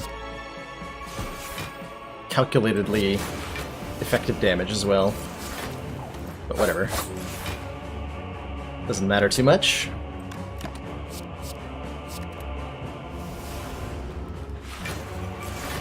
Call it a stabbing deck. It is very good at stabbing enemies. Behold, the deck of stabbing. So this is what happens when the Silent finally reads the book of stabbing. To get this deck. Studied from that book all night. Be able to stab like a champion.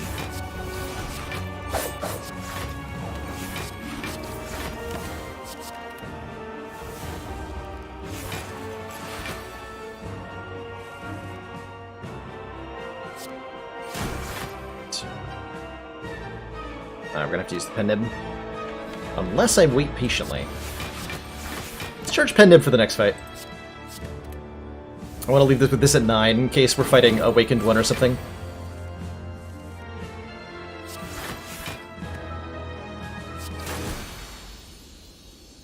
Got him. Alright, Time Eater. Time Eater just loses to our melees. Basically.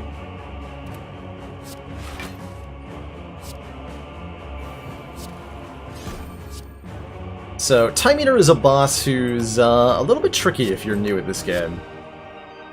Time Eater has an ability that says, every time you play 12 cards, Time Eater ends your turn immediately and gains 2 strength. Keeping an eye on this little clock icon here is absolutely essential to winning this fight. Otherwise, this guy will just wreck you.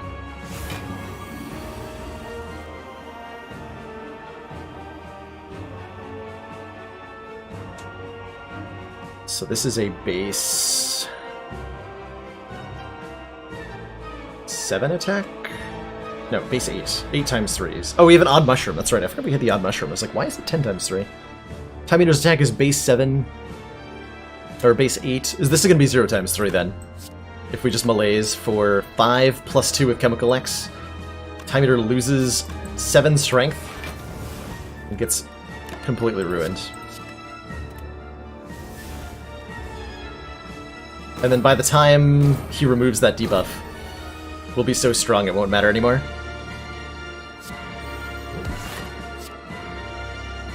Gotta be careful about how I play this.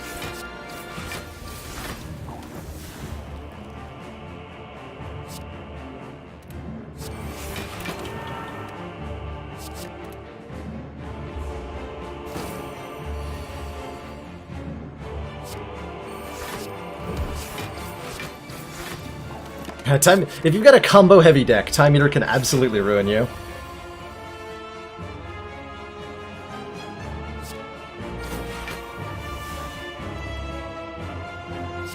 He's a big meanie. Isn't that right, Mr. Time Eater? You're a big meanie.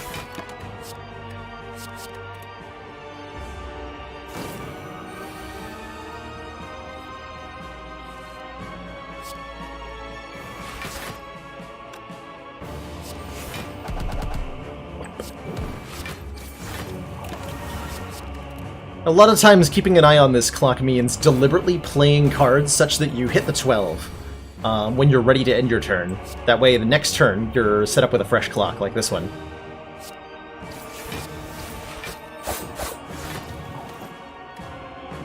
When he gets below half health, he's going to do this buff intent, which will cause him to remove all of his debuffs and heal himself up to exactly half health. 240 here. So any extra damage I do beyond bringing him to half health is often wasted. Slide that here.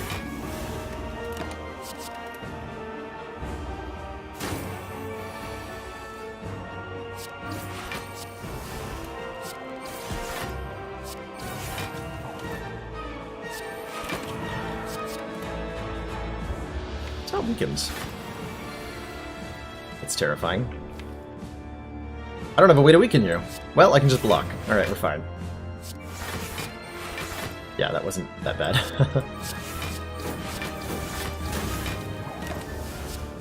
Not too bad.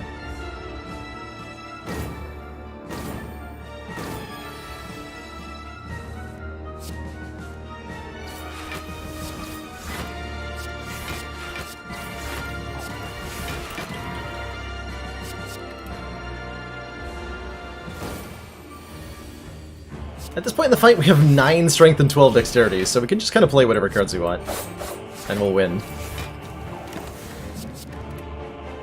Easy game.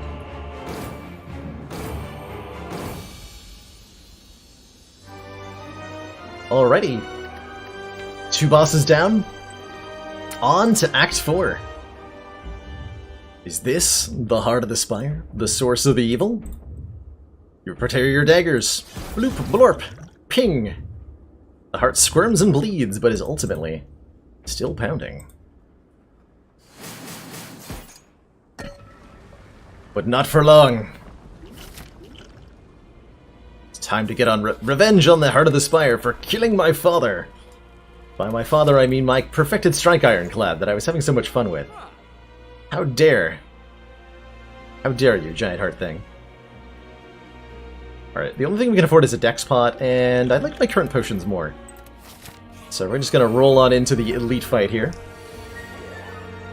These 2 dudes are pretty rude dudes, but they ain't rude enough to stop me. Especially when I can malaise the Spire Spear on turn 1. Got a Piercing Wail to strip artifacts, and I think I'm just gonna play malaise here. For a million, billion, quadrillion. Rip Spire Spear. 2 times 4. One of the nastiest attacks in the game. And I think this is a good time to use a Gambler's Brew, because... Ow?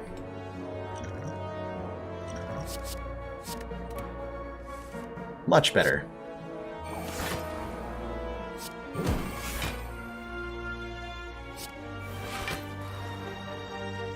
Gonna hold on to this other Neutralize. So in this fight, by the way, we start in a situation where we are surrounded by the spear and the shield.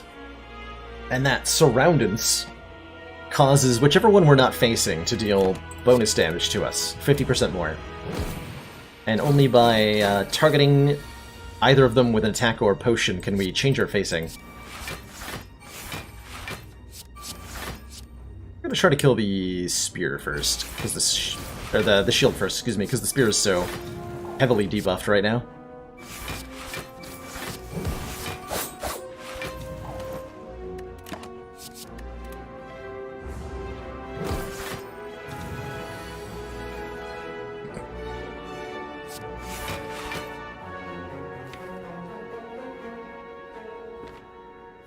Okay, next turn's another big attack. I'm totally okay with. This is only 8 times 5. Do better in my sleep.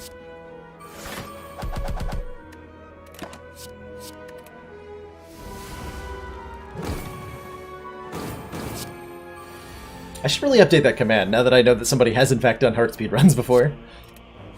Either way, I'm excited to do speed runs of this content. Very much so. Is that really what I want to use my pen nib on? A strike? Probably not, huh?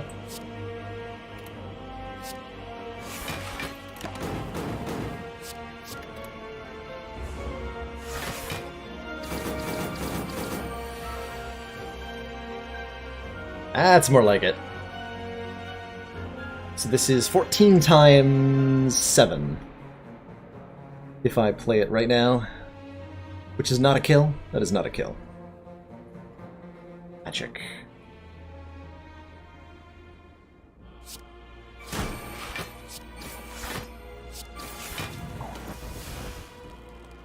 Oh, you took a lot of damage, sir.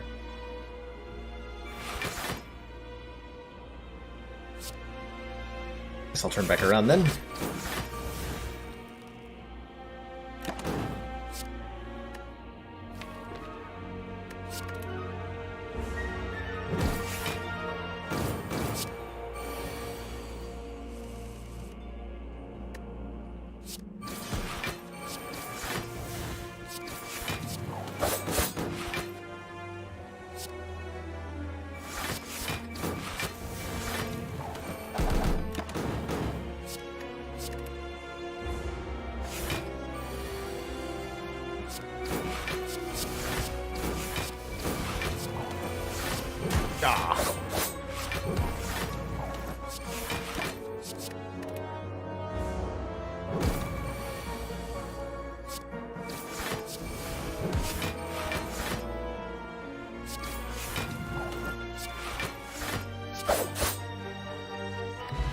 Alright. Elites are down. It's just us in the heart now. And we got a Mercury Hourglass is going to deal 3 damage every single turn. Not much, but I'll take it. I will take it. You know, when I was talking about how good this Ancient Potion was, I was forgetting that I had an odd mushroom. I don't think this Ancient Potion does much. Oh well. Well, that's alright. Here it is, the Corrupt Heart of the Spire. The beefiest, baddest fight in the game with some rad music to go with it. Corrupt Heart is notable for having the Beat of Death ability, which means every time I play a card, I'm going to take 2 damage. Fortunately, our After Image, which says whenever we play a card, gain 1 block, will negate half of that, but not all of it. And the Heart can also only take up to 200 damage in 1 turn. It's the Invincible buff. So even if we could do like 1,000,000 damage right now, we would be unable to kill the Heart immediately. Alright, with that said, I'm going to step away really quick to grab a quick snack to refill my drink of water. And then when I come back, we'll showdown against the Heart. See you all in 1 hot minute, and thank you for your patience, everybody.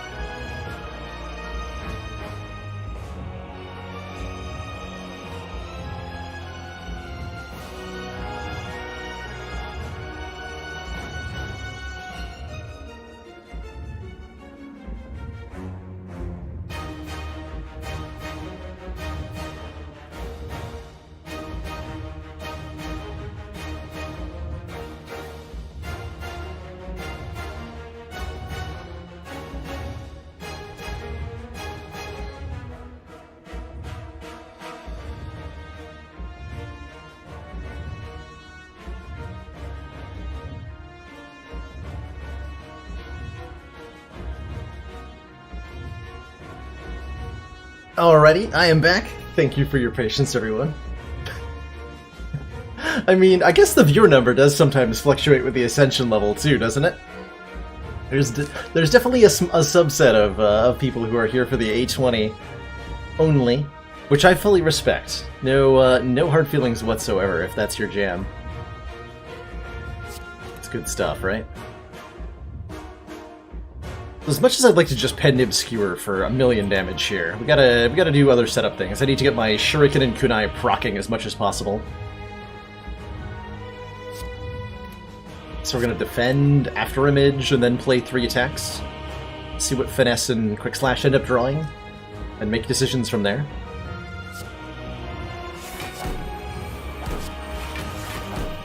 Dagger Spray. Okay. Ooh, it's getting played.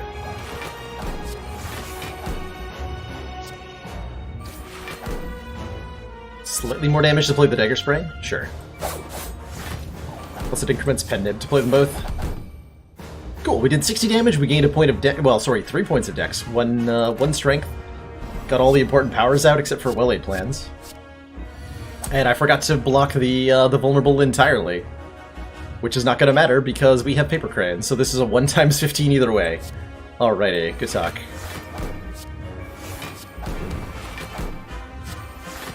But it will matter next turn that I'm vulnerable.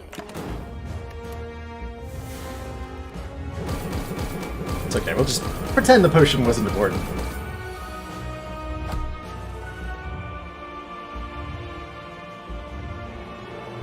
Oh.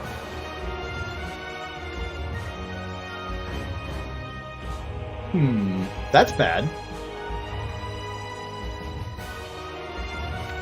We didn't draw any weaken. Ow.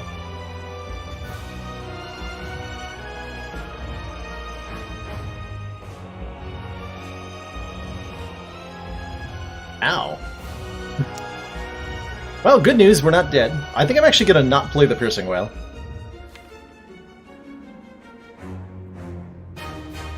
Is that correct? No, I am going to play that Piercing Wail. Get out of here. You saw our incoming damage just a little bit.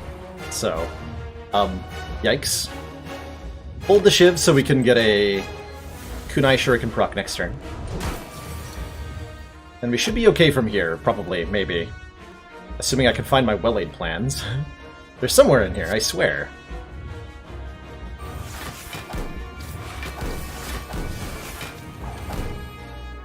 Oh, wait, no, they're already in play. What am I talking about? Excuse me. Excuse me.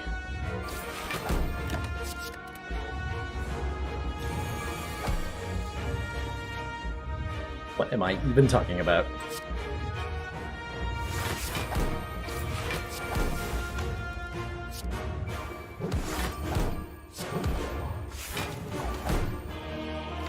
I'd like to find another way to apply Weaken for next turn. Possible.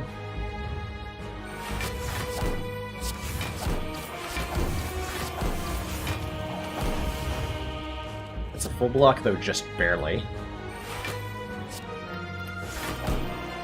Then get rid of the slime, good. Okay. We're a little bit worried about this next attack. Although, I guess I shouldn't be, right? It's not very much damage. It's not very much damage.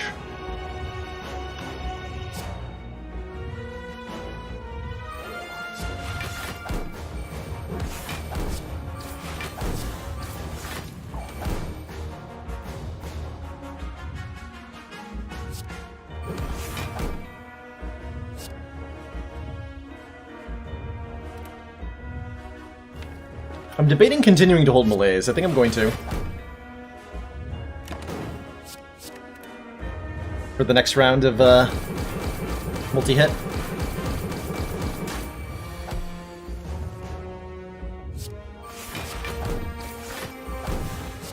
Oh, I did that in the wrong order. Oops. Just accept my misplay. There, Pen Nib Skewer for the damage cap. Seems like a pretty good turn.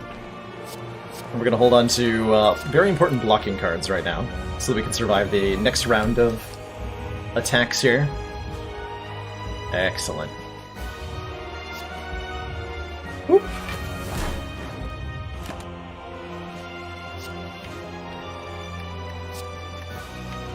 We're gonna block. Should really hold block cards? I should really hold block cards. Somewhere that I have already played. Damn right. Look, if I'm not living proof that you can beat the heart while having no idea what you're talking about, then I don't know what I am.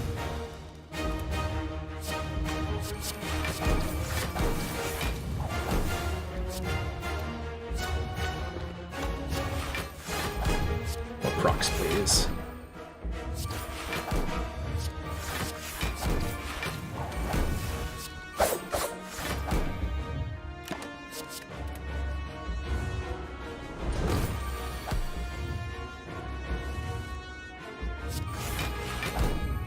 Expecting Skewer to come up soon.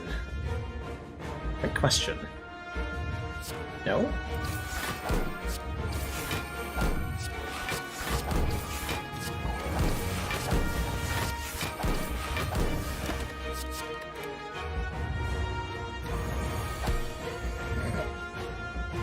There's Skewer.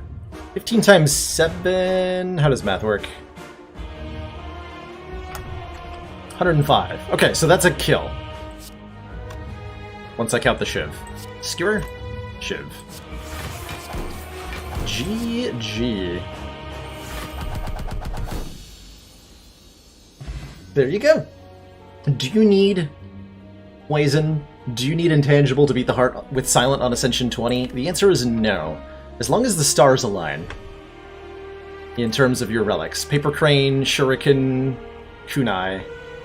There you go. GG.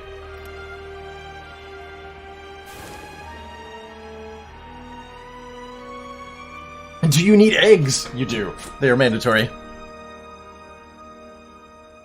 Absolutely mandatory.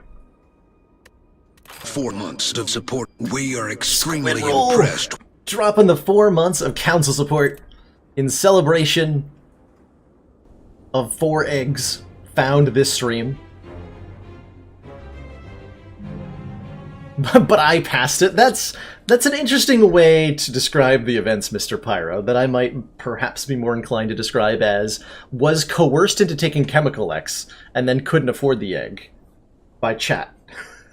maybe that's another recounting of events that you might be inclined to agree with. I'm gonna update that command. It's giving out inaccurate information.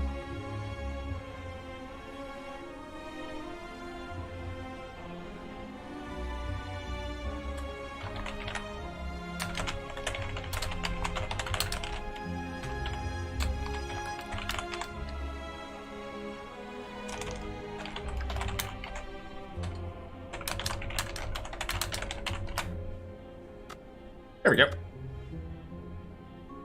Alright, well, we've been live for over 4.5 hours now. I think I've still got at least one more run in me. Let's play some Defect. On the old Ascension 20. How do I feel about Defect A20? Oh, hold on, what is this act? Fire Elite Fire. 4 Elites. And 3 campfires? Going into Hexaghost?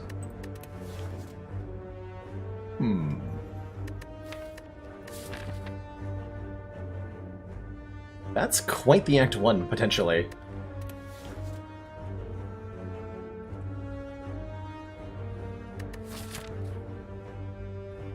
That is quite the Act 1. Man, this Act is loaded with Elites and Fires. I'm gonna take the Transform 2 option here. And hopefully get something really, really strong that would let me, like, leverage this ridiculously powerful Act 1. A Boss Relic's another option, like if we get a Runic Pyramid or a, Pandora's Box, we could have a really good start. I don't think an Energy Relic would be enough with Defect to take on 4 Elites like this. On Ironclad it might be, but not on Defect. Let's transform 2 strikes and see what we get. Ooh, go for the Eyes Defragment. That is a solid improvement over the Defect starting deck. I'll give you that. I don't know if it's good enough to fight 4 elites, but it's good. It is most definitely good. It might be good enough to go this way. Hit the shop, fire, elite fire, take the burning elite on, and then get 2 more campfires. That's still 4 fires and 2 elites. That's a really good Act 1. All we need is like 1 Frost Orb. Feeling good about life. Do I intentionally take damage to Jawworm to get Defragment out? Yeah, I do. Yeah, now we're lacking in damage, but our Defragments will help with that a bit, making these Lightning Orbs a lot more powerful. Let's see, 18 plus 4 is 22, plus 6 is 28. That's not a kill.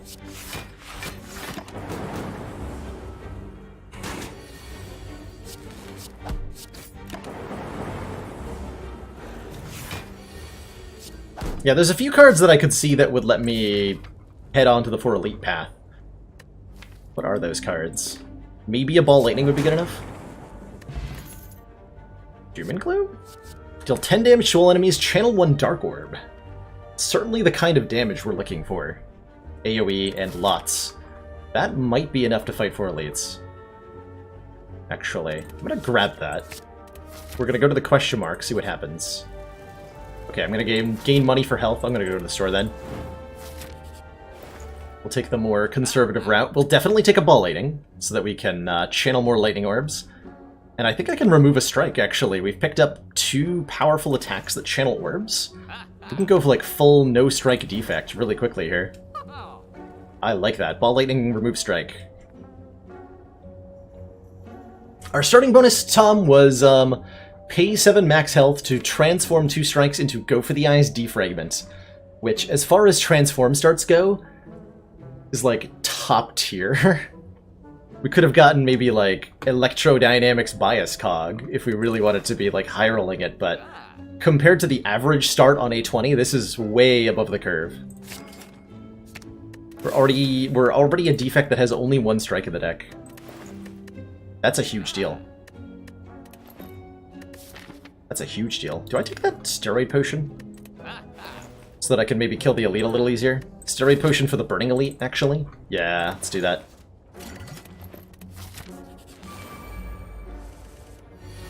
Steroid Potion for right now, to save a lot of health.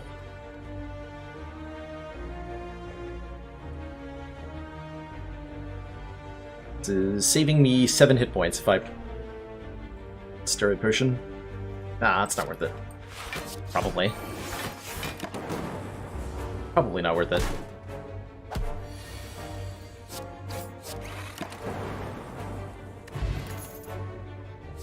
Channel X Lightning. Or add a random power to your hands. Both White Noise and Tempest are really interesting here. I'm down for a Tempest, given that I have a Defragment, so we can turn our energy into lots of damage.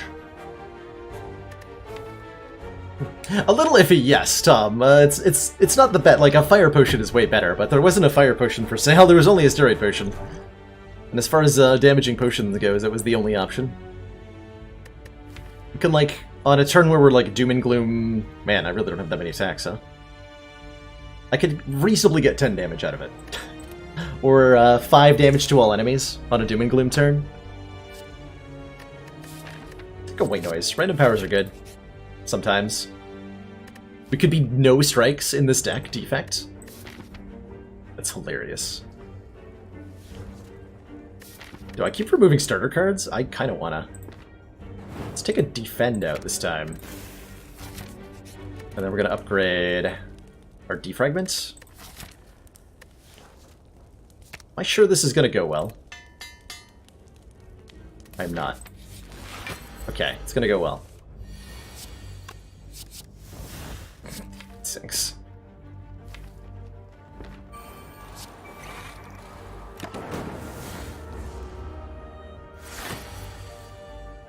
Cool, it went well. We even drew go for the eyes on the right turn here.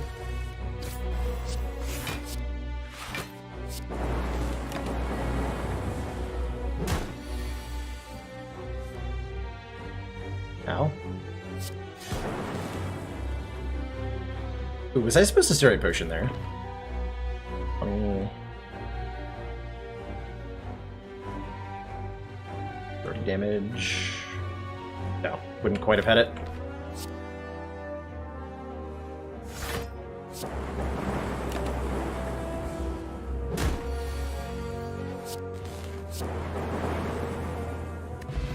Okay, War Paint gives us 2 upgrades, which is great, because we have to rest now.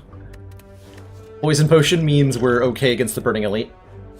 Do we dare take a Storm? We have 1-2 powers already. That's 2 additional Lightning Orbs. Or we could take a Streamline, which in this ultra-compact deck is a 2-energy attack that we will draw repeatedly.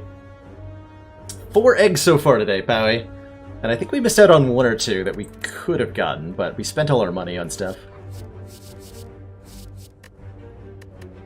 Barrage to go with the Steroid Potion is also maybe a thing. Maybe a thing. I was kind of hoping to find a leap here. I would like a block card now that I removed a defend.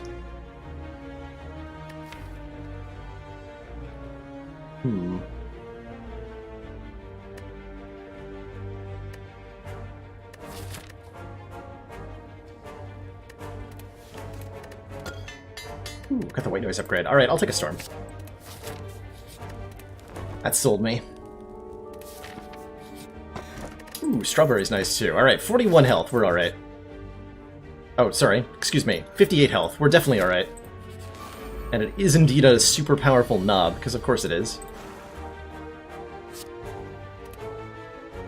What else would it be?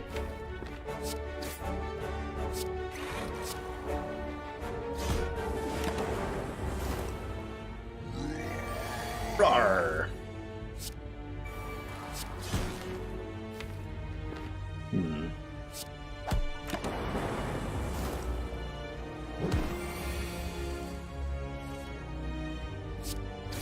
That's a rough turn. That's a really rough turn. Can't net a kill with this, unless this white noise yields a power that channels an orb. Well, an orb in addition to the regular orb. So electrodynamics would be good. Buffer would be good. Is there anything else?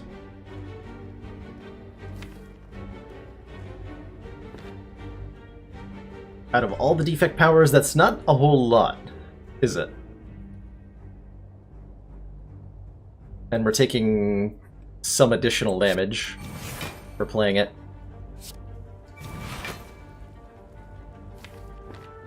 I could do the math on like the expected value. Whether it's worth it to play or not. I'm just going to take the 11 damage here and win the fight next turn. Yeah, it's fine. We have a guaranteed kill next turn.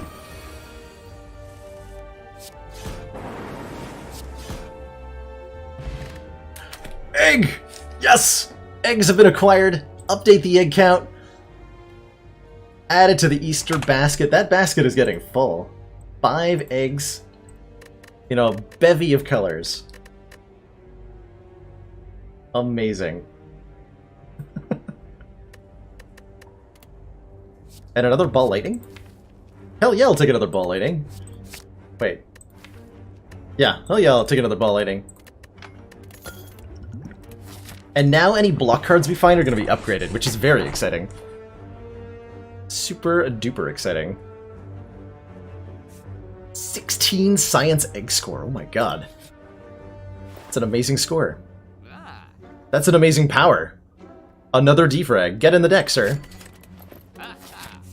Become upgraded. Starting to think about maybe upgrading the Storm?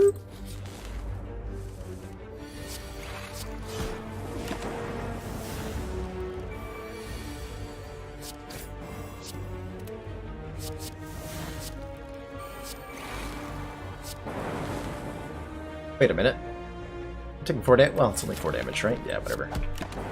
Egg distribution so far is, I think, 2 molten, 2 toxic, 1 frozen. Really nice spread of delicious eggs. Oh, I'm so beyond needing a streamline. We got orb scaling now.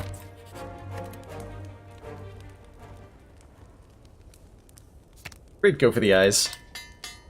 So that we can make enemies weak for longer. And this Hexaghost fight, which is by and large a race of how much damage can you do quickly enough in a deck that has really refined palette, is how I'm going to describe what this deck does. We have zero fear at all.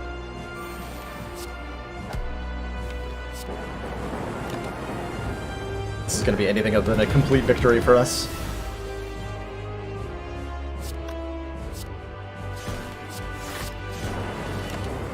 Blah, blah, blah. Nilry's Code Eggs. Flegzoom. Yes. Those puns are rotten.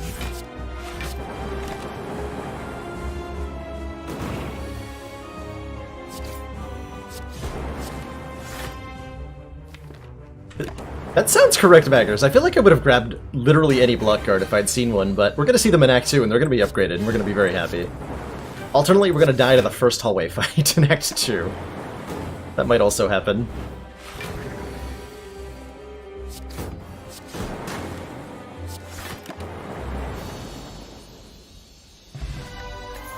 Where's the defect version of Impervious? Oh, well, Seek Plus is pretty good, huh? Put 2 cards from your draw pile into your hand. Absolutely, yes. Commander, we've just received the support of another The council Saint! member. Piling on in with Twitch Prime. Welcome to the Council, the Saint. Thank you so much for that Twitch Prime support. Enjoy your new emotes, the community, and your newfound smug sense of superiority. Welcome aboard. Ooh. Interesting. How do I feel about Ectoplasm? Not very good.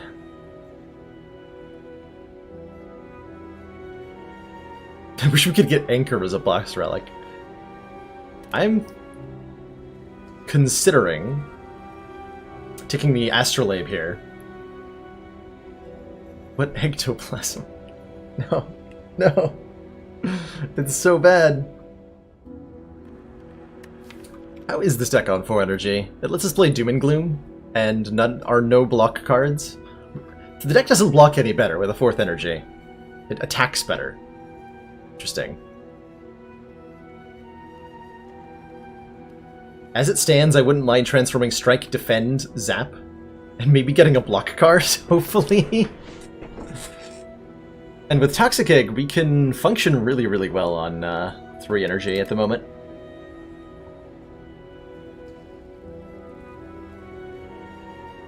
I'm gonna do that. Just gonna upgrade my card quality even further.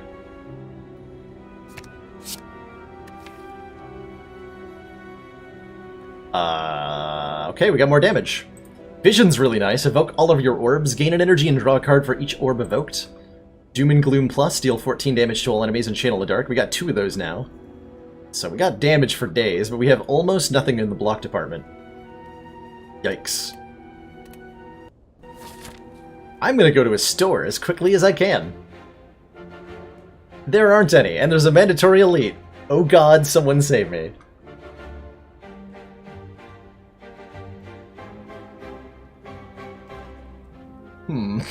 This is bad. Uh-oh. Well, the only stores are on the left half, so we're going left.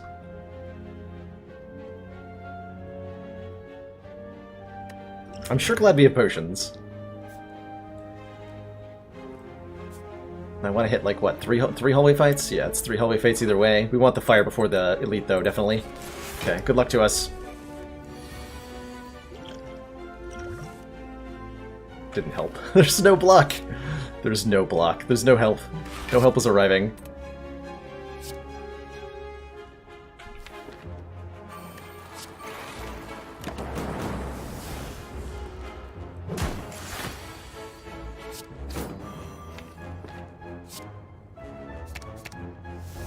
Oh. First, then Vision. Oh, I should have played the Defend first. That was my mistake.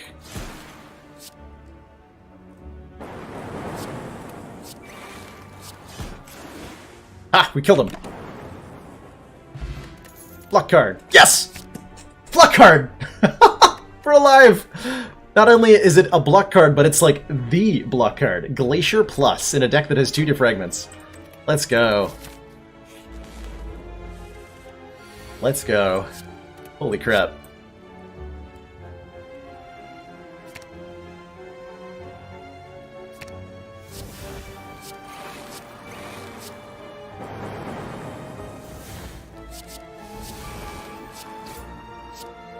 Zip! Robot's back on the menu, boys. Holy crap, who needs block when you just kill everything on turn 1? Wow, how do I feel about an Overclock Plus? Not as good as I feel about a Turbo Plus, huh? Turbo lets me play the Thunderstrike, the Doom and Gloom, the Glacier, everything more frequently.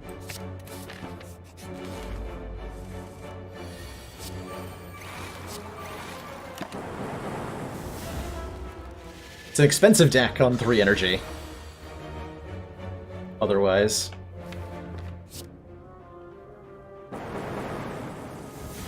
There's Glacier. Ah!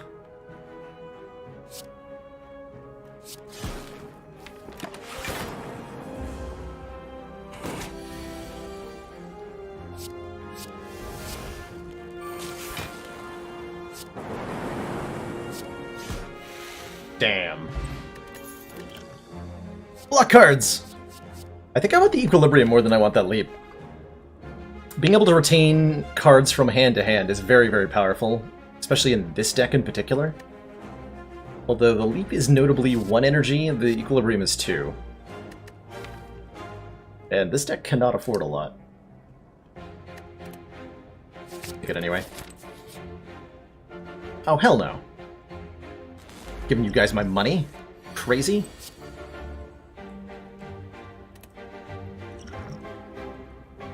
Wish I could play both of these. I have to kill a lot of stuff next turn. Good luck to me.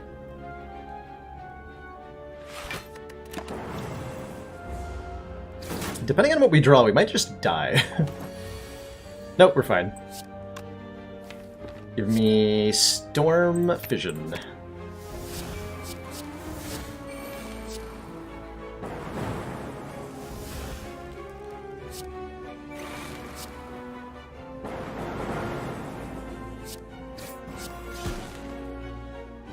Fight Bear.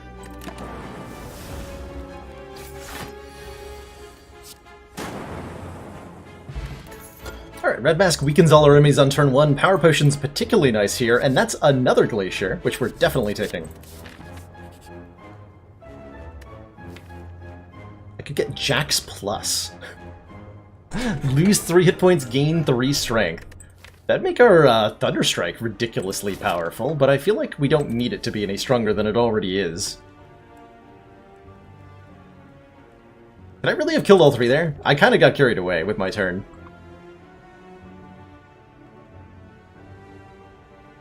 I'm down to transform a Doom and Gloom. We really don't need 2 of them. And a Defend, to get rid of the last unupgraded Defend. Let's do it.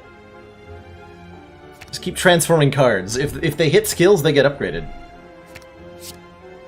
Alright, we have a Chill Plus now, which is really nice. Channel 1 Frost for each enemy in combat, and a Bullseye, which is not so nice. These are all the unupgraded cards in the deck. Oh my lord.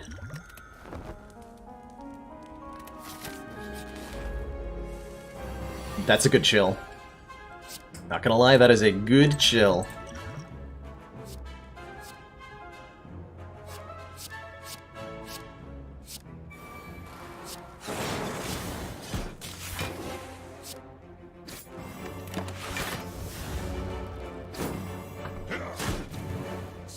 Ow. We have 1 Storm in play.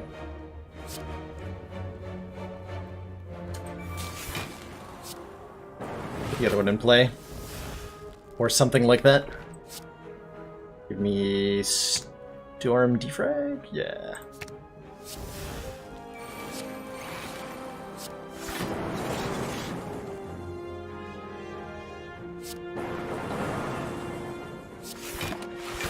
Beautiful.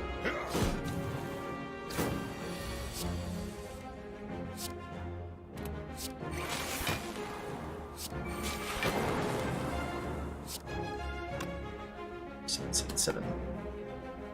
This is 7. 5 plus 12. Okay, that's a... I want to say that's a guaranteed kill? I'm not sure how that works. Yeah. Xaxes. Oh, Memoria negates up to 2 curses. Hologram lets me get something out of the discard pile, and oh boy, is that a nice find. This deck just keeps getting dumber and dumber. Oh my lord. So there's a whole bunch of nice things here. Compiled Rubber, Cold Snap, Darkness Plus to let me do all sorts of fun stuff. But hey, what's this thing? Runic Capacitor. We could afford it, and it says, start each combat with 3 extra orb slots. That makes our fission disgusting. We fill them up quickly with shit. That is a disgusting, disgusting relic to be finding right now. Oh my lord, what a run.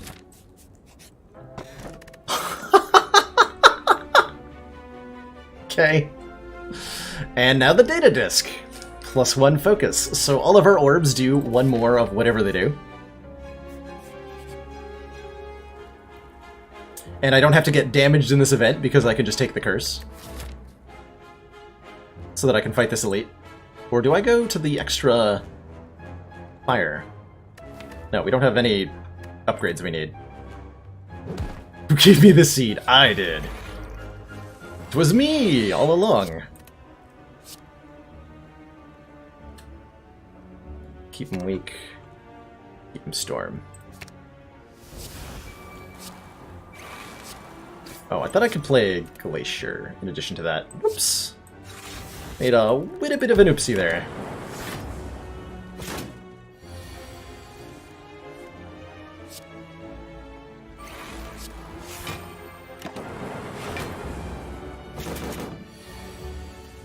It's actually quite the painful mistake.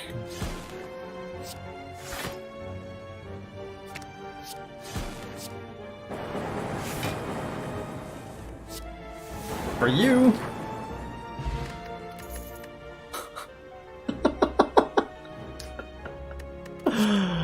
Oh dear. Ooh. Cool-Headed Plus. Or a Recursion Plus. Both are very good. I think we're gonna go with the Cool-Headed Plus. More card draw.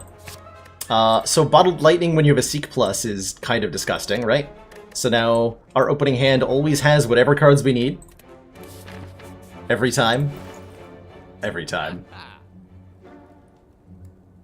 Do I want a Steam Barrier? I don't think I do. We're past the point of wanting anything resembling a Steam Barrier.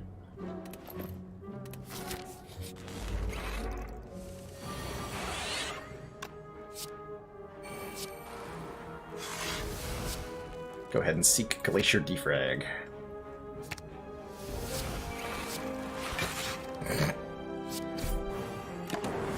Seems like a pretty adequate turn 1 setup, yeah?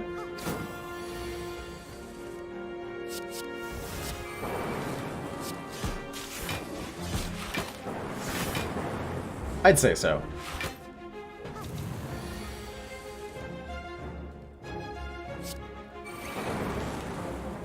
Rip.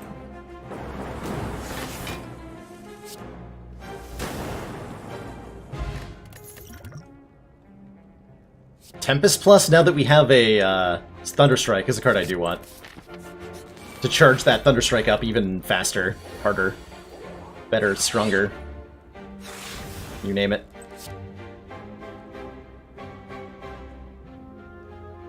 Give me Turbo Tempest, I think. Is that what I want here? No, I want Vision Defrag. Storm, defrag, defrag, draw 5. Fill those orb slots back up.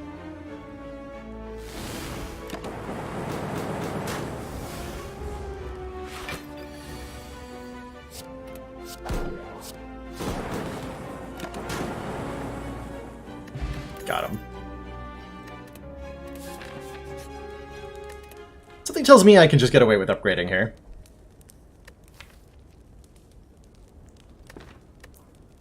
Dual cast? I guess? I don't know, what even needs upgrading? Bullseye?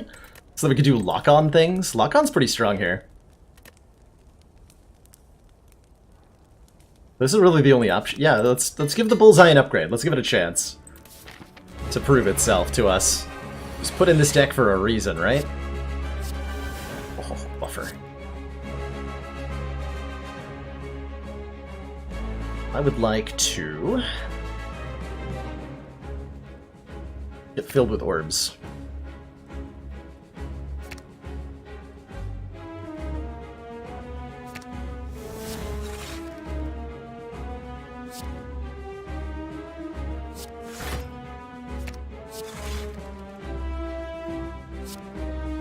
I'll do it.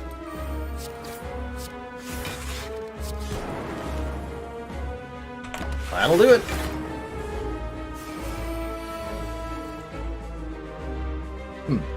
Not the hand I was expecting, but we're full blocking already, so like, whatever. Next turn I'm hoping to draw Fission. As much as I want to play this Tempest, I don't think I do. Let's play the Thunderstrike for like nothing, alright. Kind of a sad turn.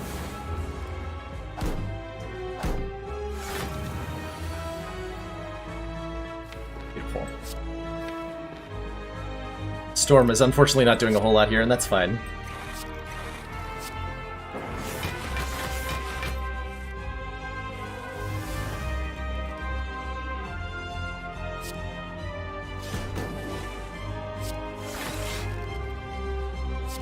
Get this out of the deck.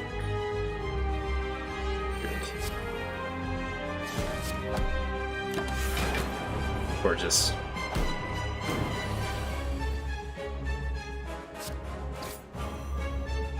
So we really want to be stacking up our Thunderstrike now, as best we can.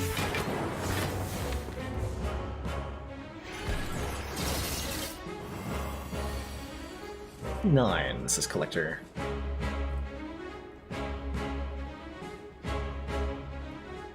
I can't full block this. No, that's not true. I can. Go Bullseye. Ball Lightning, dual cast. Wait, that doesn't full block. What did I think that full blocked for? Well, damn it. But that full blocked. I've been lied to. I was told. Let me see your manager, Mr. Collector. There's Turbo. Okay, that's full block. Get him. Also, I seem to have killed the boss. I was trying to block, but the boss is dying. Whoops.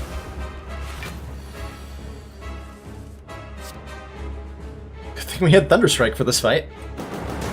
Boop.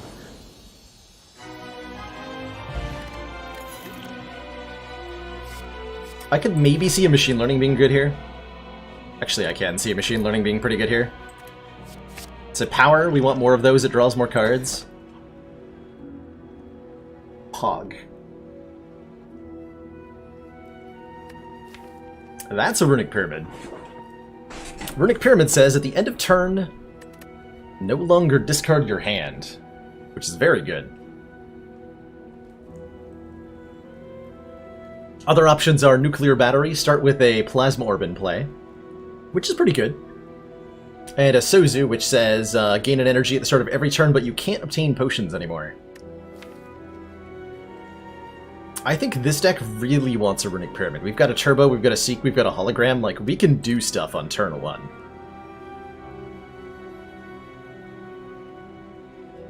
And this will make us safe as all hell.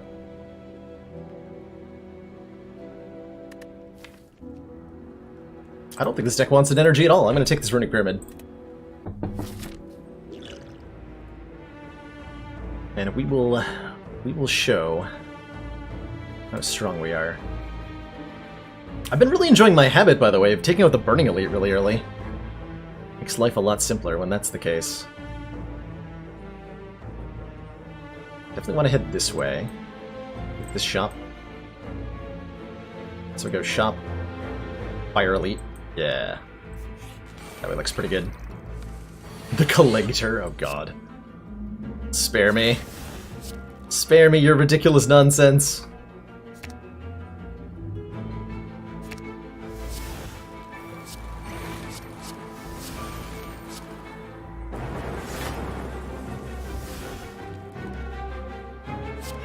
Bzz.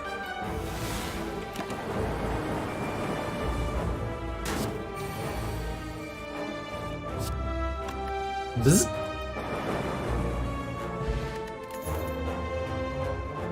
I think we're doing lightning things, not dark things. How do I feel about a stack plus? I'll think about it.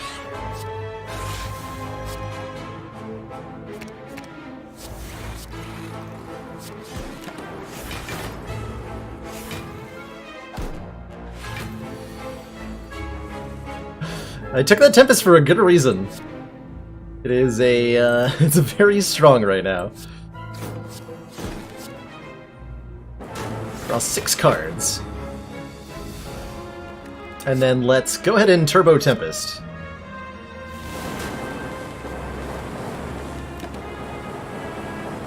Got him! Alright, do I actually want a stack plus? No, actually I don't, because not that many cards go to our discard pile, right? Like Defragment, Defragment, Storm, White Noise, Seek. None of these cards, when we play them, actually go to the discard pile, so our discard pile doesn't accumulate very many cards. This card does not block very well. I would like a Leap Plus or a Charge Battery Plus, but not a Stack Plus. Oh, this chill, though. Fog.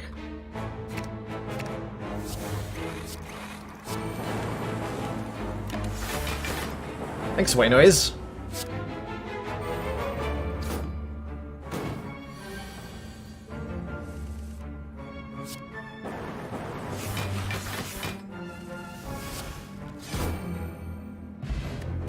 Ooh, a Trumpet Brew. And a Reinforced Body. That's a good block card when you have Runic Pyramid. Another one. There's also a Leap. Don't have a Bias Cog, so we don't really want a Core Surge, but we do want to remove cards? Wait. The hell would I remove from this deck? There's nothing I want to remove from this deck. I literally want every card that's in this deck. I'm pretty sure. Other than maybe Equilibrium. Now that we have a Runic Pyramid. Oh, Art of War, though. Oh, yeah, that's a big deal, right? If we don't play any attacks, gain energy the next turn, that is huge. That is huge. Yeah, give me that. Good call, guys. Very well pointed out. Going this way. 51 gold for a relic? Sure. I value that less than my Entropic Brew or my Fission. Blood Vial? Can I have my money back? Actually? I'm just gonna recall. There's nothing I want. I don't even care to upgrade anything. What's the point? What is even the point?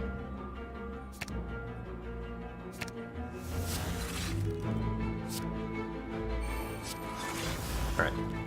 Kind of a mediocre turn 1 there. But we're set up for a really good turn 2. Ooh, Bias Cog. Hello. Fancy meeting you here. Incredibly good power.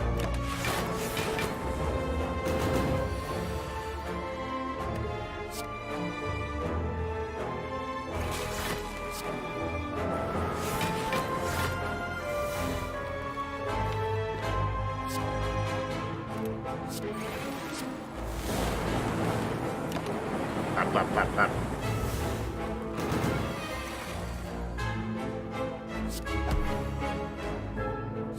Bop.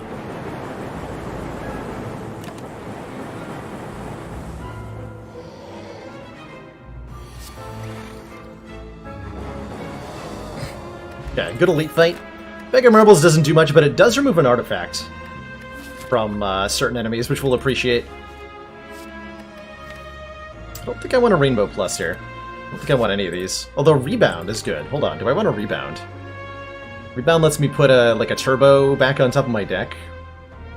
Or Go for the Eyes back on top of my deck at key moments.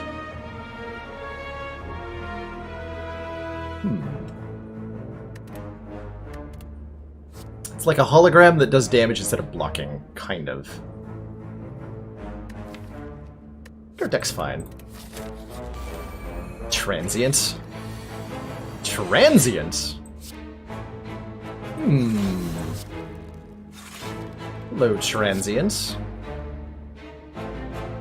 Fancy meeting you here.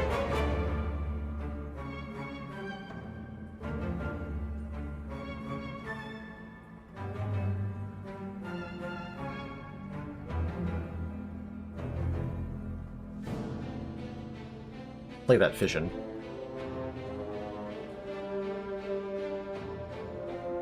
Just debating how I do it.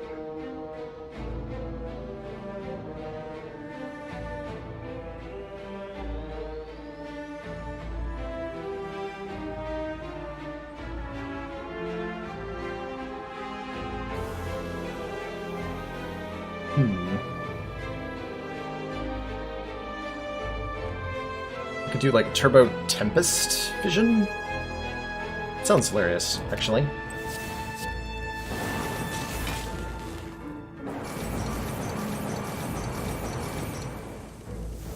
There we go.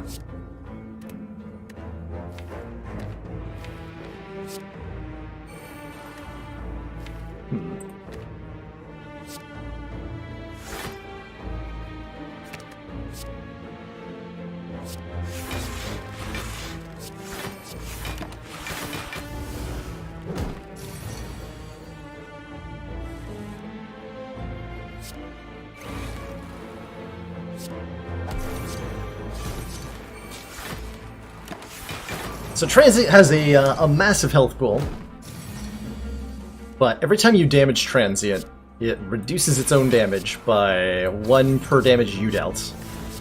So our goal here is to do as much damage to Transient as we can on every given turn. Which I'm sure we'll manage to make happen. two voids. Whoops. My bad.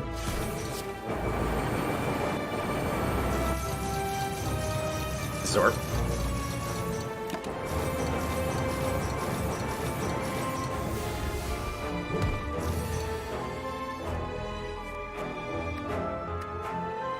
So 2 turns remaining. We're not going to be able to kill him, huh?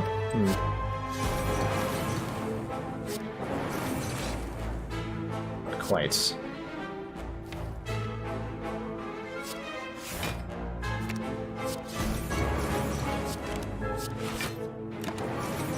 Do a lot of damage, though. Damn. Would have had to get an Echo form off of, something to get a kill here. I'll take it, though. Hey, Crash St. Panda! Yeah, this build has been completely stacked right from the start. We started out by transforming 2 cards and getting some pretty good cards in return. And then a whole series of removals has caused me to, of my starting deck, have only Defend and Dual Cast remaining. 1 Defend, 1 Dual Cast, and then everything else is just like the best cards in the game, basically. All upgraded, of course. Grab that Sapphire Key. Do we have enough money? Well, we're going for this Elite, so yeah. Oh man, the things at this store I wish I could do. Recycle? Recycle, you say? Hell yeah, I'll take a recycle. Exhaust a card, gain energy equal to its cost. Yes. Absolutely, this deck wants a recycle. And the boot! The boot! Now we're really in there. We got ourselves a boot.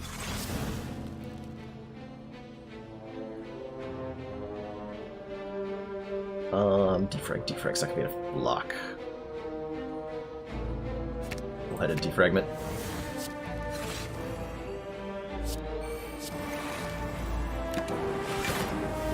Poor Giant Head has no idea what's coming to him.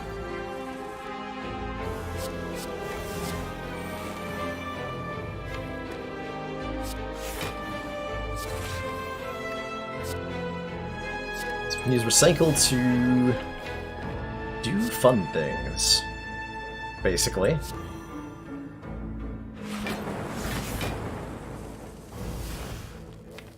Draw the Tempest? Are you kidding me? Damn it. I was really hoping I would draw the Tempest that turn. Alright, fair enough. I'm not really planning my plays for the slow thing here. At all, by the way. 21 times 7, good lord. Wow. Wow. Wow. Wow.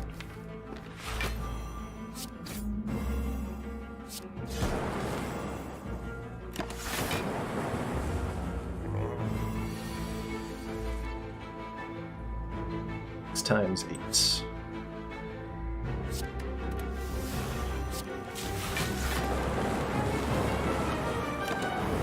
Zap, zoop, zap. Got him. Egg! Egg! Egg number 6. 6 Easter eggs found in baskets today. Oh boy, oh boy. How many more eggs are await in our future? Oh man, I'm taking another hologram. You kidding me?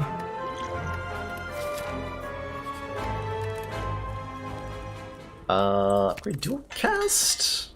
Question mark? Take an event. We have Omumori. It's another store. With another defrag! Get in the deck, defrag. Welcome. Welcome to your new life. Why not upgrade the Storm? I don't always want the Storm in my opening hand. Only like most of the time. It seems. And I can always seek for it if I do want it. Is my current logic here.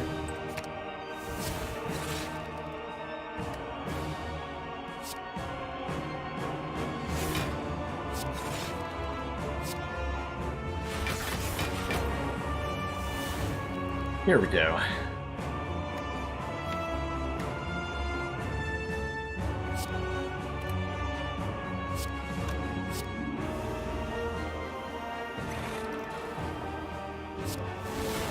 Let's fill up those orb slots.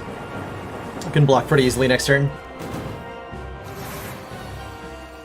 So we have 4 energy now. It's very exciting.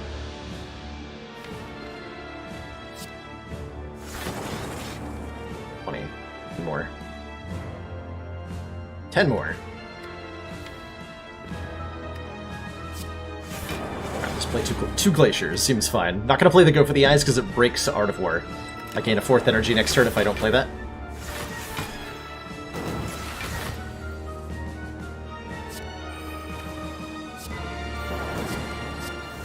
Electro in this fight? White noise, you shouldn't have. Possibly literally should not have.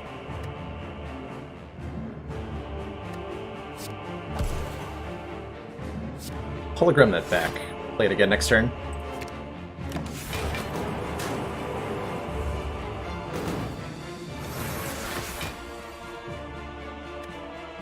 Turbo. Alright.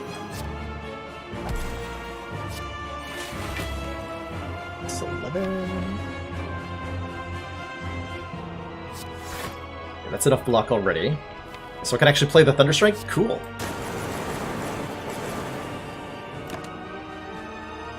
Wait, I'm taking 1. No! A damage! Within acceptable parameters, thanks to Blood Vial.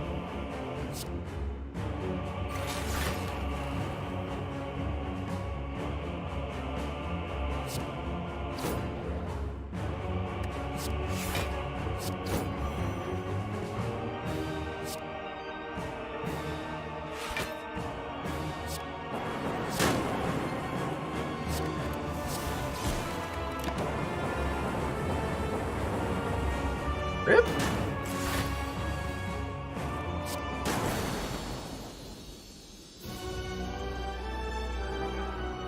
I wasted my money on it. That's well pointed out, Pyro.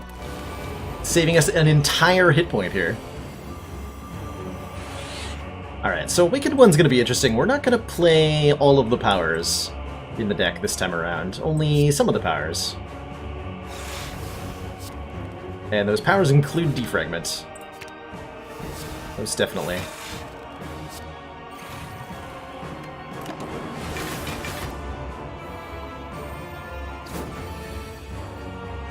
How do I kill birds? Guess I have to do actual damage. We can use Recycle to get rid of stuff like Storm that we don't want, which is very nice. Wrong order, by the way.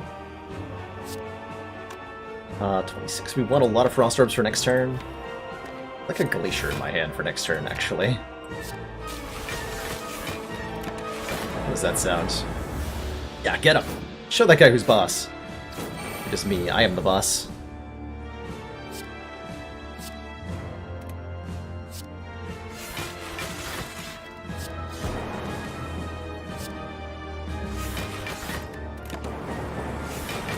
Damn it! We had full block anyway, cool. It's all okay. Powers this. Storm? I'm not playing you. Get out of here, Storm. No one invited you.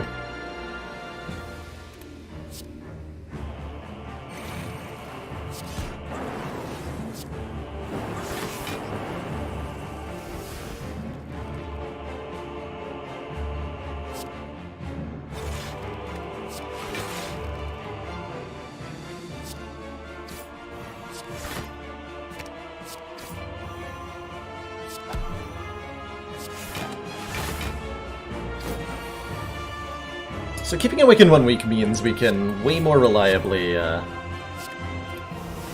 destroy it pretty effectively.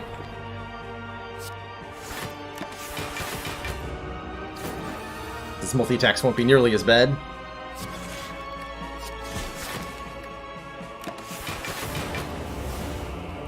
And now it's a game of just charging up our Thunderstrike.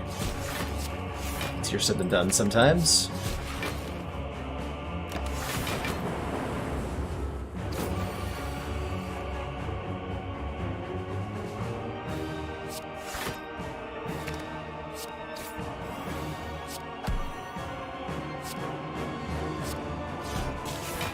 Stuff out of the hand.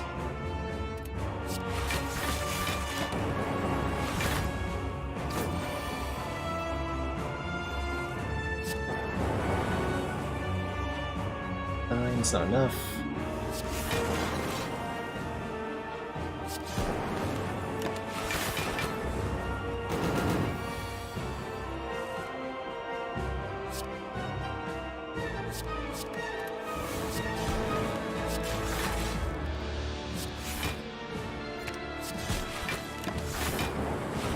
Alright, so Awaken 1 dies, enters the second phase of the fight, where it no longer gains strength for powers played, but instead is just rude. And we annihilate it. Blah, blah, blah, blah.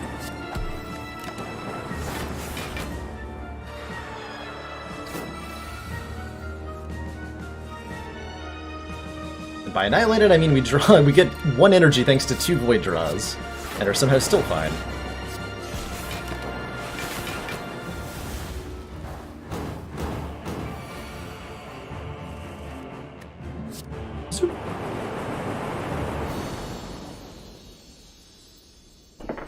Yeah, lock-on, Thunderstrike itself does not benefit from lock-on, because Thunderstrike is an attack, and not an orb. So there's no interaction there, even though it seems like it should be, right? It feels like lock-on should affect Thunderstrike, but it doesn't. Who knows why? I don't know. 2133. A good year. Alright, taking our redonkulously upgraded 3 energy Runic Pyramid Defect deck into the final act. These are our only upgrade options. I guess I will upgrade Storm. I'll upgrade Storm.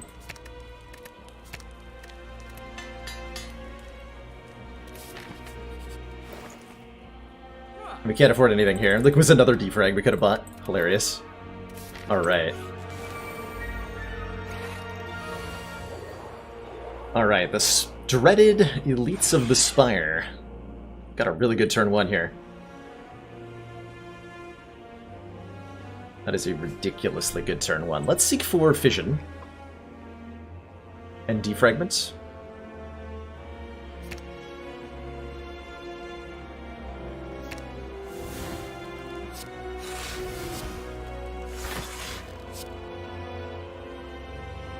I have to do this before Storm, because then I can't play the Fission. Or I can do Storm Fission, but then I'm not blocking for enough? Yeah. Wait, that's... We're... Blocking for enough anyway? Okay, we'll Storm first then. Feels like a waste. Get all the powers in play. Turbo Tempest. Might as well, right? Not quite the turn what I had in mind, but damn if it isn't good.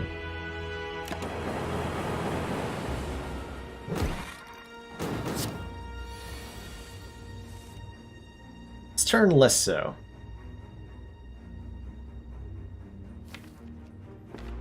A natural consequence of getting rid of all of our Frost Orbs. Kind of expected something like that. That's okay.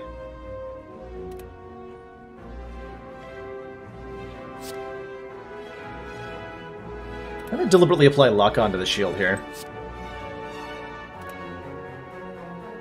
I want to defend bullying, so I need to remove Doom and Gloom.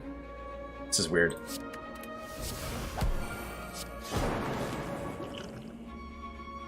And I gotta turn around again. I didn't factor it in properly. But I want this thing to die next turn. If at all possible. Which it looks like it is possible. Hologram Commander, stuff. we've just received the support of another council Xeon! member. Thank you so much for that Twitch Prime sub. Welcome to the ranks of the council. Enjoy your emotes, the community, and your smug sense of superiority. Glad you're enjoying the content today.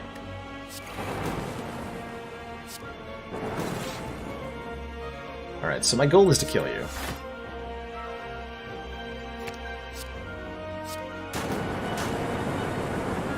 I seem to have accomplished that.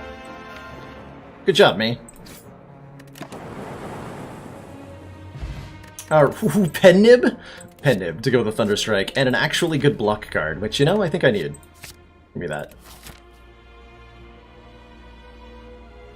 Okay, we lost some health there in the Elite fight, maybe more than we needed to. But we have really good health going into... Well, we have a reasonably good health going into the Heart. We have an amazing deck, and we've got an Entropic Brew, so we have 2 potions. Let's do it up.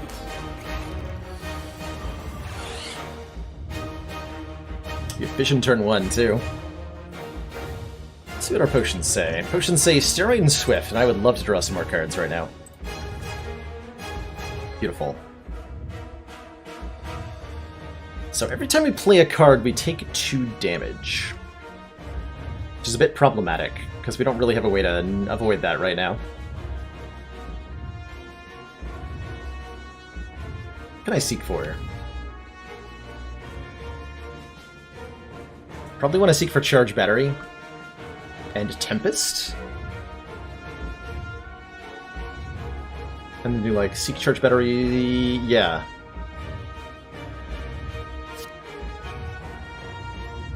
That's the route I want to take here.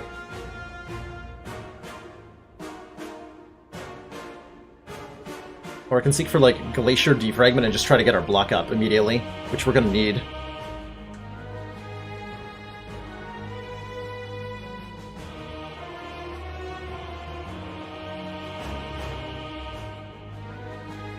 I'm gonna draw a bunch of cards with Vision. It's all gonna be okay. I hope so, anyway. Anything I wanted?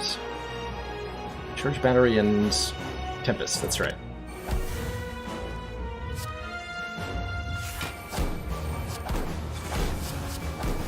Another storm, okay, 2 storms. That I dig. I'll play this for 2? I am, alright. Draw 5 more cards. Here's all the block.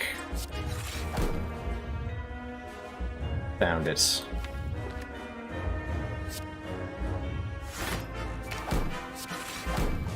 Beautiful. Okay, now we're set up to block the first couple turns.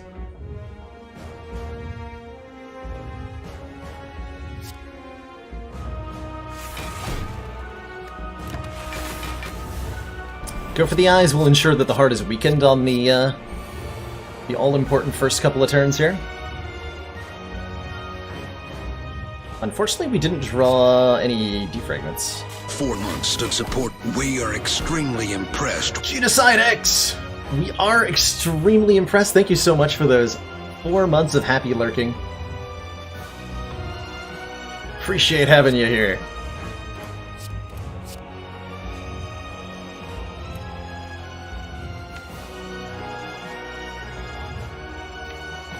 Hologram, all sorts of important things.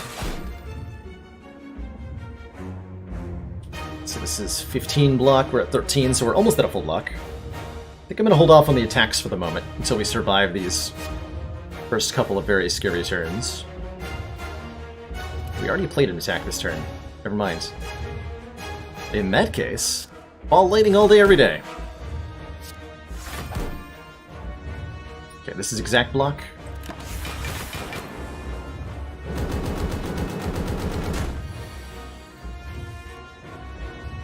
Good.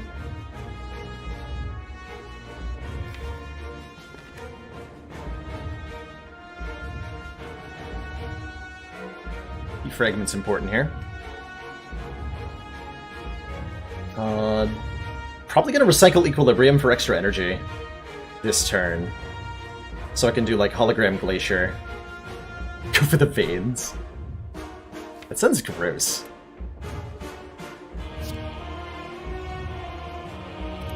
So we hologram first to avoid the beat of death.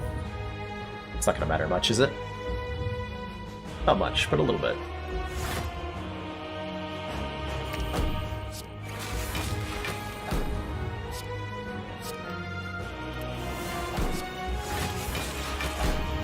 Okay, we could have had more block, that's for sure. It's actually almost a full block. Is a full block if I play Reinforce, but I'm not going to play Reinforce. I am going to get this slimed out of my hand, I think. Take a little bit of damage here. Not too bad.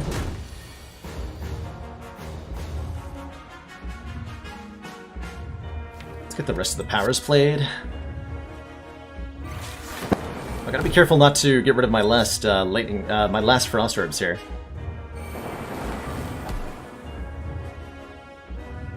Or we're gonna be in trouble.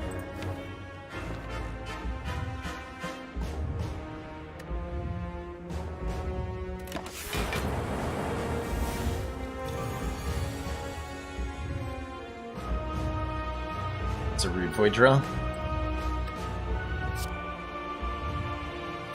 The time is 15, huh?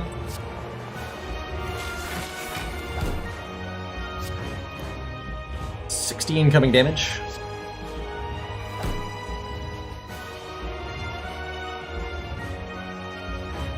So 9 times 5 is 45.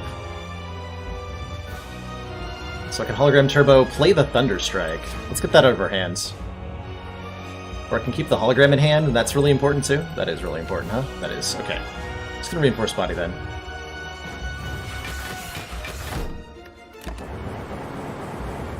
We need to get our Frost Orbs back immediately. Like, yesterday. Where the heck are they? Uh-oh. That's not good.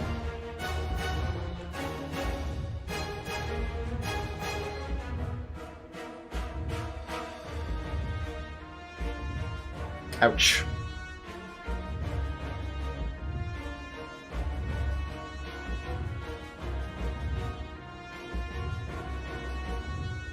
Ouch.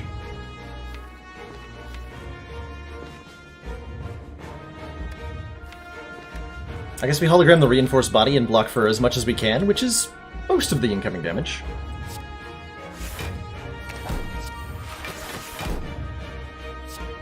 Let's get out of my hand right now. most? Half?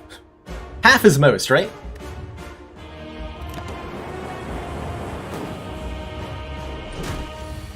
Okay, now we're in better shape. Actually get to the draw cards. Good. Let's get rid of this Doom and Gloom. And this artifact. I want to have go for the eyes in hand next turn. It's going to block for a lot.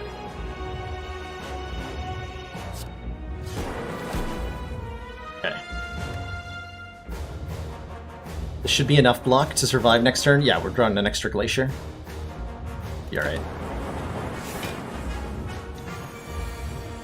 So the next big attack that's coming is going to hit for 1,000,000 times 1,000,000.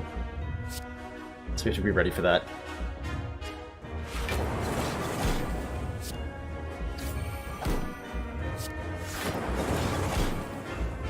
It's not times 5. That's a full block. Good.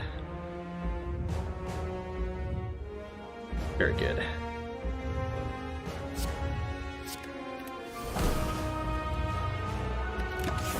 Okay.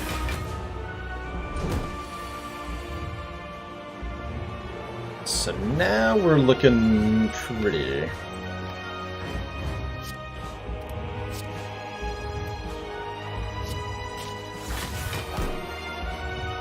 It's 36 plus 21. It's not quite enough. We need more block. Turbo, hologram of Glacier. Hologram the Turbo. Play the Turbo, play the Steroid Potion. Play a Ball Lightning. Play this Thunderstrike for 14 times 15. Zoop!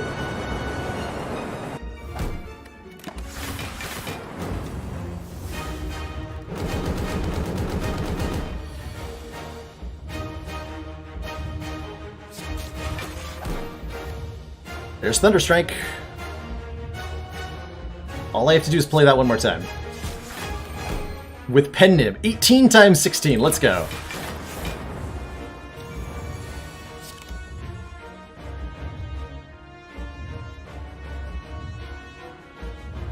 Void!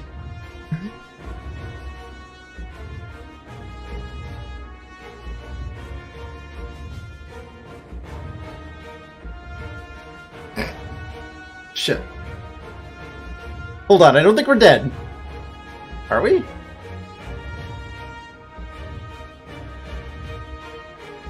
That I could have avoided. That I could have absolutely avoided. I didn't have to play that Ball Lightning. I didn't even think about Void. And I had a charge battery too? Shit. Wait, am I actually dead? Uh-oh.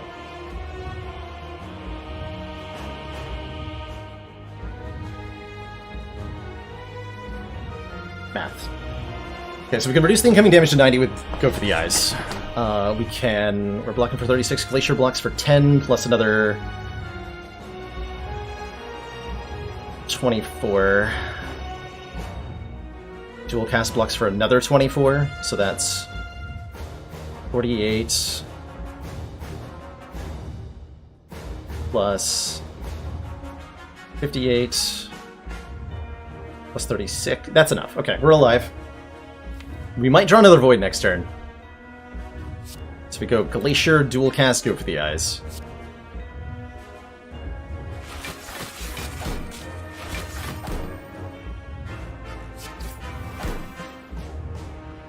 Wait, is that enough? 90? I can't math, I'm just gonna intern. Yeah, that's enough. Almost died. Didn't draw the burn.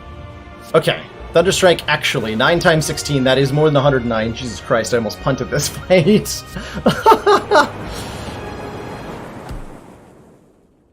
Whew. 2 in a row. GG. G frickin' G.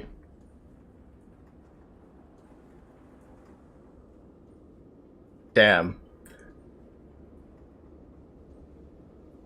Yeah, the slap at the end. Oh man, what a run. Holy moly.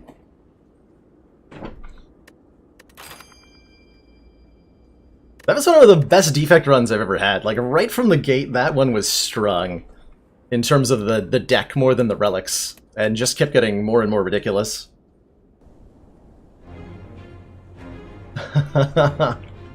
Is this my first defect run? I don't think anyone has ever won his defect, Dimodius. I've never done it, personally. And I refuse to believe anyone who claims that they have.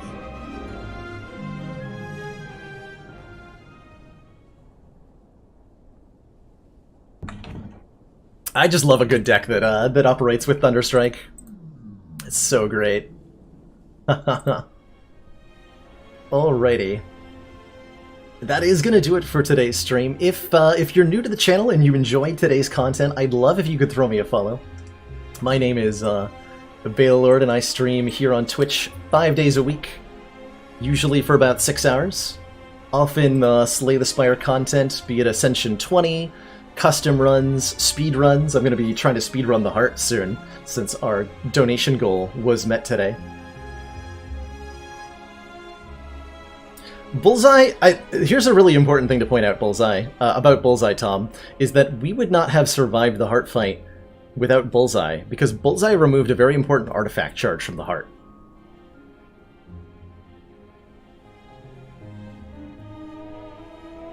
So I have to give Bullseye credit for doing that, if nothing else. And that was important. I don't know that we would have lived without it. So the Bullseye was good. The Bullseye was really good. Speaking of follows and all that, best way to be notified when the stream is live is either to join our Discord, linked up there in chat, or to follow the stream and turn on the notifications thingamajig. I will be back Tuesday, doing who knows what, but probably like routing heart speedruns for this game, which I'm really looking forward to doing. That's gonna be fun. I'm gonna do some research over the weekend, see if I can't dig up some of the other heart speedruns that I've heard about from today's stream.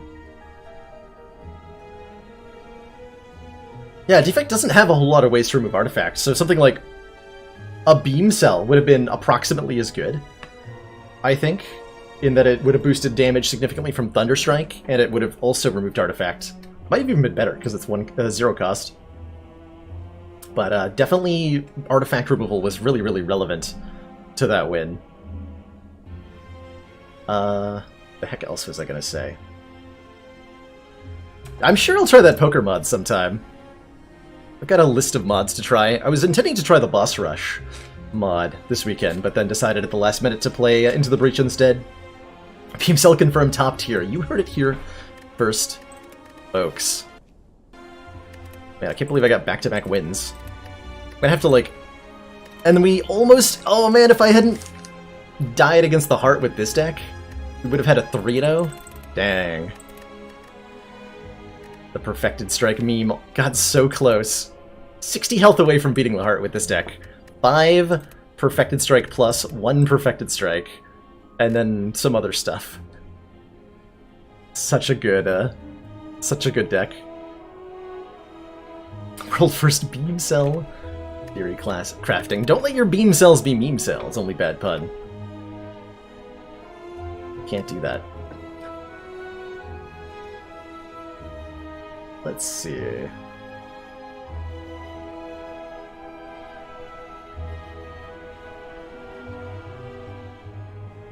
I'm gonna throw a host on over to Lethal Frag, who's playing some Slay the Spire right now.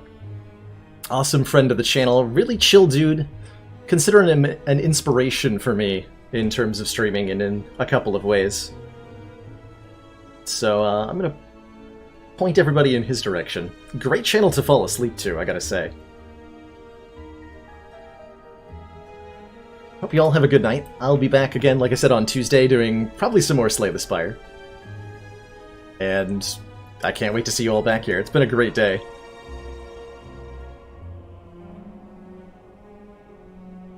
Good night, Mr. Pyro the Narwhal. Only bad puns. Olith. Authorius.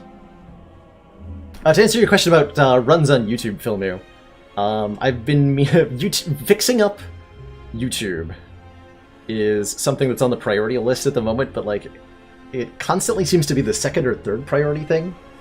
My hope was to do that soon, but I can't give a more accurate date than soon, unfortunately, with regards to the YouTube stuff. But I do want to, I should be uploading some highlight videos to YouTube soon. The archiving of all the past broadcasts has had some hang-ups, so I'm still trying to get that sorted out. But hopefully YouTube stuff soon. Either way, thank you so much, everybody, for joining me this week. I've had some really great moments in Slay the Spire, from our 2 back-to-back A20 kills that we had just now, to earlier in the week we did some great fast runs. We had some really wacky Ascension 15 runs that I'm struggling to remember. It's been a great week. And I can't wait to do a better week next time. Have a great night, everybody.